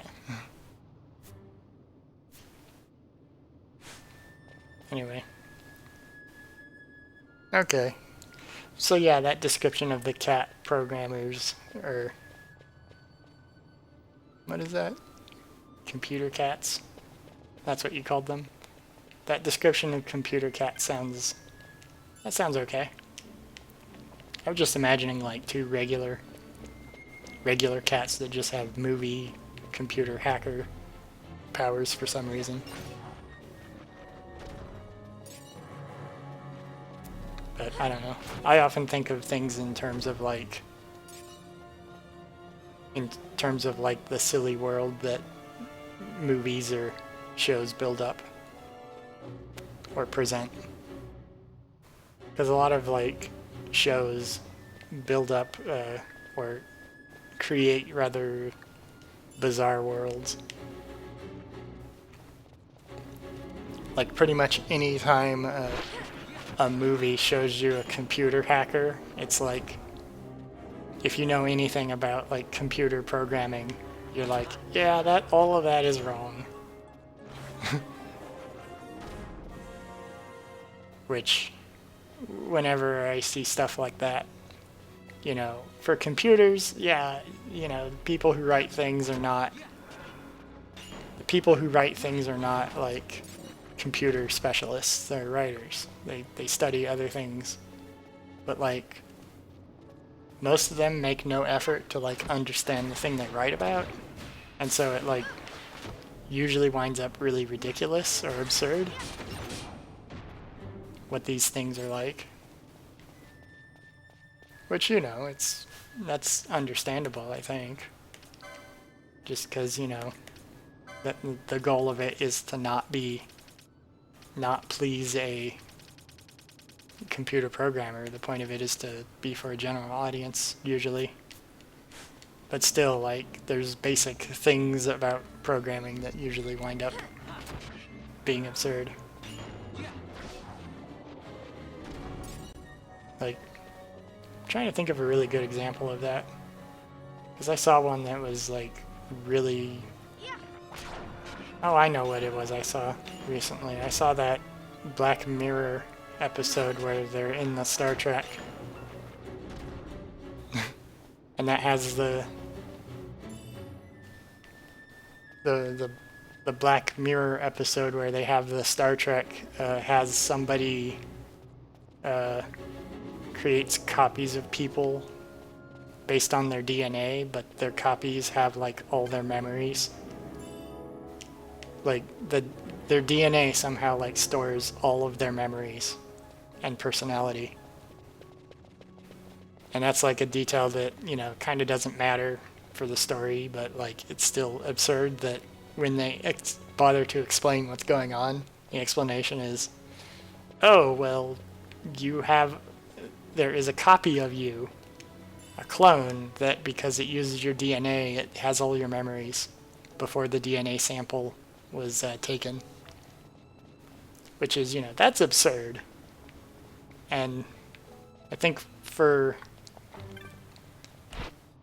that sort of thing doesn't necessarily ruin a story, or it doesn't like make it's not like a point to give up on a story, but it's still sort of like this is a little too ridiculous to, you know, like, that's a little obtrusive. Which, you know, it makes it seem like the person who did that didn't know what they were, didn't like bother to actually understand anything about the subject. But, you know, it's not their job to be a brain scientist. It's not their job to know how DNA works. It's their job to write an interesting story, so yeah. Anyway. Computers and computer memes is the general themes of Chapter 2. Oh, okay.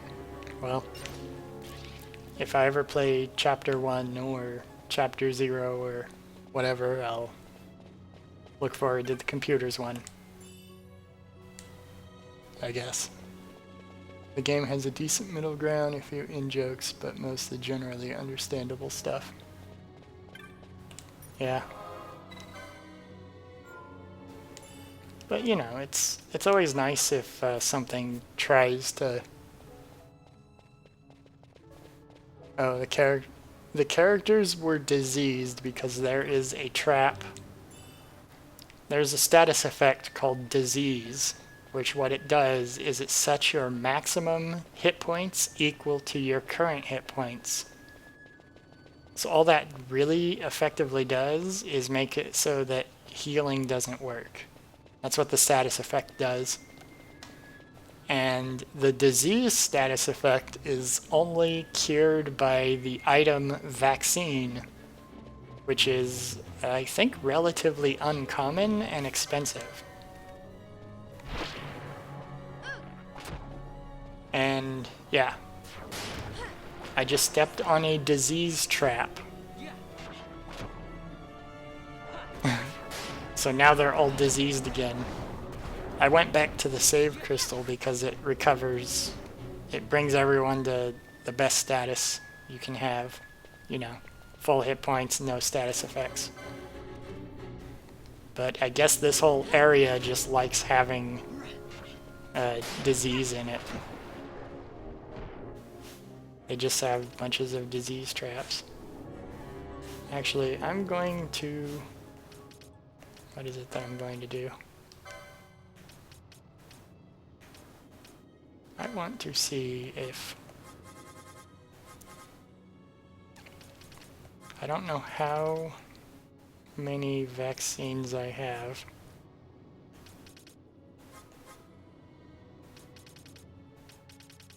Where are they? Serum? Yeah, I have 2 of them. And I have 3 characters.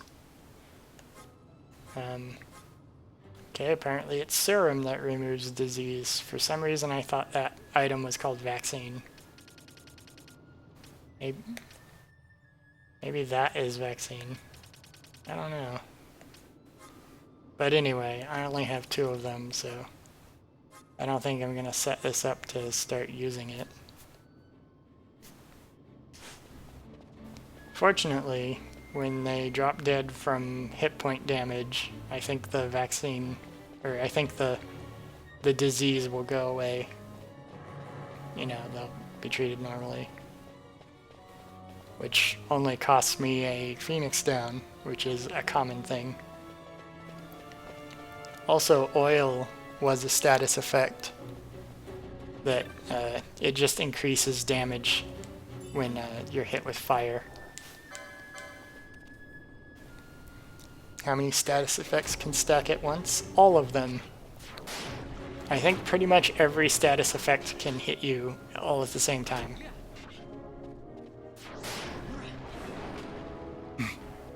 There's no limit. In fact, there's an enemy that is like a classic Final Fantasy enemy where it uses an attack on you that tries to inflict most status effects in the game on all your characters.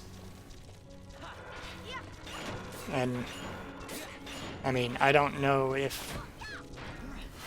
I think in this game it like inflicts maybe half of the status effects on you. Because there's a lot of things like disease. Oh. It looks like vaccine doesn't... or it looks like disease doesn't work the way I thought it does.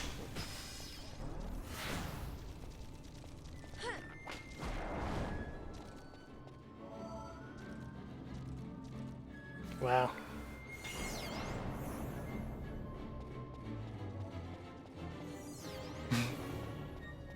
They come back with 1 hit point. It doesn't get removed. So I guess I have to go find some serum somewhere. Or rather I should. Or maybe, better yet, I should just avoid that trap.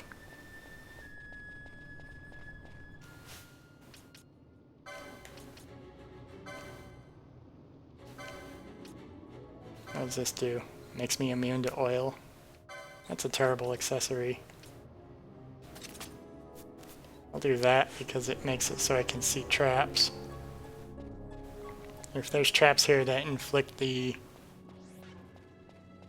if there's traps here that give me a disease, then maybe that's worth avoiding.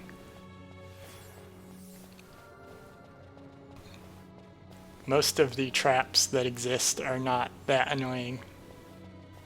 They mostly just deal like, oh, take 1,000 points of damage. Or something. Yeah, that's just a monster that looks like a treasure chest.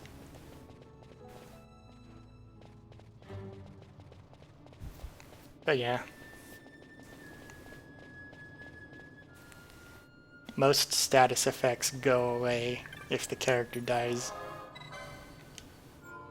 So some of them are things that are more worthwhile to let your character die and then get resurrected with a resurrection item. But I guess that one is you just need to have the serum. Which I don't even know if there's... I don't even know if there's a store that I'm aware of that sells that item.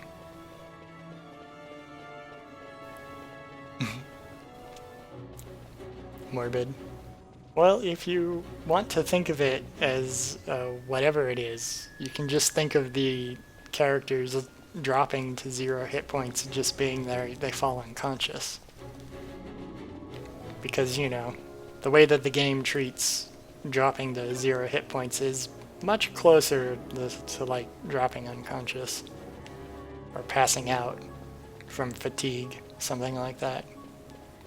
It doesn't really treat it like your character died, even though that's informally kind of the way everybody thinks of it being.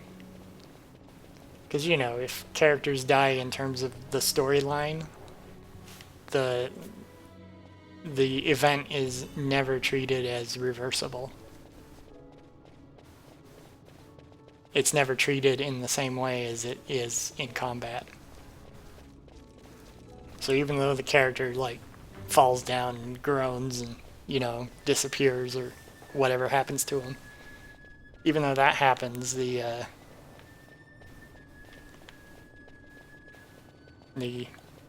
them passing out is more or less just the thing.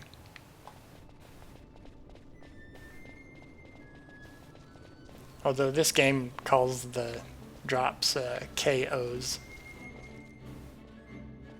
Doesn't really call it dead or whatever.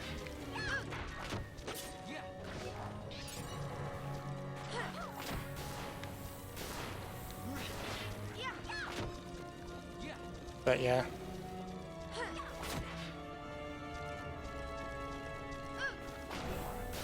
There are other there's another Final Fantasy game which is more morbid than this, though.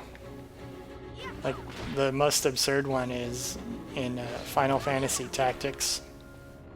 If your character is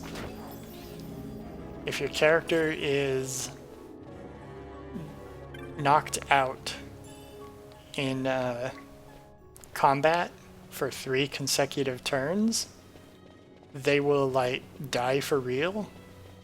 And one of the things that can happen to their square when they die for real is they turn into a crystal. And then if a character walks over the crystal, they get the option to, they get a full heal, and they get the option to absorb the character's abilities. So they basically like walk over their body and absorb their power, like eating their heart or something. I don't know what it is, but you know, there's only so many things that come to mind with that description, and you know, there are I don't know what to call them exactly, but like there are classical beliefs that you can gain people's powers by eating their body parts. Like, a lot of people believe that of like tigers or lions, like you can gain their strength or vitality by eating parts of them, but they apply the same belief to humans too, but like in Final Fantasy Tactics that actually legitimately does work. When characters die and you know, do whatever to the remains, whatever remains of them. Yeah, it is efficient. Well, so what you do a lot of the times, or at least what I did a lot of the times, is that when I fought human enemies, I'd leave the last enemy alive without killing them, so that all their companions would potentially turn into these crystals, so that I could have my people go and get powered up.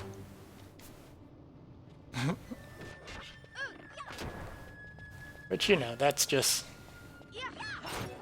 the kind of thing you do if you're trying to be efficient.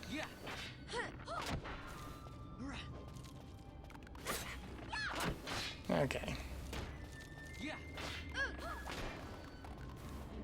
Man, this cavern is huge.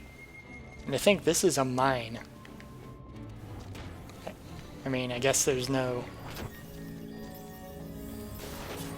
guarantee that all of this was dug out through mining, but still. This is a massive, massive cavern. Fantasy caverns are really neat because they just like, they can be these huge landscapes that go on forever with vast oceans. And I don't know, it's an interesting sort of terrain. There's a lot of potential for interest there, I think, making it look neat and otherworldly. Which, you know, this looks otherworldly and kind of absurd, but, you know, this kind of bizarre terrain is so rarely utilized that it's always nice to kind of see it.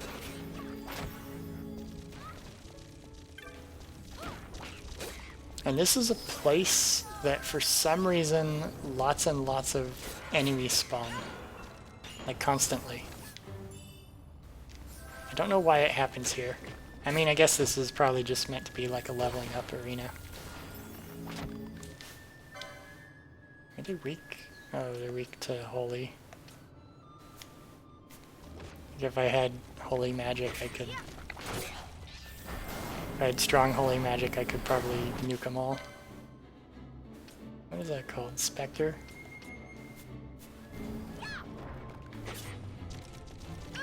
I guess these are still relatively tough enemies for where I am in the game.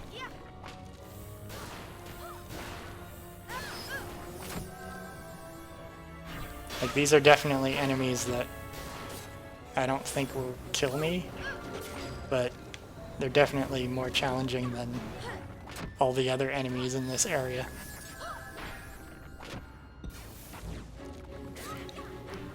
Anyway. So yeah, how much time do you have left before your vacation ends? Like, do you have the rest of the weekend?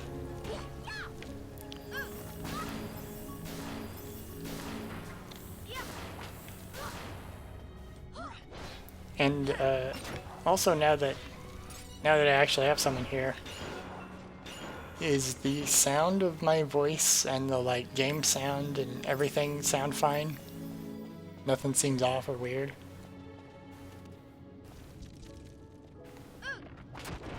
Oh, okay. You have the rest of the weekend. So does that mean that if I wanted to tomorrow, like, did you want to see Dread then, maybe? Because I really don't have any particular time that I was thinking of. You're still trying to figure out if you're gonna do partial remote work because of the virus. Yeah, well, you know. As far as I know, I think the latest strain of coronavirus is much more transmissible. Oh yeah, that's good that all the sound is working good. But yeah. Well, if you get to do remote work, that would be fun. At least I would think it would be fun, because I would not think that I would not think that in-person work would be preferable to remote work.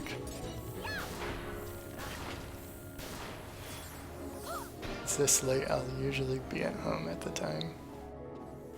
Well, specifically I was asking because, you know, if I'm going to play Metroid Dread with an audience, I actually want an audience instead of just randomly talking to the void.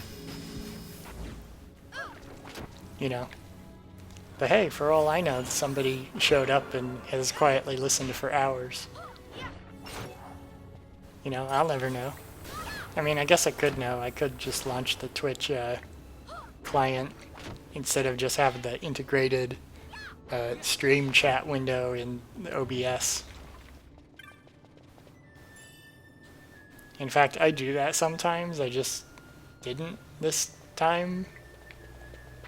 I don't usually do it because I kind of wonder if my computer is able to, I don't know. Like I said before, my laptop's kind of old, so I'm not sure if I want to have a bunch of resources used up on other things all the time when I'm streaming. Build up again over a week or so. You're not too social alone.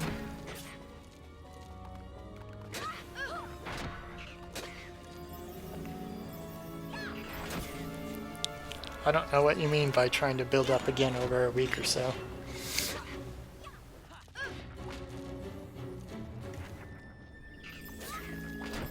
But, are you just talking about being out in society again, instead of on vacation and somewhat isolated with family?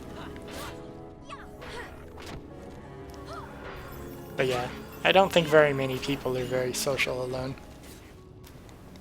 I seem to have a few regulars before.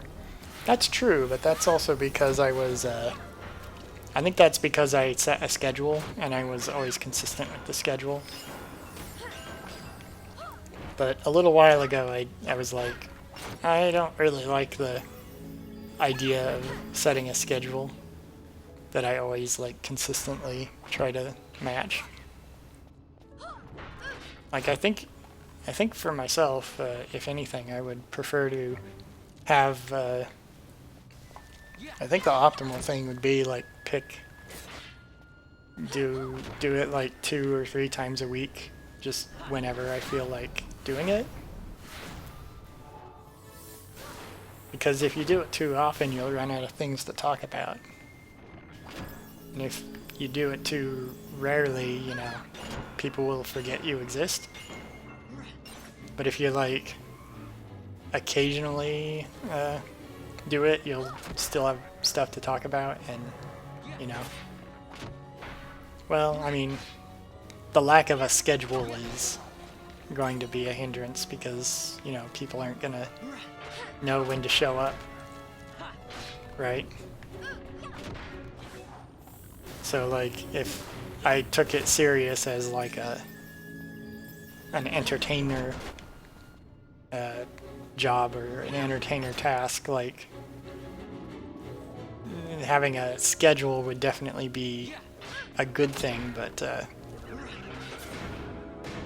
I think in terms of having a schedule, like the only benefit would be having a consistent audience, and I don't necessarily think I care about that too much, because if it's just for fun, like there's no point in having a consistent audience other than that like one person shows up at least,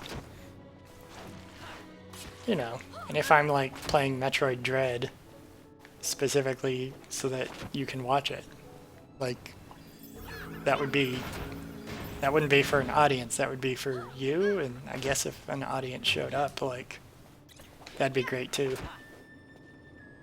But like most of the time I don't think I want to worry about the schedule too much.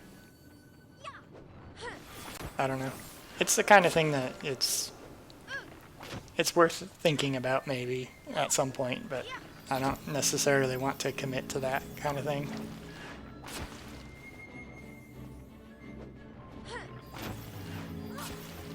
That bat is like a hummingbird with its wings. I think it has 4. Yeah. It has 4 wings, but it's like so spastic with its flaps. It's sort of like its animation has 2 frames of animation. Maybe 3. It goes so pointlessly quick that it's kind of like you can't even understand what you're looking at, really.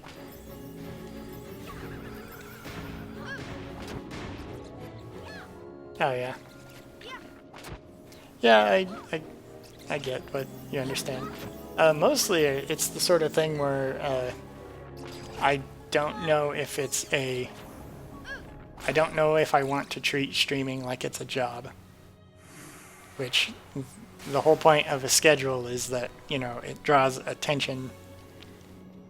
You have consistent times that people can expect to see you, like, you know, that's the way you develop fans and stuff, but having a schedule would be more like, oh, it's a job, and I kind of don't want to treat this activity like it's a job. I mean, theoretically, it is a job for a lot of people, but I don't really expect that it will ever be a source of revenue for me. And so because I never have that expectation, like, why would I want to submit myself to a schedule? I mean, there's the whole fact that, like, I was streaming for about 4 hours before I saw you show up. Actually, maybe it was over the 4-hour mark before anybody, like, talked to me at all, but, you know. I think the benefit to a schedule, at least for now, is outweighed by the drawback to a schedule. Besides, you know, if I want to set a schedule for anything, it should be for writing, so that I can finally finish that novel and work on that. Because I think that would be the best thing to do. Although I have considered doing some other things on stream, like talk about political subjects. Nothing like really controversial, just basic things really. And also I've considered doing drawings on stream. Nothing advanced. I don't have like a tablet or anything. It, you know, and I wouldn't have like a webcam on a piece of paper. I'd just launch up like a basic drawing program, and not like MS Paint, but like whatever the Linux version of Photoshop is. I forget what it's called. There's one called Inkscape which is for like vector graphics, I know. But like I'd just launch up that and probably just do random doodles in it. Like, oh look, here is a triangle and a circle. And over here I drew a cube. I'd probably just be doodling random stuff like that. Here is a little abstract shape. Here is a gigantic nose with arms and legs. It's a character now.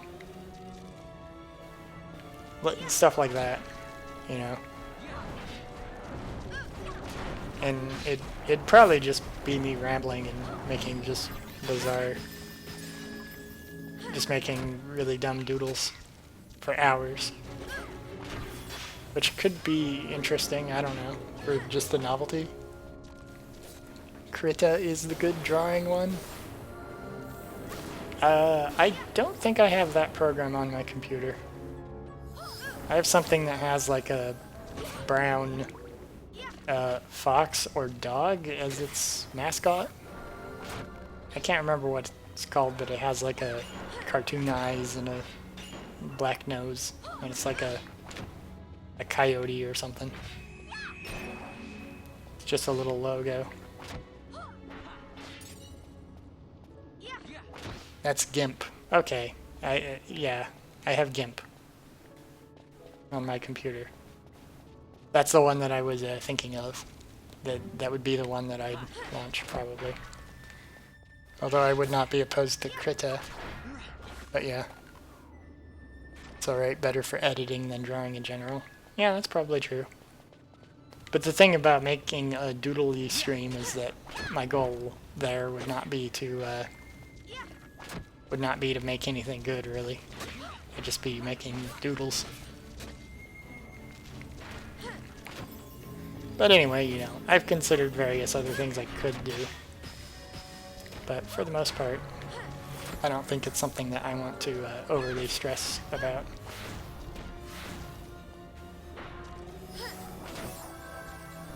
But yeah, in terms of a schedule, at some point I might develop a schedule at some point in the future. But if I do that, it will be sometime after I either diversify my content sources, like decide to talk about politics and do drawing doodles, or like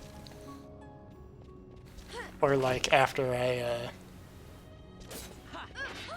you know, finish novel work, which I don't think is too outlandish to consider, but you know, that will be probably a bit from now. Certainly sometime after I go through Metroid Dread, I think. Like, I don't know if that game has a hard mode or something, but I'm not really sure I would play through a hard mode or New Game Plus or whatever of it. Who knows, I might. But anyway, that's for some point of consideration in the future. It's not something I'm thinking of now. In any case, if you do want to see Metroid Dread, you know, I could probably start on that at some point tomorrow. Get the full experience of the whatever it is. I mean, I guess it's not really the full experience, is it? Because, you know, the jumping and the platforming thing would be, you know, it'd be something you'd see, but not really the experience of actually controlling the jumps and whatnot. But yeah, that's... in terms of whatever the story is for it and viewing the lore and seeing all the graphics for the first time, you know, you'd see all the same things. I just hope that Samus's clothes don't fall off in the story. Like, oh, her clothes fell off again. It's like, oh, why did they fall off? Oh, it's because she got scared. It falls off when she's scared. It's like, it makes her vulnerable to be scared. Isn't that clever? Because when her clothes fall off, she's also vulnerable, like, physically, too. And being scared is a sign of vulnerability. Like, oh yeah, that's real clever, guy. Brilliant story there. That's also part of why I would ignore the Metroid story when I'm playing that game. Because, you know, I don't want to be... I mean, I will be thinking about that dynamic of the last Metroid game. But I don't necessarily want to be thinking about that. So I'm just going to pretend that all that stuff is like non-canon. Or like a different game series or something.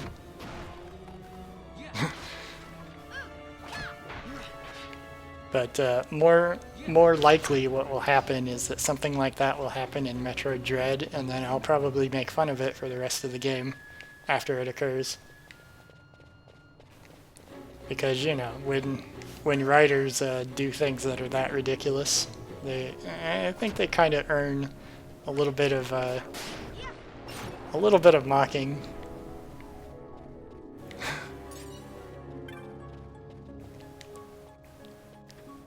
Oh. How to mimic it all the way over here. Anyway. So yeah. How late have you been up for? Like, did you get up early today, or... Isn't it getting close to around 2 a.m. for you?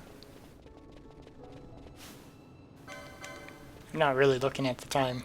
This screen that I have the chat on doesn't have a clock on it, which I guess I could change, but I just haven't looked at it.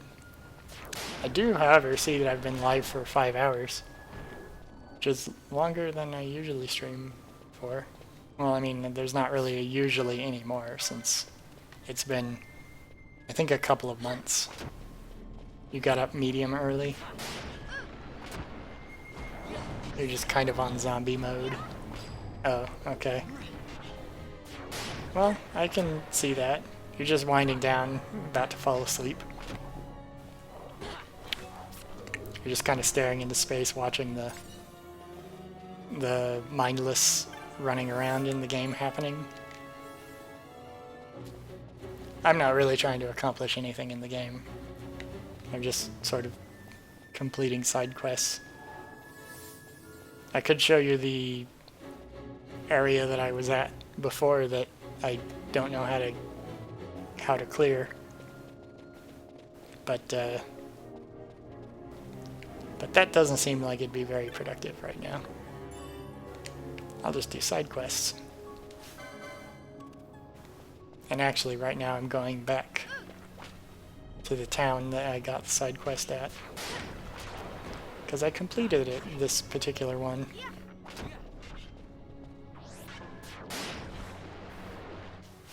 Actually, now that I think of it, I'm not sure that Nalbina was where I got this particular side quest from. Okay. Okay, I know where this one is. And it's not Nalbina. Lots of scrolling numbers and strange fights. Yeah. Well, you know, this game is... I'd regale you with the story, but it's so long and randomly detailed that it's kind of... and it's also been a while since I've gone through it that I don't really remember quite all of it. Well, I remember a lot of the like random details, but it's not something that for the most part matters too much. Because, you know, most of the story is go over here, then do that, go over there, then do that. But essentially, there are magic rocks, which are super weapons, and this evil empire took over the kingdom our characters belong to. And they have these magic rocks, and in order to free their city that they come from, they want to destroy the super weapon magic rocks. And they're following a guy who has the magic rocks so that they can destroy the magic rocks. And somehow that will free their city, even though a giant continent-spanning empire is like their neighbor. Somehow if the giant continent-spanning empire doesn't have magic rocks, then their city might be free. So anyway, there's more details to it than that, but that kind of doesn't really matter because it's... I mean, the important thing to know about Final Fantasy is that you're always looking for magic rocks. That's like the plot of all of them. The specific details are a little different from game to game, but they're all basically, there's magic rocks and you have to go find them.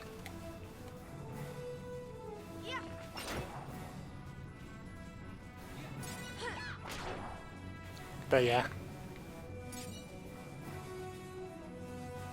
Woo. So anyway, the characters are just running around fighting monsters while they're doing that.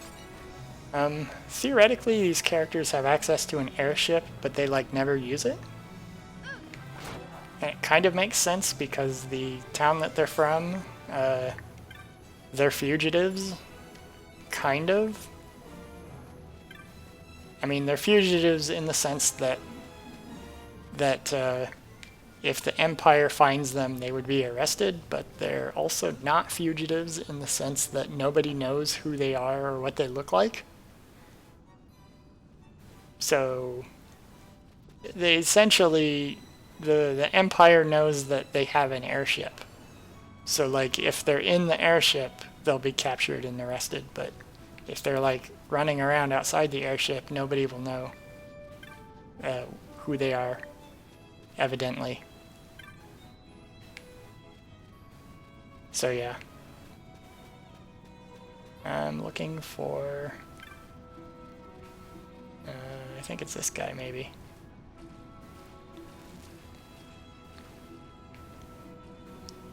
Yeah. That guy is happy that I did that.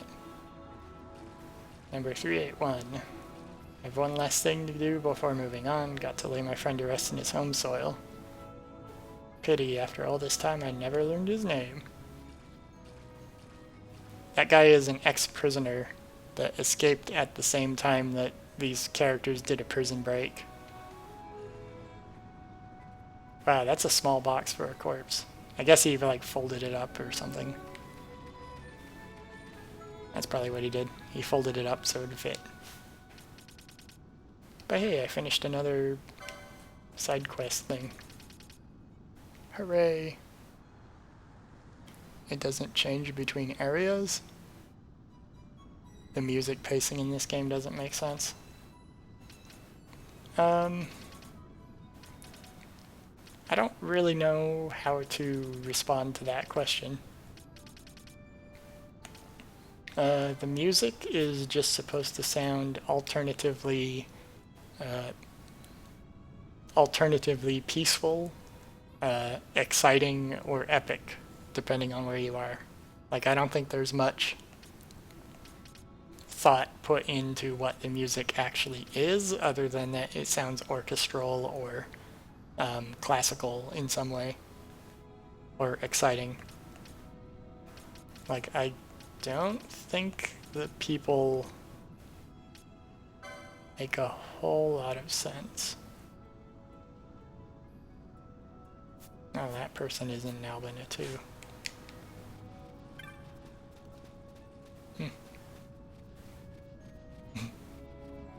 Wish I realized more people were in Albina. But yeah, this is an early area that you can go in.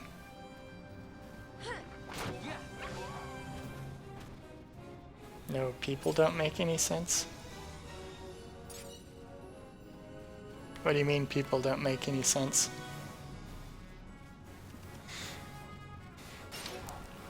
But yeah, what I was saying before you came in, I was talking about how some of the choices in this game, like, I kind of question them because they don't make any sense from like a design standpoint. Oh, you thought that's what you said? The music doesn't change between areas, or?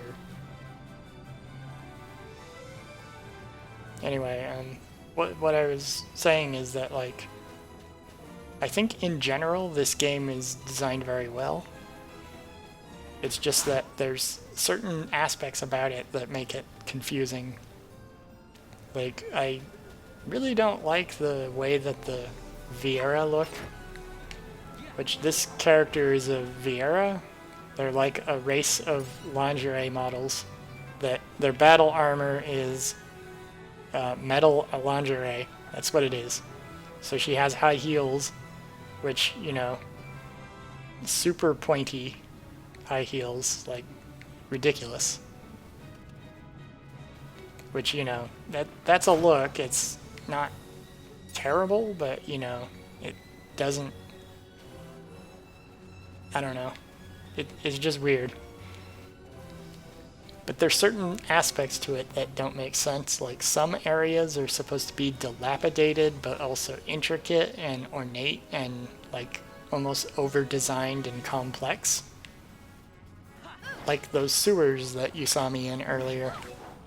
Those sewers are like the sewers for a city, or an aqueducts. And, like, the whole place looks massive and ornate and... Actually, I'm not sure if you came in when I was in the sewers. I think you did. Maybe? But anyway, most of the places in the game have this kind of overly complicated, ornate design. And the environments, like, the camera's not like complete trash, but like a lot of the environments are, your camera range of where you can look is limited in a way that makes it confusing sometimes to see where you are. Like, I don't know how to explain it, but there's a gate in the game where it's a gate to like an ancient land that you have to like navigate around. But the gate, there are two small hills to the sides of the gate that you could just walk through. You could like squeeze through it. I was saying that like the director like had to make a decision that that presentation for this ancient gate was an okay presentation. It's kind of like, it's not? Because if you find a gate that bars passage to you, it'd be like if this gap here behind this pot cellar, like if the fate of the world were at stake and this narrow gap were like the obstacle to it, to progressing and saving. Like, the whole city's on fire. Right.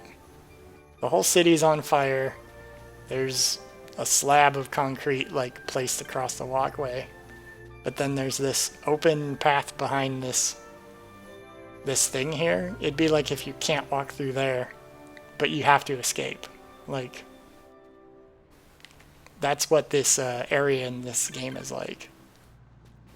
Later on, there's a spot that's like that, so it seems weird because, you know, you'd think that a director would notice something like that and then say, don't put that there, that shouldn't be there. But they kind of didn't. I don't know. It probably would make more sense if I could show you the actual place I'm thinking of. What am I looking for?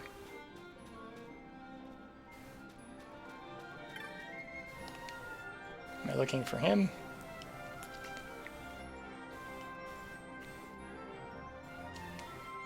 Okay. Yes, I will kill the golem.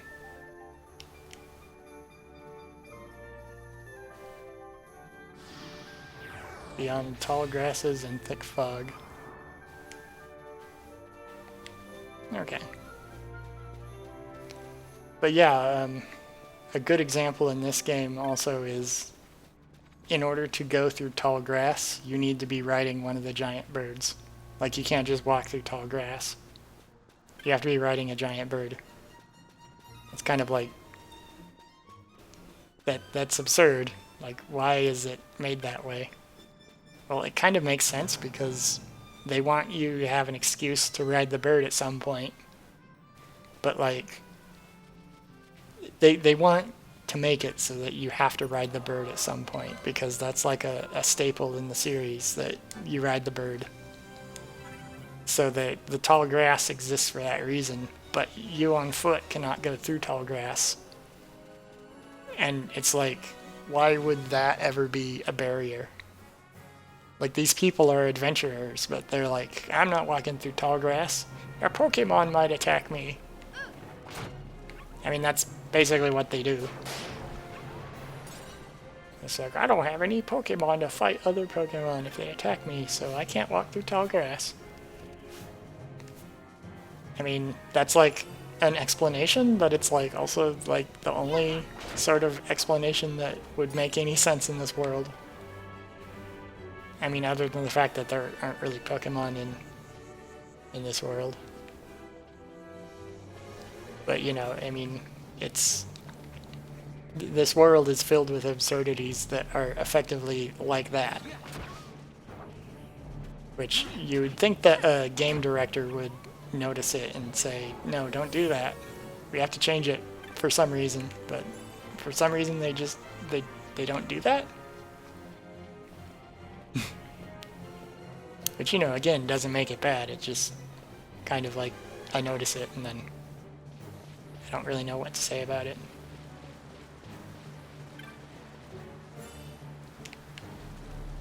But yeah, this is nice adventure-y music.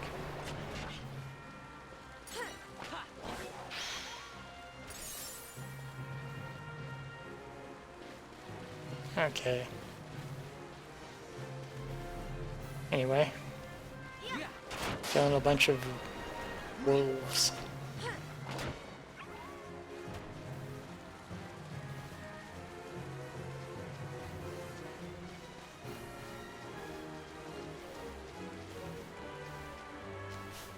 Okay, let's see. No, I don't want the world map.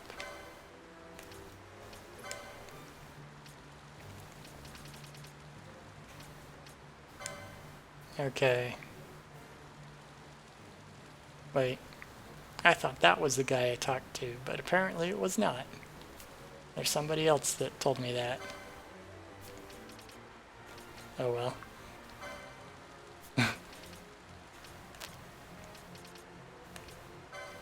Okay, this is the one that I talked to. Didn't we gonna... Oh, Nabrius Deadlands is not the place where I'm at right now. Okay. Okay, I thought I was gonna see thick grass around here. I think this one is the one. I still need to talk to somebody in that same village. I should have gone through the village and just talked to everybody, apparently.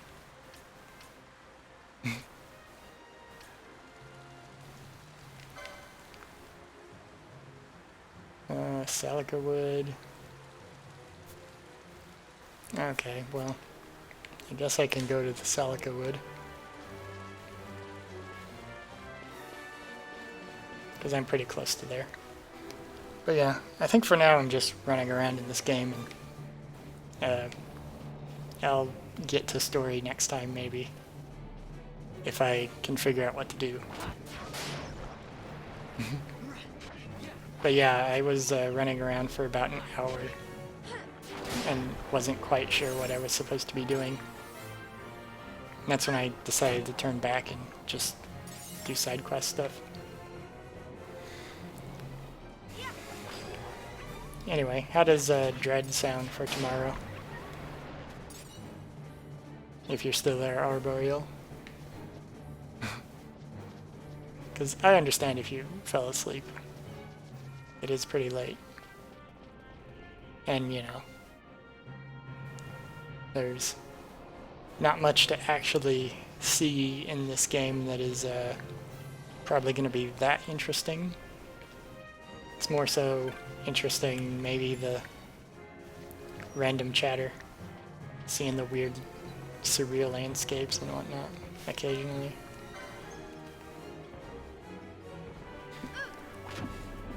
But I wasn't planning on really continuing for very much longer. I'll probably play for another half hour or so, maybe.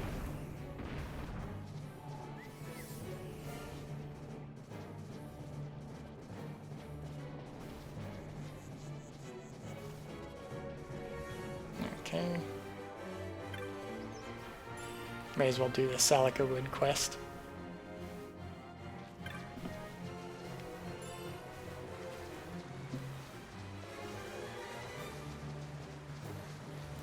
Woo. It's a rainy area. One thing that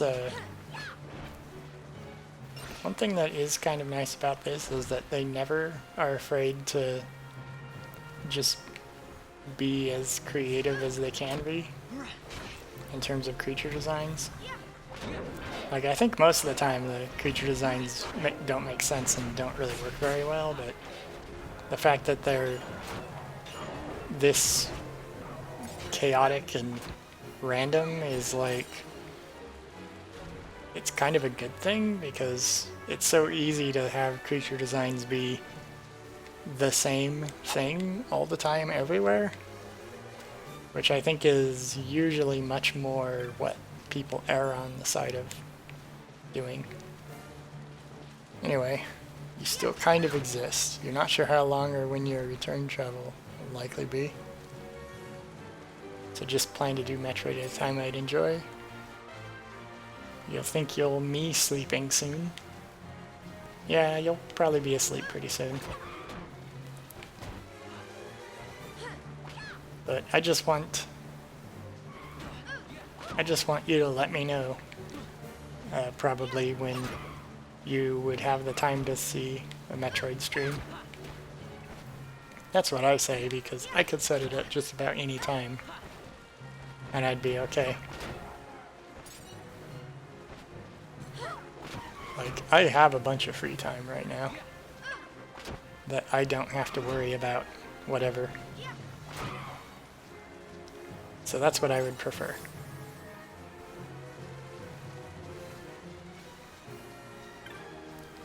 Which, you know, I'm sure if you're sleeping pretty soon, you know, it must be pretty... Let's see, what time is it? 11:24. Well, I probably will not be streaming past midnight my time. Like, for one, I should probably eat at some point today. So yeah, there's always that.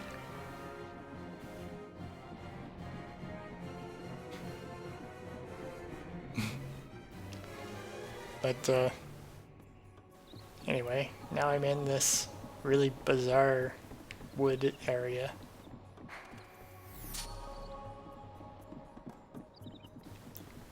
I don't remember where this thing is, but I know it's in here somewhere. And you can't fight the enemies when you find it.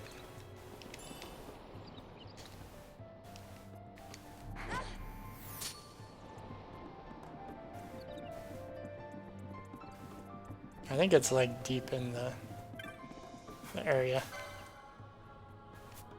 No, that's a...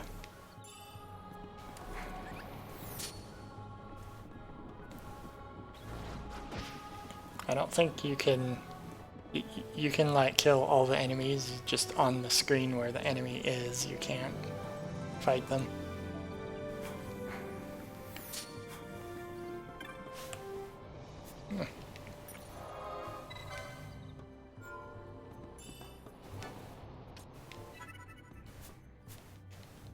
Okay, I'll just save it there and...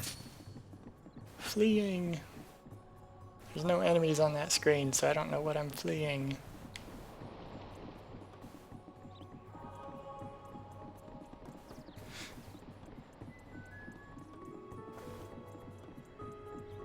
I think it was mostly pretty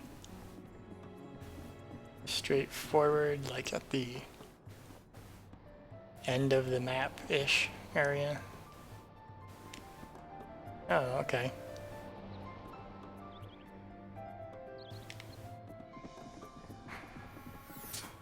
Okay, so maybe I needed to not fight anything on the way in. Because that person seemed to imply that's the case. That is a gigantic monster creature.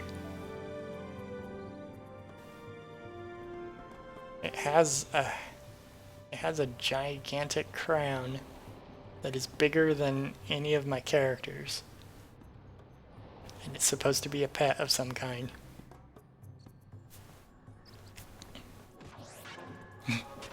That's almost as wide as the bridge that we're walking on.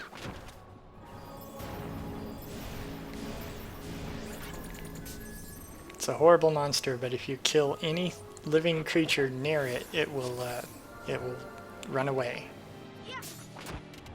Oh, it gave Fran a disease. That's nice. Oh, and I got stopped.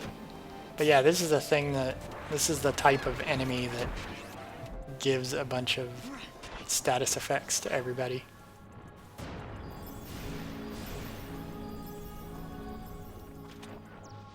Okay. And I can see its health bar up there. It is apparently very, it might be a thing I have to come back and fight later.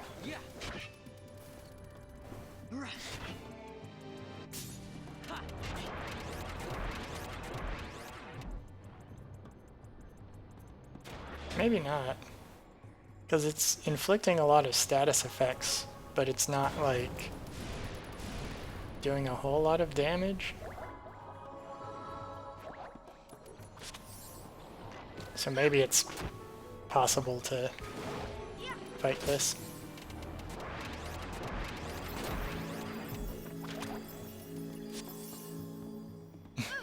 It's just taking forever. Well, you know, that's why the auto battle exists. It's so that it doesn't have to... So I don't have to pay too much attention to it.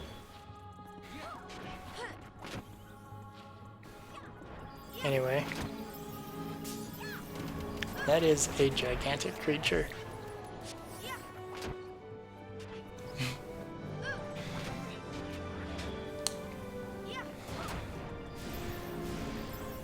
How come that Vieira's outfit looks better? So if you look at that Vieira, she has like shoulder armor on. She has large boots that actually don't have heels. At least I don't think they do. Do they? I guess they do have heels. It's just hard to see them. she's actually wearing pants instead of just the bikini. At least I think, no, those aren't pants. They just cover more of the legs than Fran's got covered. She's got the shoulder armor. Yeah. I don't know, I think it's better. Oh, the disease. Everybody has the disease now. I can't. I have failed.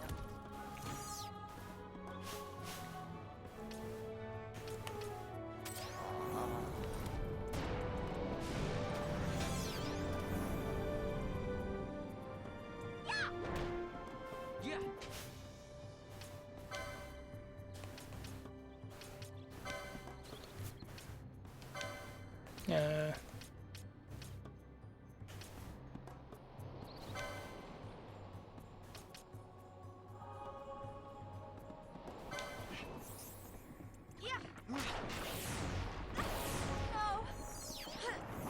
no, it's immune to... Let's see if there's anything else I can do to it. Because maybe I can just...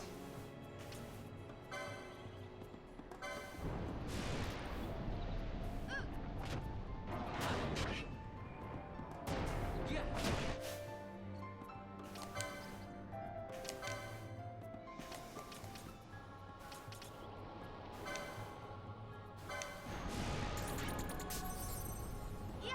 Okay. I guess it's not weak to any magic, but if it's able to be targeted by powerful magic, I may as well use it. I can't. 6,000 hit points. Doesn't make much difference when I only have 1 hit point. I have failed.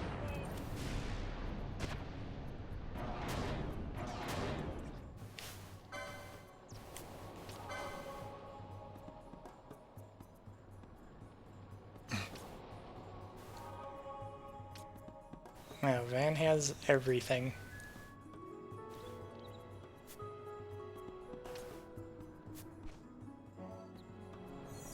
Including poison, when it doesn't even make sense that poison would do anything to him because he's also stoned. But other than that, he's also diseased, so...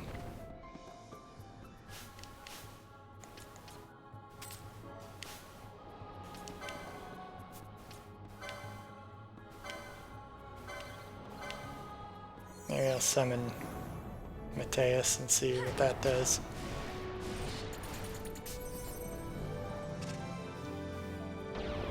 See if that helped any.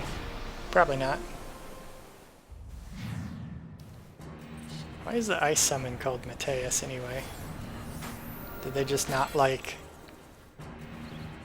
Did they just not like Shiva this one time?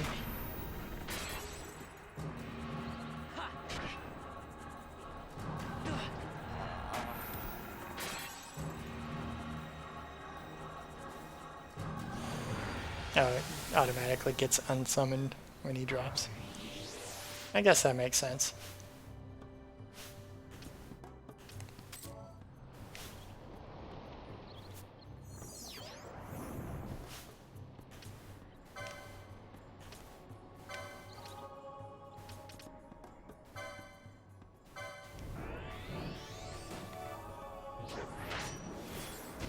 I have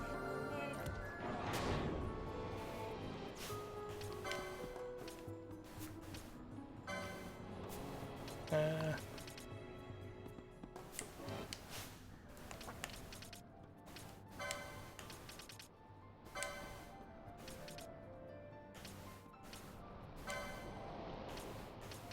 I guess I'll just say fire vulnerable.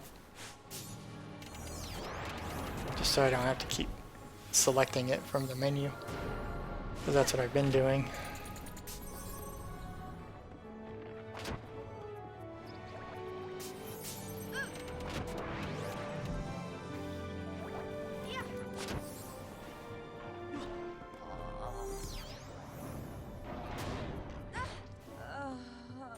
So close.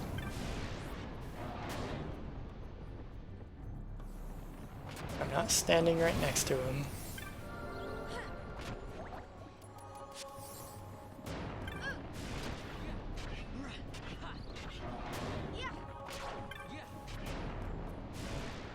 So close. Wonder how many usable items I'm consuming. Seems to be a lot.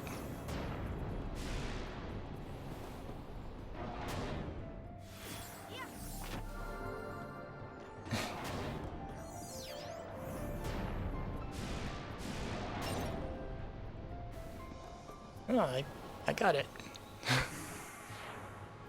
Everyone has tons of status effects and they all have 1 hit point. Semi-permanently.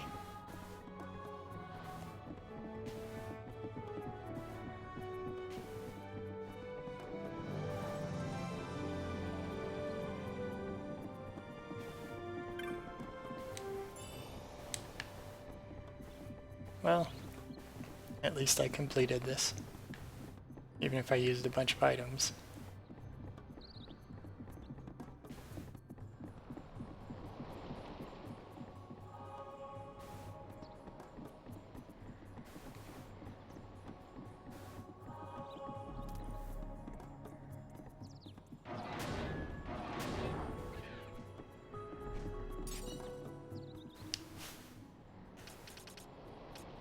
And I'll change this back to week.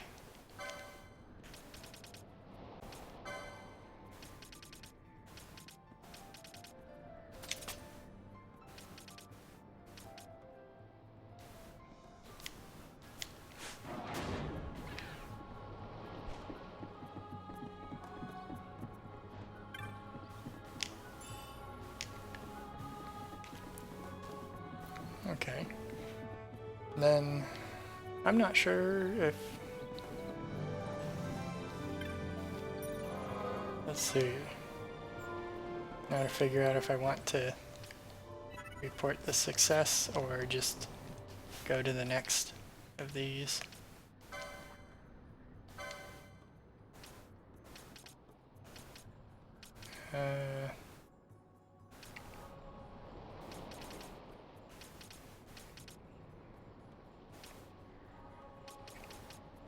Let's see.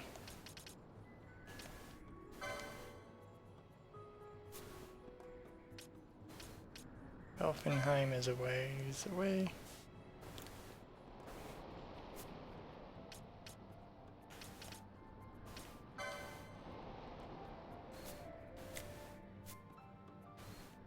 I'm not sure if I want to go to the Nabrius Deadlands. Like, I could probably survive there and do fights, but I don't know if I want to go all the way back there. Well, I mean, it's not that far away, but...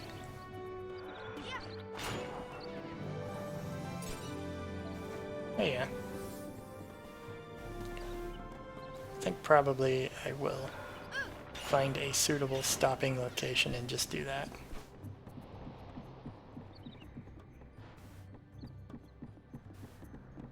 For now. Wow, gained a lot of levels. I guess that's what I get for going around in a relatively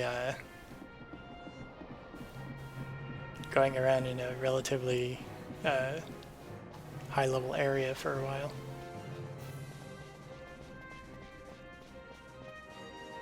What with my attempting to progress the story and failing for a good amount of time.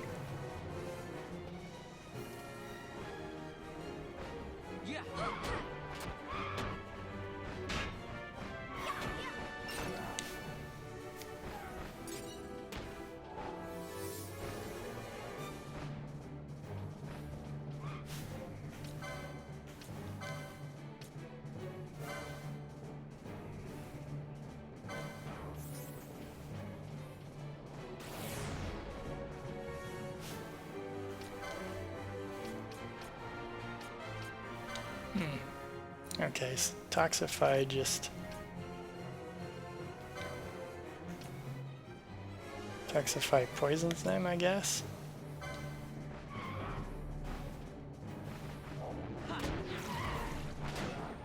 And Bio inflicts sap.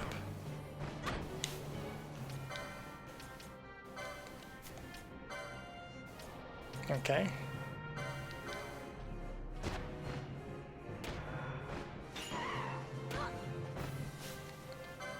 Why isn't Fran attacking it? That's weird.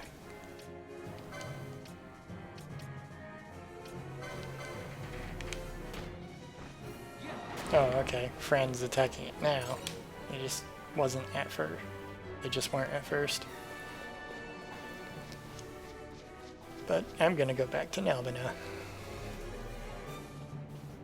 I'll turn in the quest and collect the other one, at least, before I save and quit.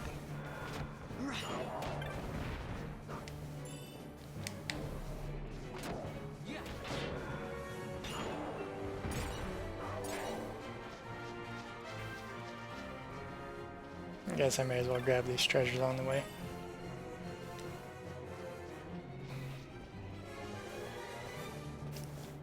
Okay.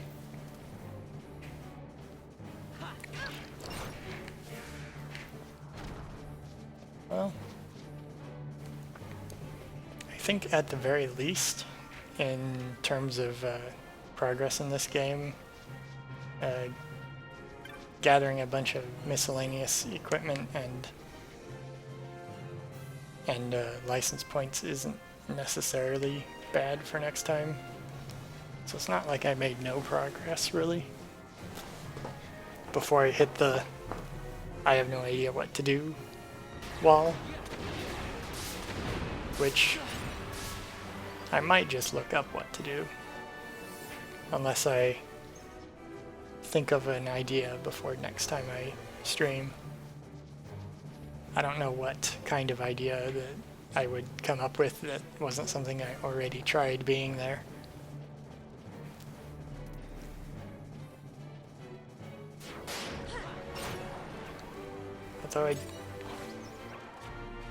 Although I kind of wonder if I looked it up before, because the time I played this originally, the internet would have been around. Would have had looking things up. Looking things up would have been an option, I think. Kind of makes me think that there's something that is obvious, but it's easy to miss. I mean, if I missed it in my first playthrough of that area and I missed it now, like, I don't know, that's possible.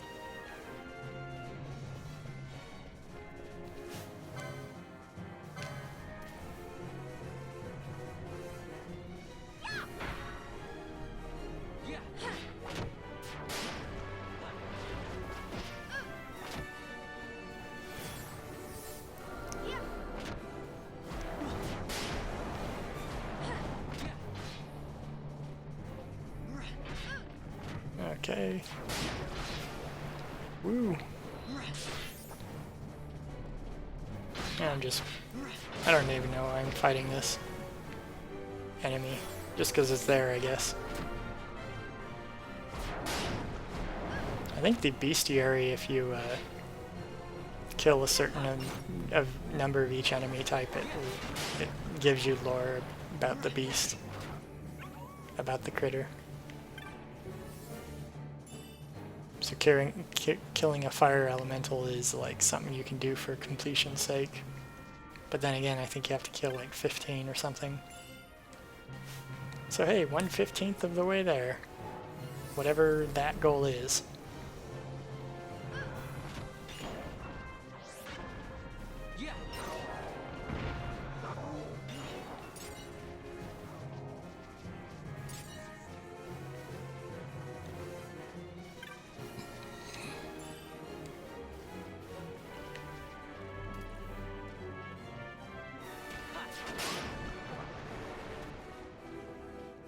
Okay.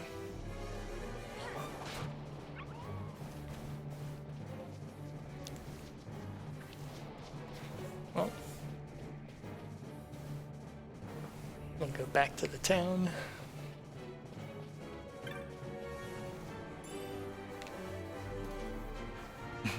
I'm person had a pet giant monster.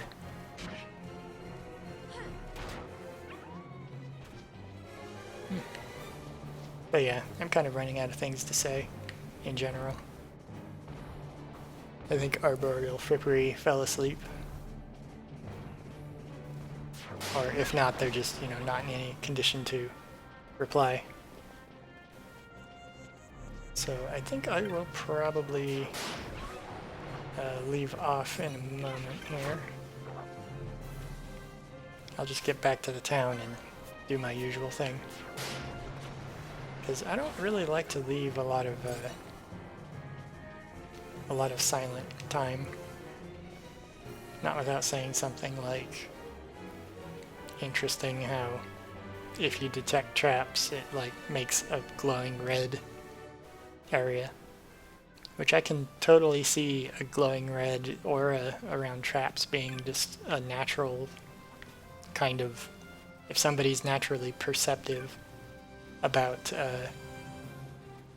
traps, I can totally see that being a thing. Like, it's almost like traps are so obvious to them that it's almost like they're glowing when he sees them in the world. Where was that other person? Barong. Barong is the name of the other person that I need to talk to.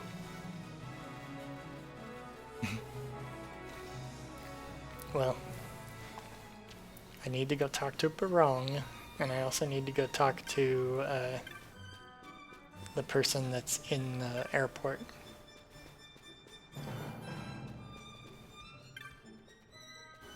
That's Barrow.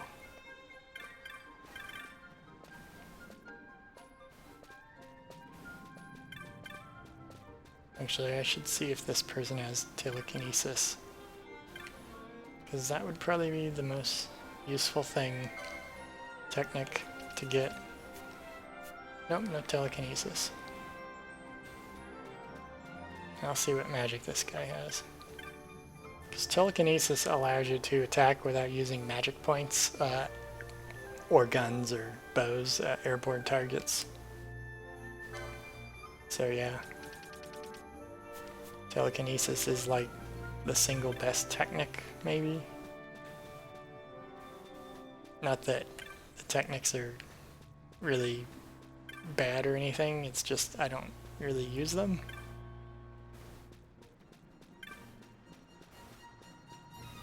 Like, I'm sure they probably have their uses, it's just I've never bothered to learn what they are. That's one of the things about having like 5,000 different options, is that you're gonna find a few that you like and then just use those and not really explore all of the options that exist. At least I would think that that would happen. Armors.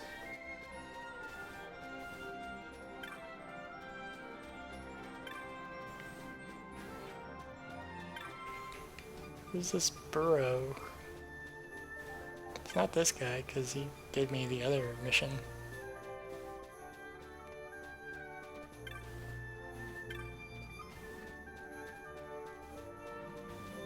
And this is the West Ward, so he's somewhere here. Oh, there he is. He's hiding. That last adventure was good. Quite good. My pages grow in number. Oh, okay. Here to send me back to my Rorschach. Oh, you're an adventurer. He's hiding from the mercenaries that he wanted to hire.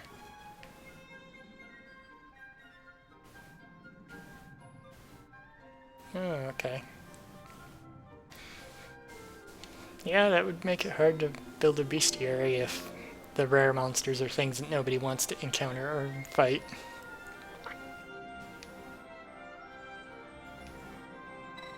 Yes, I will go fight Goliath. Oh, it's in the Necrohole of Nabudis.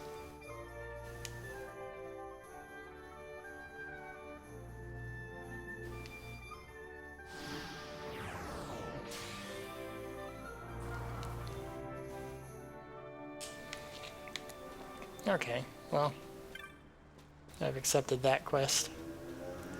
That wasn't the quest I was going to go for anyway.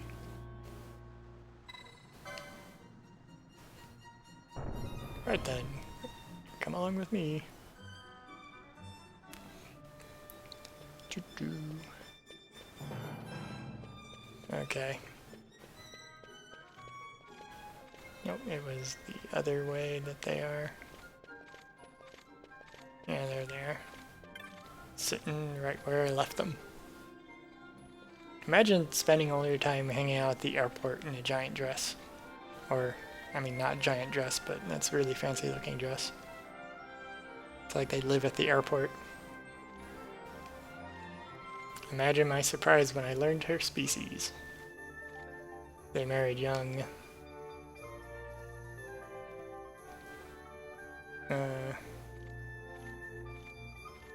So you adopted the pet while your husband was away, and then when he came back, you hid the pet. And yeah. Okay.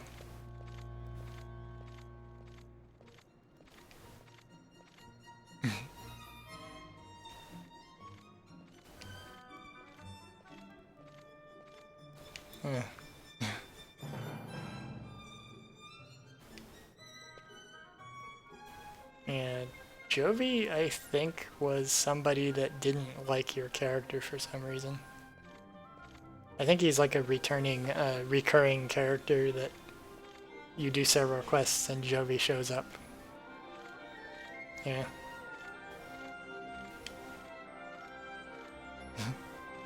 I'm going to open a weird monster store.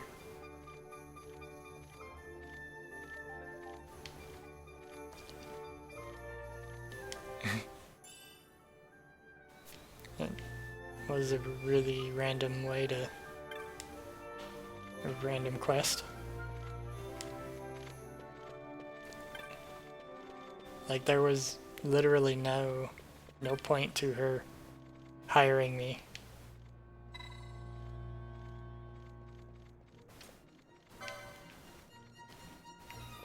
Okay, I think probably I'll just save it here. Where's the save crystal? Okay, most of these airports have save crystals in them. I guess this one doesn't. I remember one of the missions to hunt, you have to go onto the airship in order to hunt it. You like go out onto the top of the airship while it's flying around, and that's the only way that the thing appears. A little bit of a random detail there, but just something I remembered that was kind of like one of the nice things about it. All the random little details. Well, anyway, at least I completed a bunch of side quests. But in terms of this, I think with this, I'm pretty much done for now. And goodbye, anybody, if you're still there. And see you some other time. Goodbye.